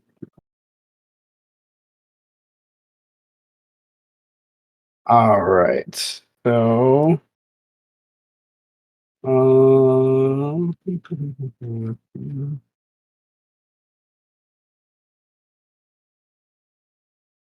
one.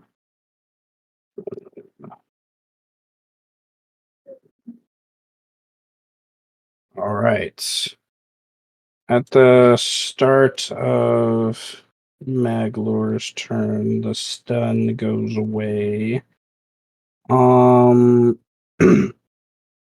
Maglor is directing the thing. Flying the creature. But I think why not try it again? Night fire!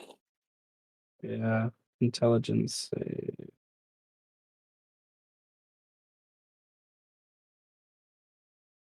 Oof, Just barely. that's well. Time for somebody to die.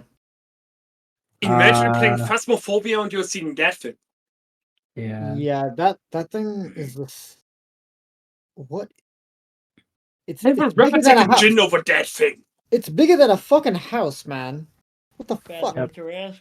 Well, a lot of things are bigger than a house when it comes to At fantasy RPGs. the Very end true. of his turn, he's gonna. I mean, just imagine a whale with legs. Yeah, It- he's it's gonna basically that go. I don't want to imagine a whale with legs. What's wrong with you? Look at that whale. It's got feminine hips. I cast Vicious Mockery. Tenebris. Breathe!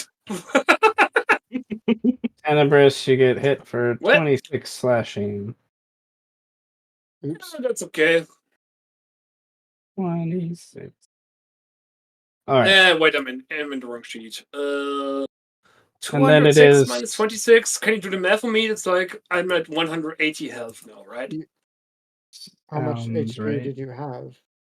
206. 206. 206. Yeah, so you'd be at 180. All right. Lord Venator 1 and 2. What do you do? Are we in dim light or darkness or whatever? Dim light, sure. Perfect. Then he will also do Shadow Blade and attack with that. Because my Simulacra have the exact same features as I have, and Shadow Blade is one of them. Not anything else, so it works out. They should be called Thing 1 and Thing 2. Wait, let me just adjust the damage.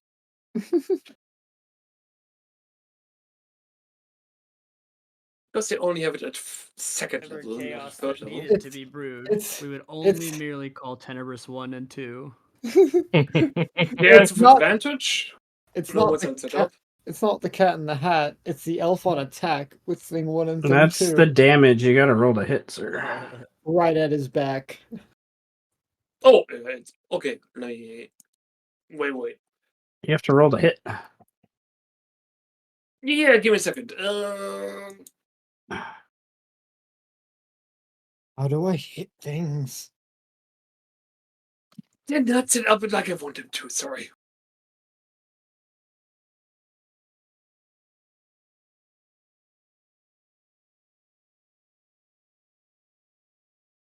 Okay, time to give my brain a bit of brain rot. You're watching Skibbity? No, I was gonna start playing Sephiroth's fucking thing. Sephiroth. Oh, Oh, you're Lord. playing his theme. You should have told me. I would have put in some meteor swarms. well, there was the fucking jock music was still playing, but now that it's stopped. I'll show you a real one, Winged Angel. Okay, wait a minute. You try to do what to me? The audacity Hell of that no. bird. Oh, hell no. Yeah, okay. Oh, I was like, Seth, is your mic broken again? We didn't hear from you for a bit. I was waiting But for you my keep- attack roll. Oh, yeah, agreed. What are you Oh, doing? I'm questioning why the Shadow Blade for this guy is at plus 15, for the plus 11, when he has no magic bonus. Like, it should be plus dex, plus proficient, and it's a plus 15. But for myself, it is a plus 11, and it makes no sense.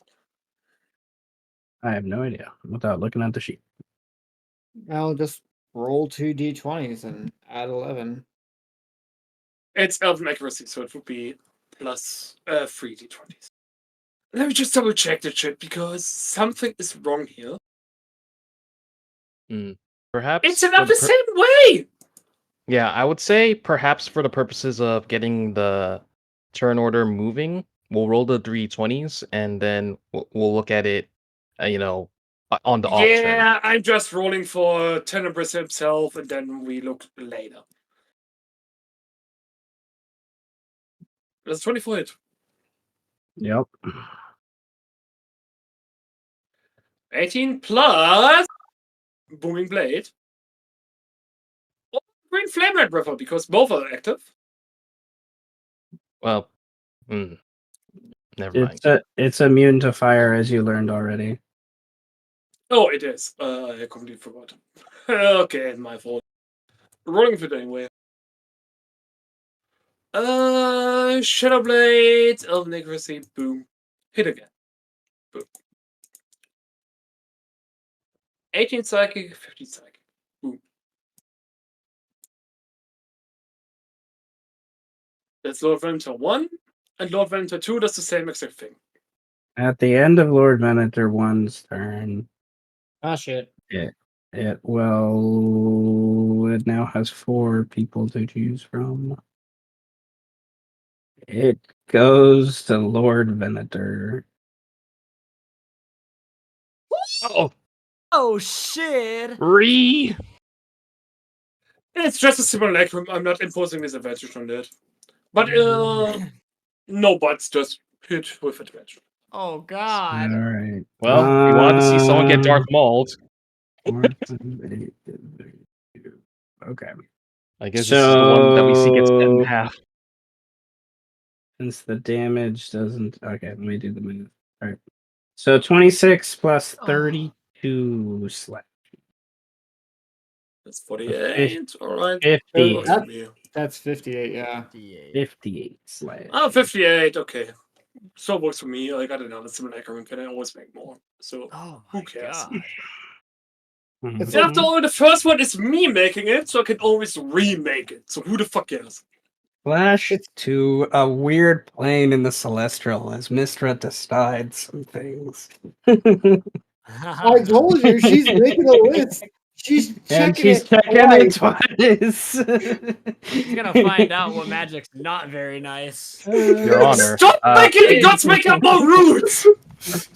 Your It's Honor, unfair I to us have players. Orlon, Hater Jane, Macabre, and Jock on my side. They sanctioned my actions. What's Mistra safe? is Exactly. a hater tonight. It makes me laugh. Okay, Lord Venator the Second. What does he do? You mean Lord Valentine the Toost, please.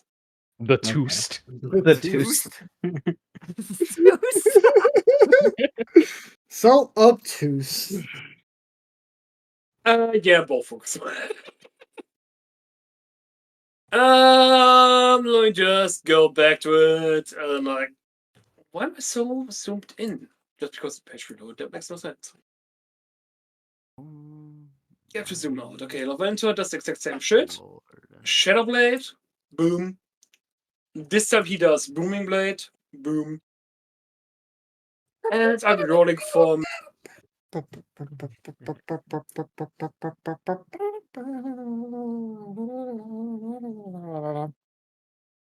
I misclicked again. I'm going crazy. Dun, dun, dun, dun. All right, roll. Give me a moment! Just roll from your own sheet. It'll be fine. Ooh. Somebody want to give me an inspiration to make that a crit? Because I don't want to spend one. I was Right. gonna say, didn't you ask for dim light because you get advantage in dim light with your shadow blade? Oh, true. So it isn't. Okay. That also means the Booming Blade should get max damage, right? If it's a part of the attack, it's not a crit effect, so yeah. So I should get like 24 on the thunder damage. I'm pretty sure. If it's just 3d8, then yeah, that's additional 24. 24 plus 30, that's 54.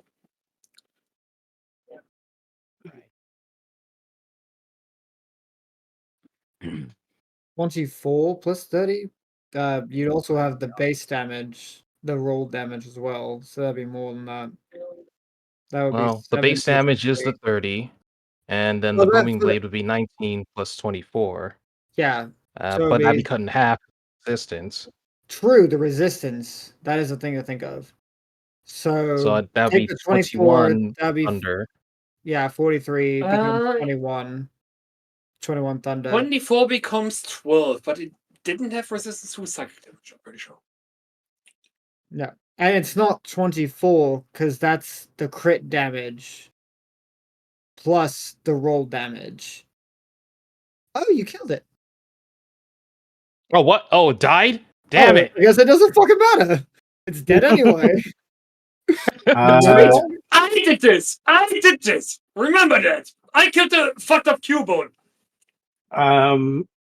Yeah. Fuck you, Ghost Marowak! Your son is dead! Well, I would like to say if Killian and the other NPCs weren't here, someone else would have died. So, but nevertheless, you did Yeah, almost died. a good. Thanks, You Killian. killed it off. Like the last 100 HP came from Tenebris, but about 200 of that HP came from the NPCs.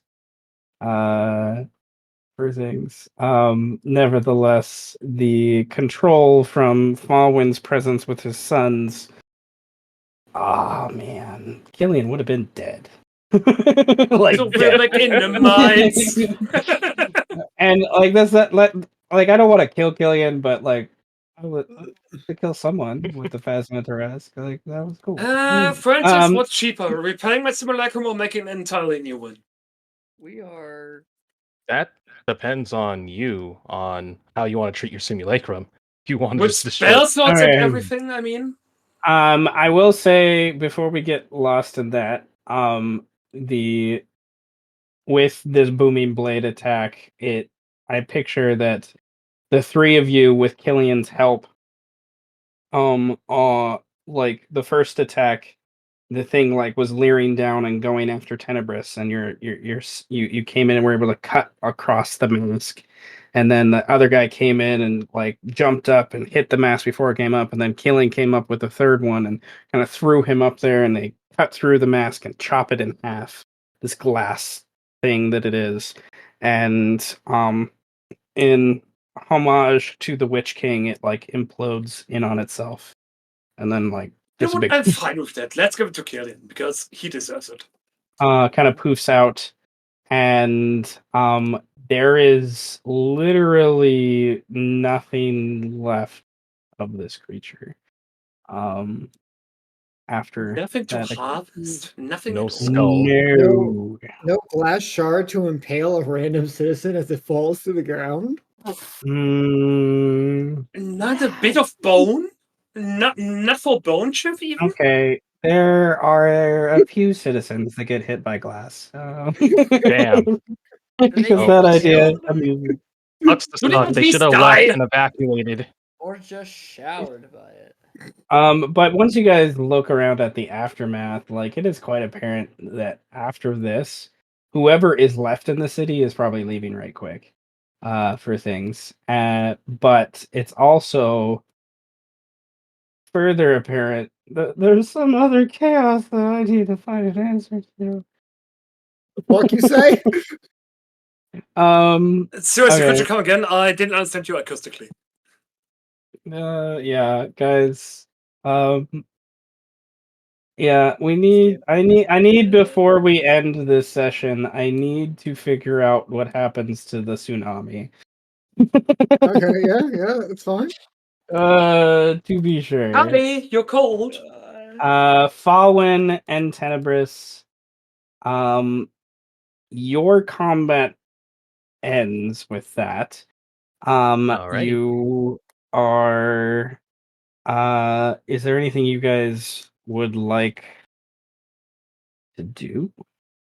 I think I the only made this. thing you made this. let the record be straight. I killed that. As Tenebris asserts. I think Farland would go back on his bird, all intimidating that it's a giant bird that he's riding on, talking down on Killian and Hybern because he has the high ground of perspective. He would just ask, "What is the status of Lord Xantha? Is he still in prison?" I have the high ground. Mobile high ground. And Tenebris would jump on one of his dragons and just fly the fuck off right this instant. Hybern through Crawl would speak in that echoed tone about he is imprisoned, yes. Surrounded by my best men. We wait for the word from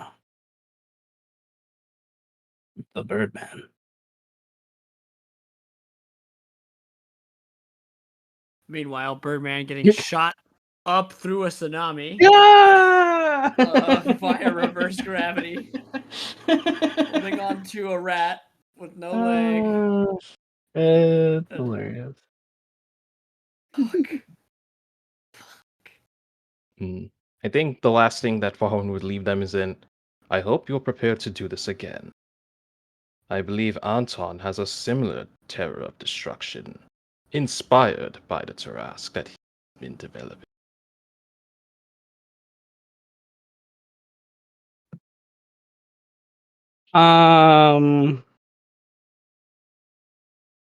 Hybern curses.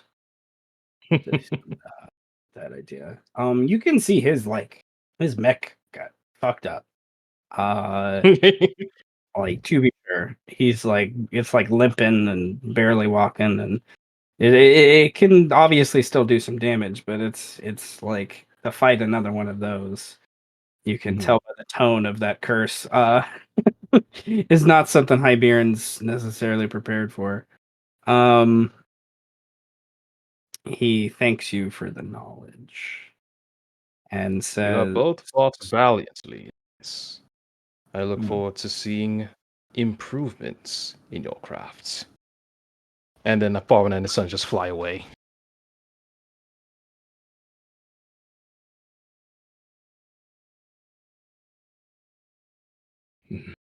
okay. Once the beast Um, rises, we'll make our exit, our sons. But the weight of this word is becoming far more unbearable with every minute.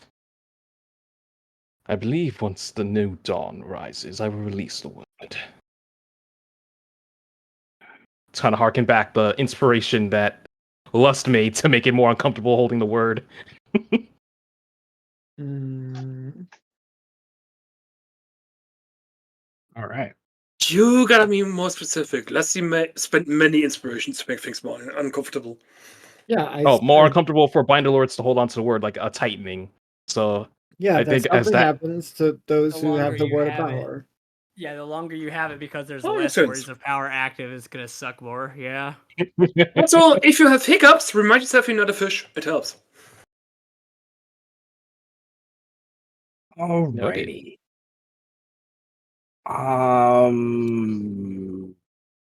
Karen doesn't know what to do. Yeah, we're gonna go to Mel. Mel looks at like what's going on, and sheaths her sword, gives her orders to the gnolls. Let's retreat. Like, you guys are taking care of shit.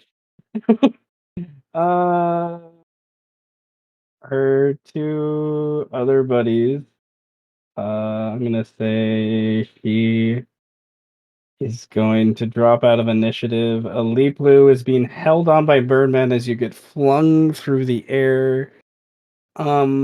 Partially underwater, partially not, because of just the chaos of the underground and getting slammed into walls and then drained down a weird tunnel, get stuck in a corner. Then someone else hits you, grab onto them, and you get pulled off into this other corner. And Aliplu is going to. He can't do that. He's gonna do this though. He casts a spell on himself. Oh, I was going to say I thought I was going to do the trap coyote thing of gnawing his other limbs so he can get out. My God. Here's a question that I want to ask. Because I don't know if it would actually work.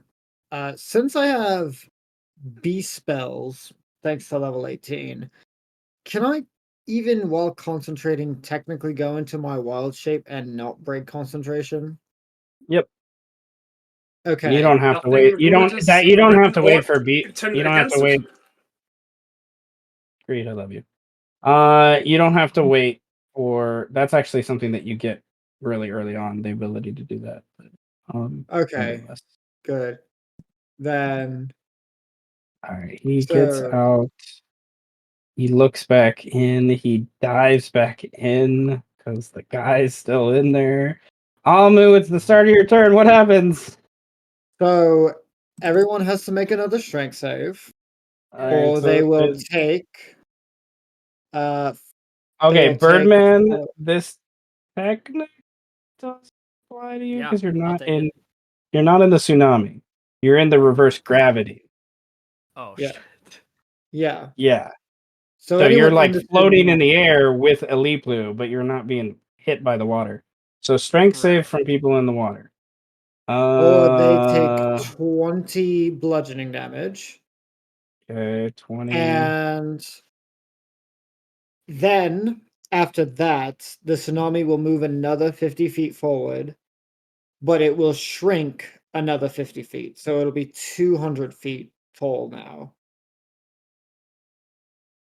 Okay, so that's like not It's like getting below the surface level a little bit. A little bit. All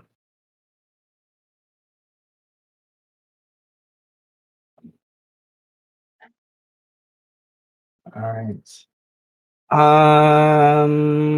Well, I think he would do that.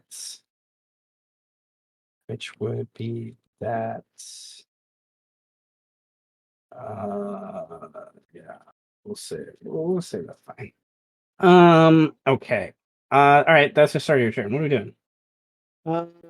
So I'm going to wild shape into a bird so I can properly orient myself while affected by the reverse gravity.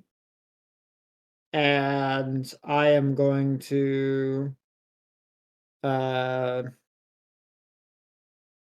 along with the tsunami.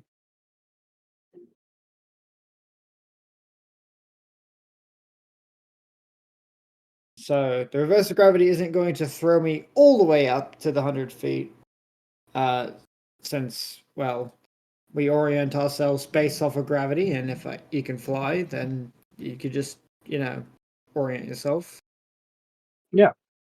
Okay. You turned into an eagle. Yeah. Okay. Fly past that. You're not even halfway through by the end of your turn. The destruction, you're diving and weaving and side swiping through cracked portions of the tunnels that are damp and drenched from the water that's kind of sloshed through them. You yeah. Yeah.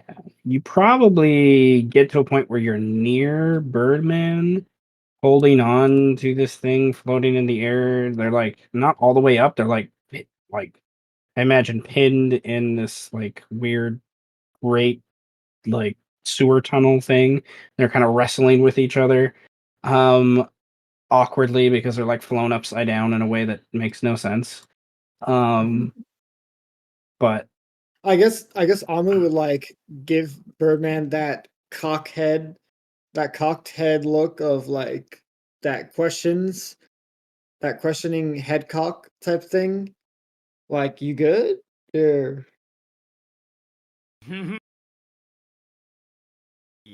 I don't know what the fuck is going on, bro. Somebody say cook.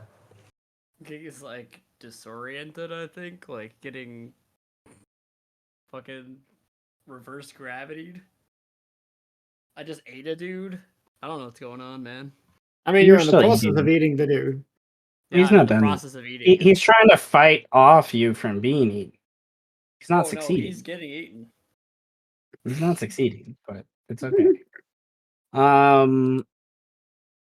But he did cast a spell, so that's what he did.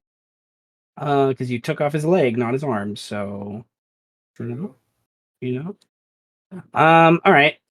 Then Callie, you imagine that where you're standing, you see like a broken down, drenched tunnel system that stretches for over 200 feet, and you're maintaining this water and parts of these bricks and these bodies with this reverse gravity up in the air.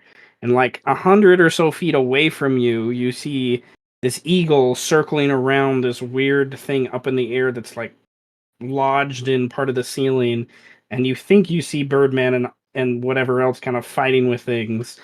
What do you do? Do you maintain your concentration? What do you do?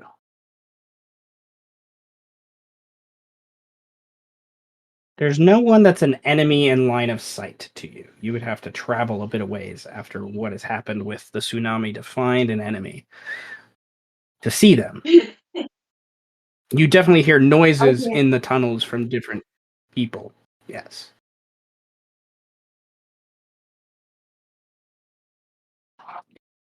Uh,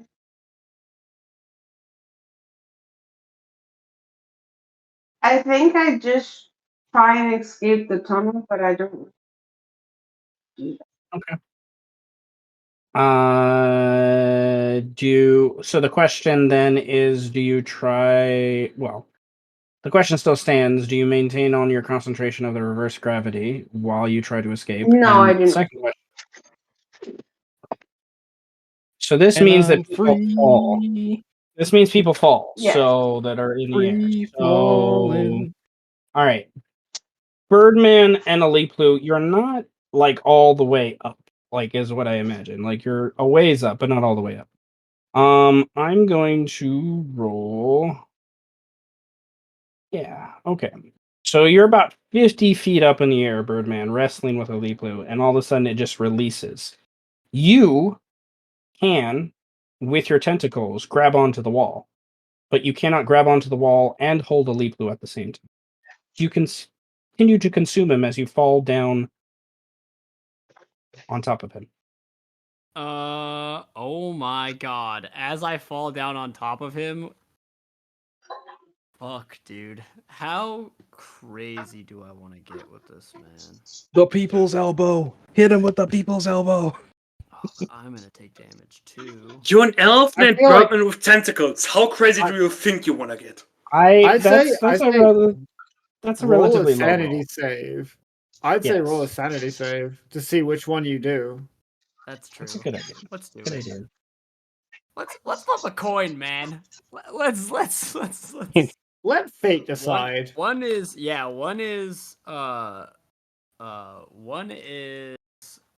continue grapple. 2 is let him go and save myself.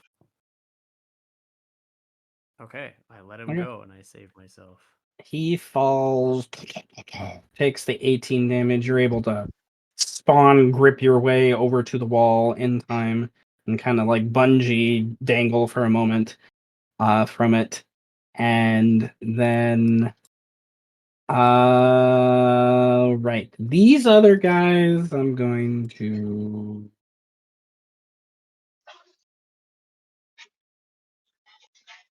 oh my god. You guys just want to kill him. I'm imagining debris from the reverse gravity is falling at as well. Like the Yes. loose stones. Yes.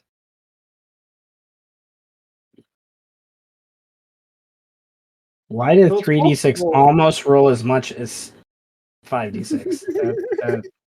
Fuck. Yeah. So maybe one of the loose rocks might fall on top of Aliplu and crush him.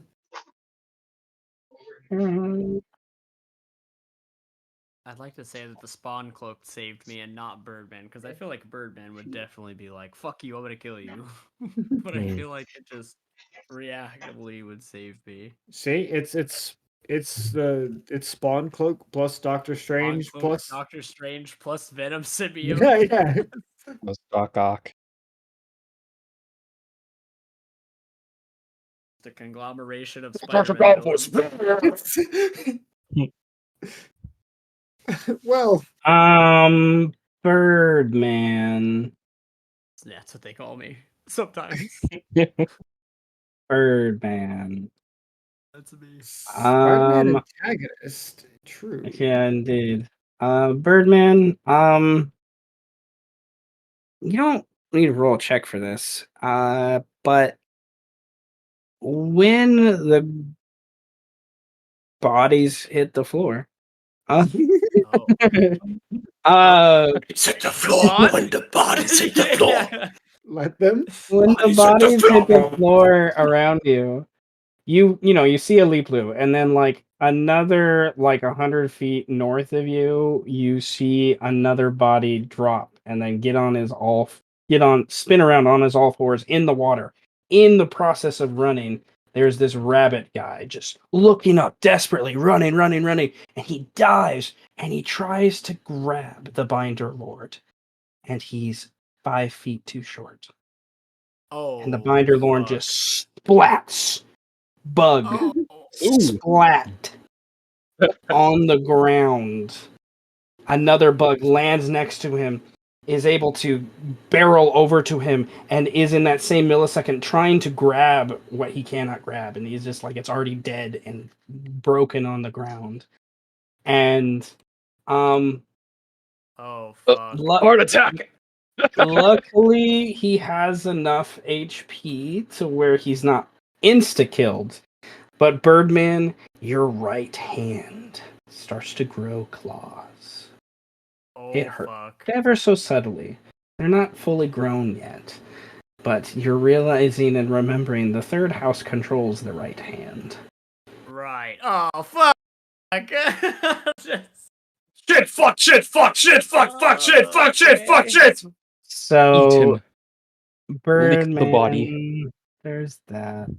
All right. So I guess. All right, now for my second question to Callie. Callie, do you follow Mel or do you follow Amu? The E. Yes. Amu and Birdman or Mel? Who do you follow to get out of these tunnels? I will follow Amu and Bo. Okay. So, Kali, you dodge and weave parts of rubble and bodies as they slink from different weird vantage points, and water starts to drip everywhere. And you eventually will catch up with Birdman, kind of there. And we're gonna. I can't call It's that a not wise over yet. decision. It's not. We're not done yet. All right. Alipu stands up. Somehow is Kind of. still alive. Stands up. He stands up. You can't stand up. Head on one leg. He has a You ever heard of the tail. one-legged man in the ass-kicking competition? He has a tail. He uses his tail. He uses the shield and kind of half crawl, stands up, sort of thing. Looks up to where Birdman is. Sees a circling eagle. Sees a collie, running along the wall in this direction, and he curses under his breath, and he's going to cast a spell. Oh. He's going to If cast he casts a spell, so help me God, I will jump down there and finish what I started. He casts a I spell. That's what swear he's to doing. God. He's a cleric. That's what he does. Okay. And he begins to you don't Birdman, know Birdman, he starts to like melt down into the ground, it looks like. And before he goes down, he gives you the equivalent of the middle and he disappears. I give him the cockeyed look like, I'm gonna find you? Dumbass? Dumbass? I'm the shadow of the beast? Huh? All right. This guy. If he gives me the middle finger, I think Birdman will just scream out, just say, "We will all stop this senseless violence, or the shadow of the beast will be unleashed. I'm no longer fucking around." And if he melts into the stone and gives me the middle finger, that tells me everything I need to know. The rabbit man runs over to the third house binder lord, takes out this weird syringe thing, jabs it into what's left of this crumpled body. It comes alive and gasps desperately in this kind of crinkly voice. And he's like, "Get us out of here as fast as you can run, Drummond." And Drummond, "Yes, sir." And he turns before he runs, and he says in common, "Jahile." And Jahile stands up, this crumpled, what's left of a other beetle man that's still alive after all of this, wet, and he's like, "They're mine." And you see a beetle start to fly toward you at incredible speed, trying to straight at Birdman, because that's who he sees. And in the opposite direction, a rabbit man has picked up the binder lord of the third house, and he's going to do one of the things rabbits do best. He's going to run his little ass off. He's gonna run the fuck away. And he accounting for difficult terrain and whatnot, You could keep up with him with magic, Birdman can see, and with the aid of your cloak. But otherwise, good luck. He is a rabbit, and he's also a catalyst, so his speed is even faster. Accounting for difficult terrain. If accounting for difficult terrain, if you used your magic and you used the cloak, you could probably keep up with him. Yeah. Also, path But- to no medical path. Yeah. Oh fuck! I don't want to kill any Biter Lords, bro. I don't want to kill anybody. I mean, Pissing me off. Well, before you can do that, this guy's flying towards you. Yeah. Nevertheless, Amu, you're an eagle. You see this going on. I think with everything else going on, the last thing people are paying attention to is something flying above them, with everything falling and them dodging and weaving and, hugging the walls and stuff like that. And you're having to do a lot of the same once this reverse gravity is released. But your magic, I think this still continues. yes. So anyone in the tsunami, if there is anyone left, I don't know. If there is anyone in the tsunami, they'll have to Wait, make no, another- I'm wrong. You see this in the water at the edge of the tsunami. They can't, no, they're still in the water. I was wrong. Yeah. They haven't So- escaped the water. So Yeah, they've 'cause they gotten have to close make to an each other athletic- to help each other. You see them trying to help each other and trying to swim out together. But yeah. They still got to make the athletics check to actually swim out. Yeah. So now it's again a strength save, DC 18.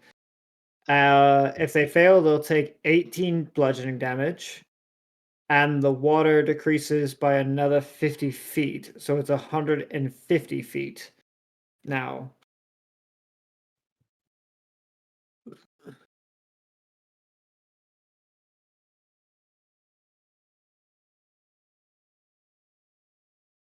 The thing is, Amu doesn't even fucking know it's the Binder Lord. That's the thing. Yep. So it's not like he can. So he's not gonna stop it because he doesn't fucking know. He'll. No, they're still getting pushed down the area, so that was my fault. But yeah, nevertheless, whoa, just slammed into things. It's obvious the Rabbit Man is the most athletic, and he's kind of helping them avoid things as best as he can as they get pushed down the area. But they're almost to the point where they're out of your vision, to be sure, with how dark it is down here. Amu will fly back down since the reverse since he doesn't have to worry about the reverse gravity because that's why you all are shaped. And he'll revert out of it, and he will say, "Well, whatever scragglers are left that were with the rats will perish inside of that tidal wave. What now?"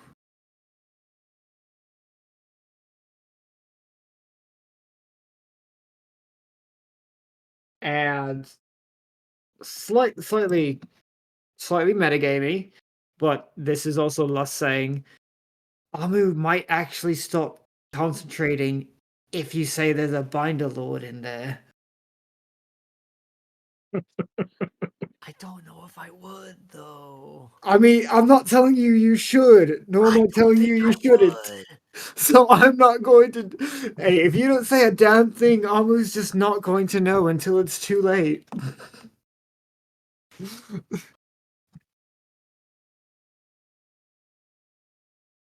At this point, I'm too fucked up. Let the cards lay. Birdman or around. Brandon? Yes. Both. Volcano Los Dos. Okay, We are one. also- We are all Venom. We are Skin Quilt. We are- We are Where did you Quilt. even We get are Skin Skin Quilt Quilt. from? Like, Well, is that a new fucking source like I know. haven't even heard of yet, or what's going on? What? He's told the story multiple times. For context, I had a character who, when I look back at it, I really enjoyed playing, but was insane. When I look back at it, not a very good man. Made some very bad- So you're Godskin, gotcha. No. No. No. At some point, we crossed an extra dimensional being, extraterrestrial / extra dimensional, and she got very upset and locked me in a prison, a time prison, and the only way to get out was to perform a perform a ritual that she also didn't like very much. And because I was too powerful, she got mad and took my essence and turned me into a permanent Eldritch battery. And basically ripped me from my body, my mortal body. So I just became a skin quilt in front of my whole party. Well, it was more Water's PC and my PC. Like, Yeah. like she was playing tricks on our minds and messing with us, and we saw what happened to Dr. Alex Farron. Yeah. And yeah, for Tex, like he won't admit it to PHDD, but he's the equivalent of one of his best friends. So remember seeing his best friend turn to a skin quilt fucked him up a bit. Yeah. Oh, Yeah, they've God. been through a lot of shit. That party. That sounds party pretty went through a lot wholesome. of shit. Okay. That sounds very wholesome. I Was not- that think character was not wholesome, what it sucked. okay, so Birdman, what are you doing? I think, fuck, bro. Like, is there a beetle coming to beat my ass now? No, I forgot about They're the all- water. No, They're all trapped They're- in the tidal they're- wave yeah, right now. no, they're all They're- trapped in the wave. They're in the tsunami. Going to leave because I'm not gonna chase them. Yeah, you're not I gonna will chase a resign loop them though. to their fate within the water. So, with that in mind, Amu, how many rounds you got left? One. No, Two? not one. It's pretty much just 3. It's going to be another 2d10 and then 1d10, and then after that the water's gone. Because it'll shrink down to 100, then 50, and then it'll disappear.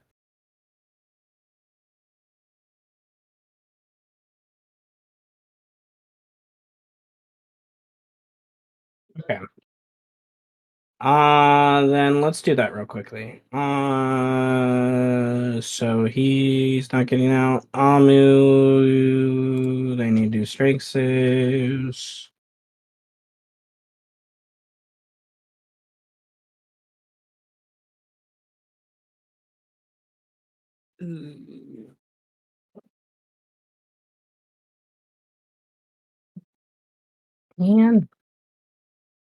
Man.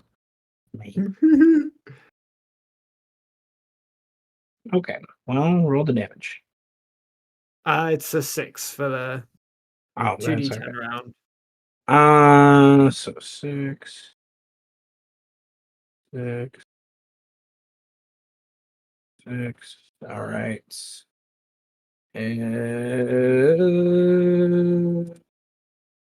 Almost. I'm gonna say no for now.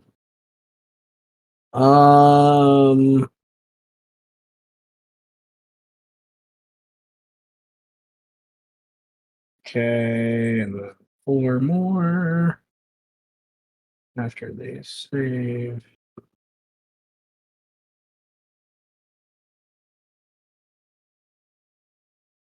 And it Okay. is save us up. So if they make the save, they don't take damage.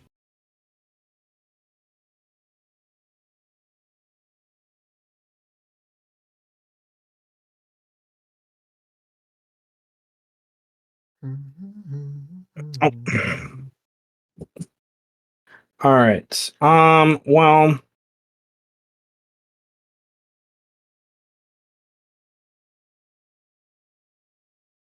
Okay.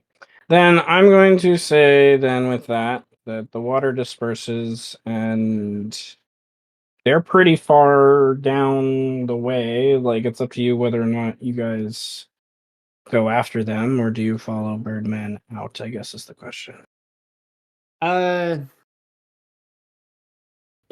Amu's perspective, the Elite Blue was pretty much the main culprit target of that. Like the beetle, the bunny, he doesn't know who the fuck they are. They could have just been some fucking underlings of the rat. So if Birdman's not fucking dealing with it, he's not dealing with it. Amu would instead turn to Collie and say, I'm sorry, we haven't been introduced properly, have we? You are a very powerful caster, I can tell. I am Amu, Druid of the Circle of Spores, and I briefly heard your name. Might I ask for a repetition of it?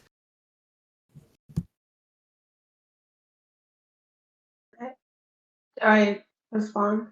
Sorry. Amu is asking for your name again. No, I know, but can I just respond, or do I have to wait for my turn? or- No, yeah, we're No, we're out of combat now, probably. Okay. My name Well, is talk Callie. is free action. My name is Callie. Nice to meet you. Collie, I see. Well, are you perhaps joining along? Why were you in the sewers? I guess I could join for now and explain that later.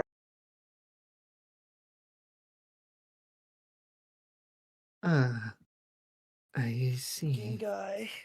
I knew he was bad news. Mm. Oh, I'm Birdman, by the way. Hello. He just kind of like holds his gross, like mangled hand out at you.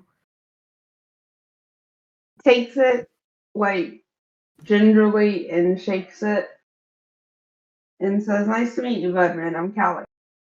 Hello, Callie. Sorry you had to see me eat a man. Apologies on that. I have the Yeah, sense that you've done that before. Well, Well. without the cloak, at least. Well, you know. Can you do? Anyway, back to searching for all the binder lords and getting the words. Well, for Mm. me, I don't know like what the plan is. Well, Where'd Mel go? Back to regularly scheduled programming. where did Mel go? The woman with the red eyes.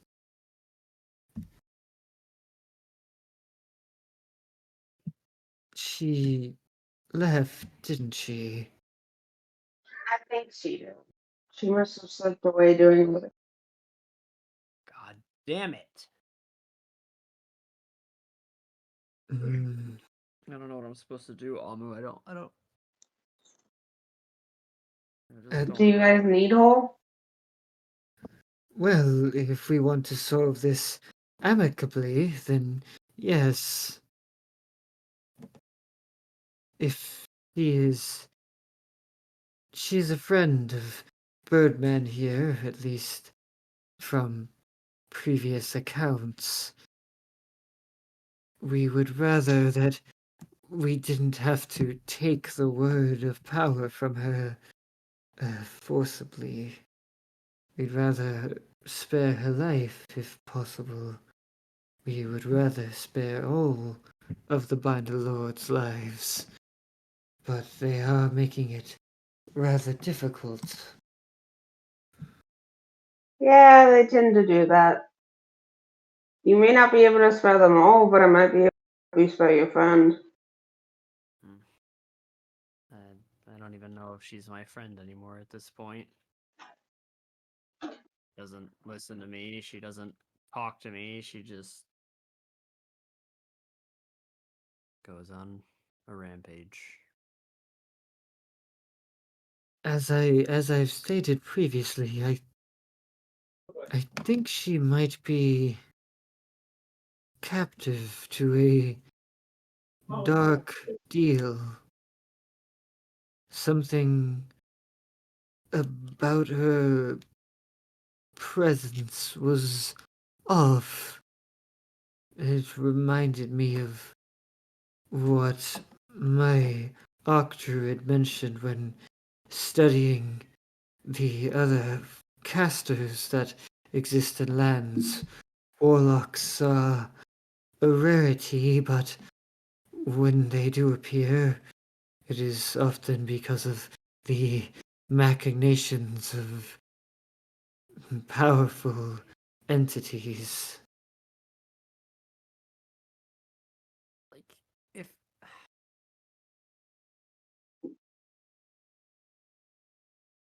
just don't have the strength to,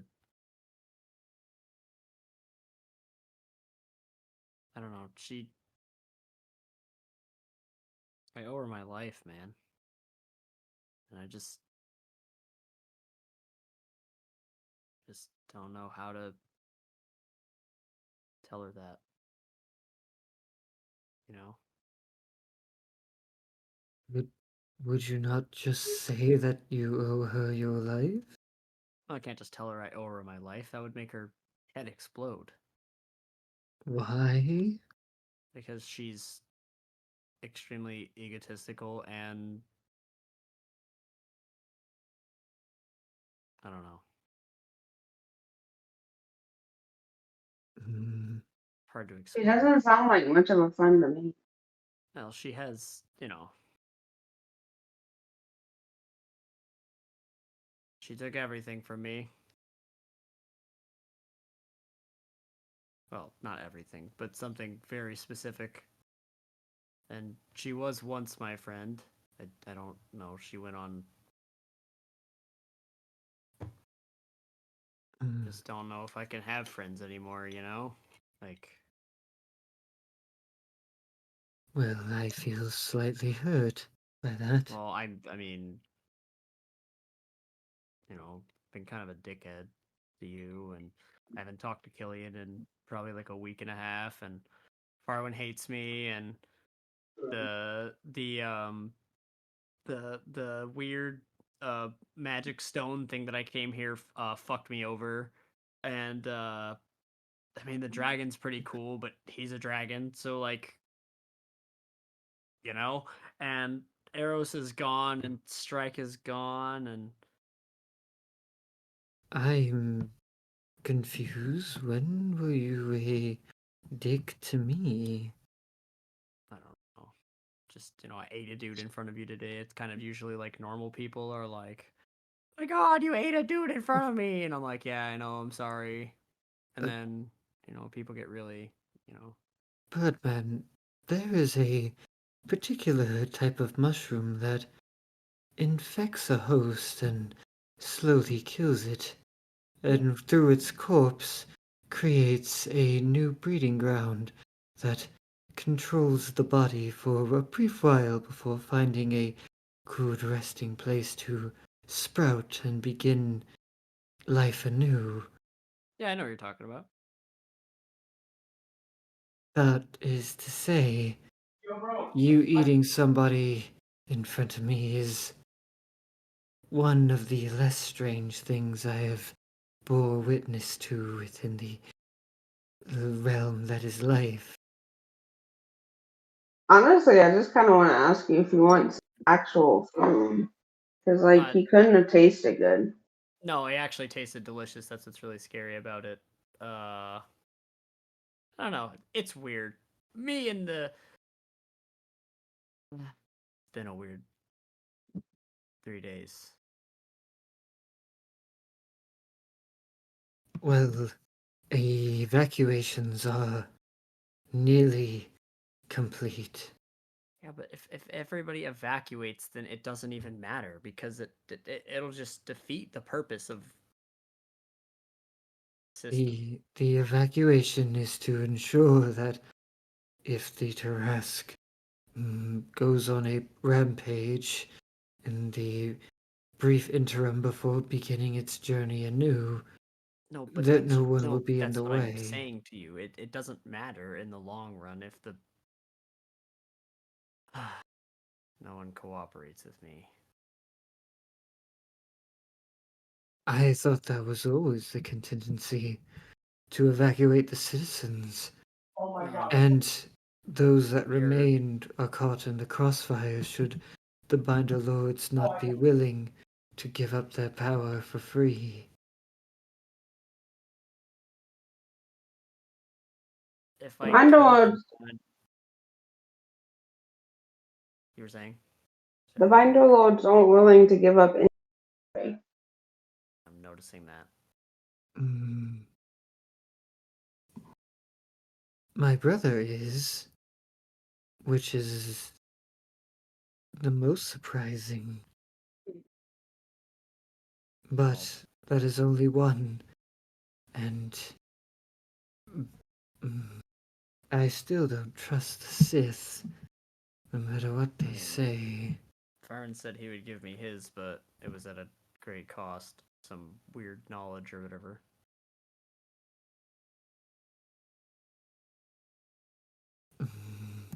And perhaps the first house is still cooperative. I also do think we do have some Binderlord allies, but yes, there are obstacles still. And should we need to deal with them, we will deal with them.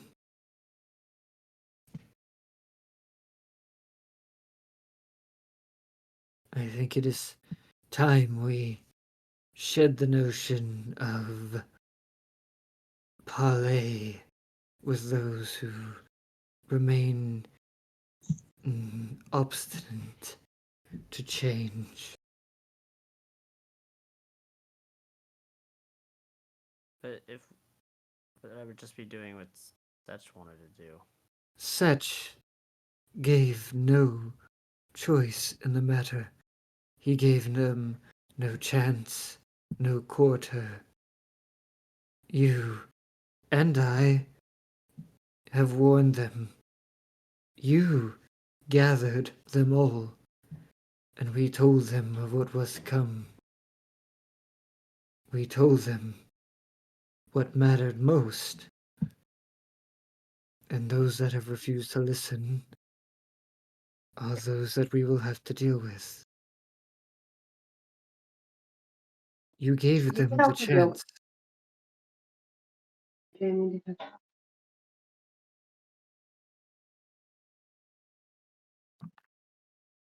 Um,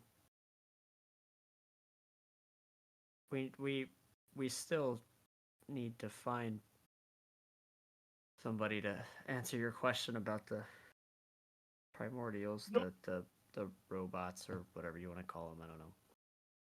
Well, that's Unless he looks at Callie.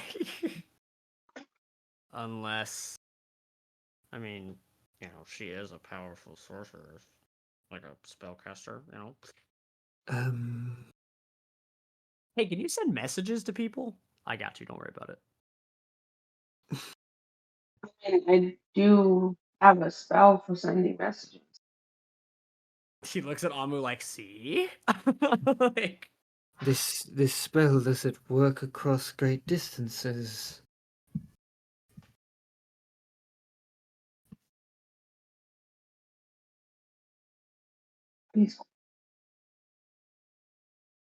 It works within 120 feet. oh. Amma looks back at Birdman. Fuck. Sorry. We were trying to contact somebody about some stuff, and they're kind of not here in the city. So, Well, and she hasn't, called me in a couple of days. So there's still the option of Corinne's contact, potentially, if we can locate them. This cleric that she is aware of. You. Oh, yeah, I forgot to do that. is she here? Karen is not with us, right? She should be. Mm, Maybe. Oh, roll a survival check. I was gonna say because we didn't go back down, did we? Nope. Yeah. Well, we could probably go back down and find her, but survival. I feel like we should be fine. Yeah. I was gonna say I think I should have advantage. It doesn't matter. It's a 20. Okay. Yeah, you do not see Karen around you. But you do find some bloody footprints that you're able to follow that you are pretty sure are hers. And it leads you to an upper floor. Like kind It's of so above dark. where you're at. And you find Oh, Karen fuck. knelt over her body of her sister. Oh. So dark. And I did something that I forgot. There you go. Nevertheless. And she's not crying. She's not upset, but she's upset. She's not crying. And then she turns back as she hears your guys' footsteps come in the room. And she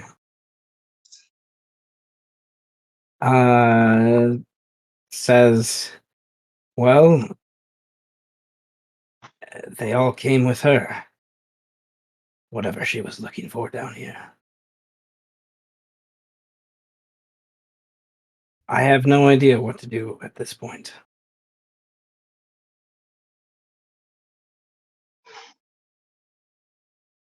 So, you can see next to her sister's body 3 dead Rokill.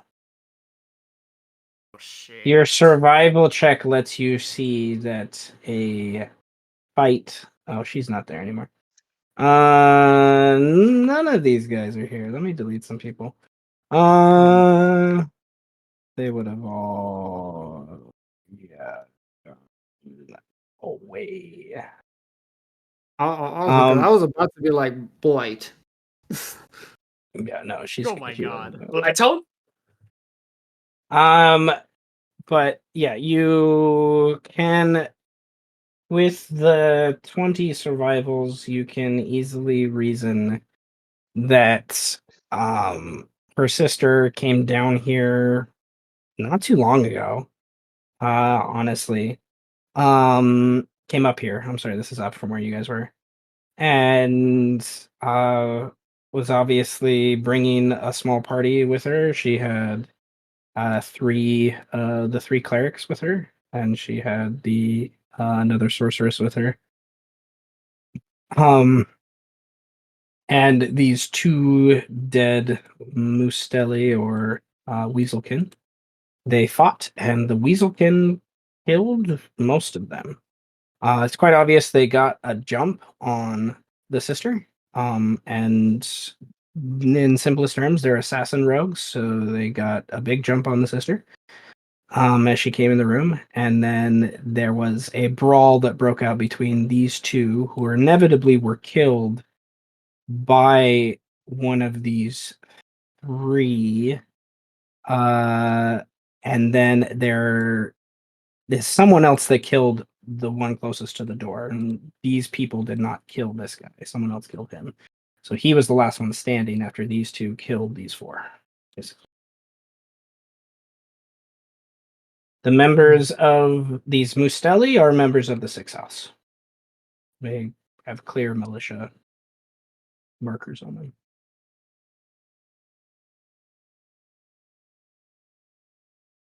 Well, you could always join us. For real, this time. Not for your selfish crusade.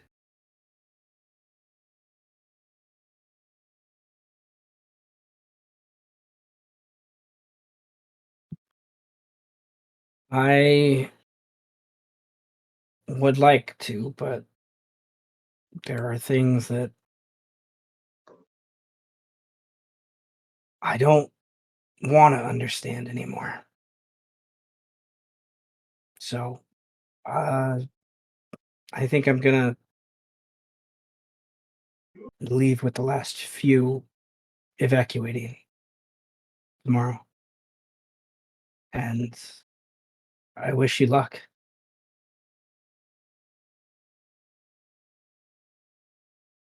So after tomorrow, everybody is all evacuated from the city that wants to be or needs to be evacuated, huh? As much as can be, we could arrange a last minute ditch effort, but I don't know what's worth it. By this point, if anyone's still hanging around, they're just stupid. Those that remain after tomorrow will be caught within a hellstorm.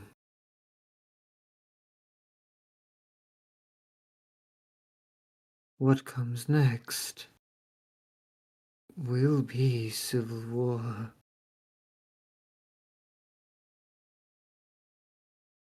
I do not judge you for wishing to leave. It seems that is the first smart idea you've had in this brief time I've known you.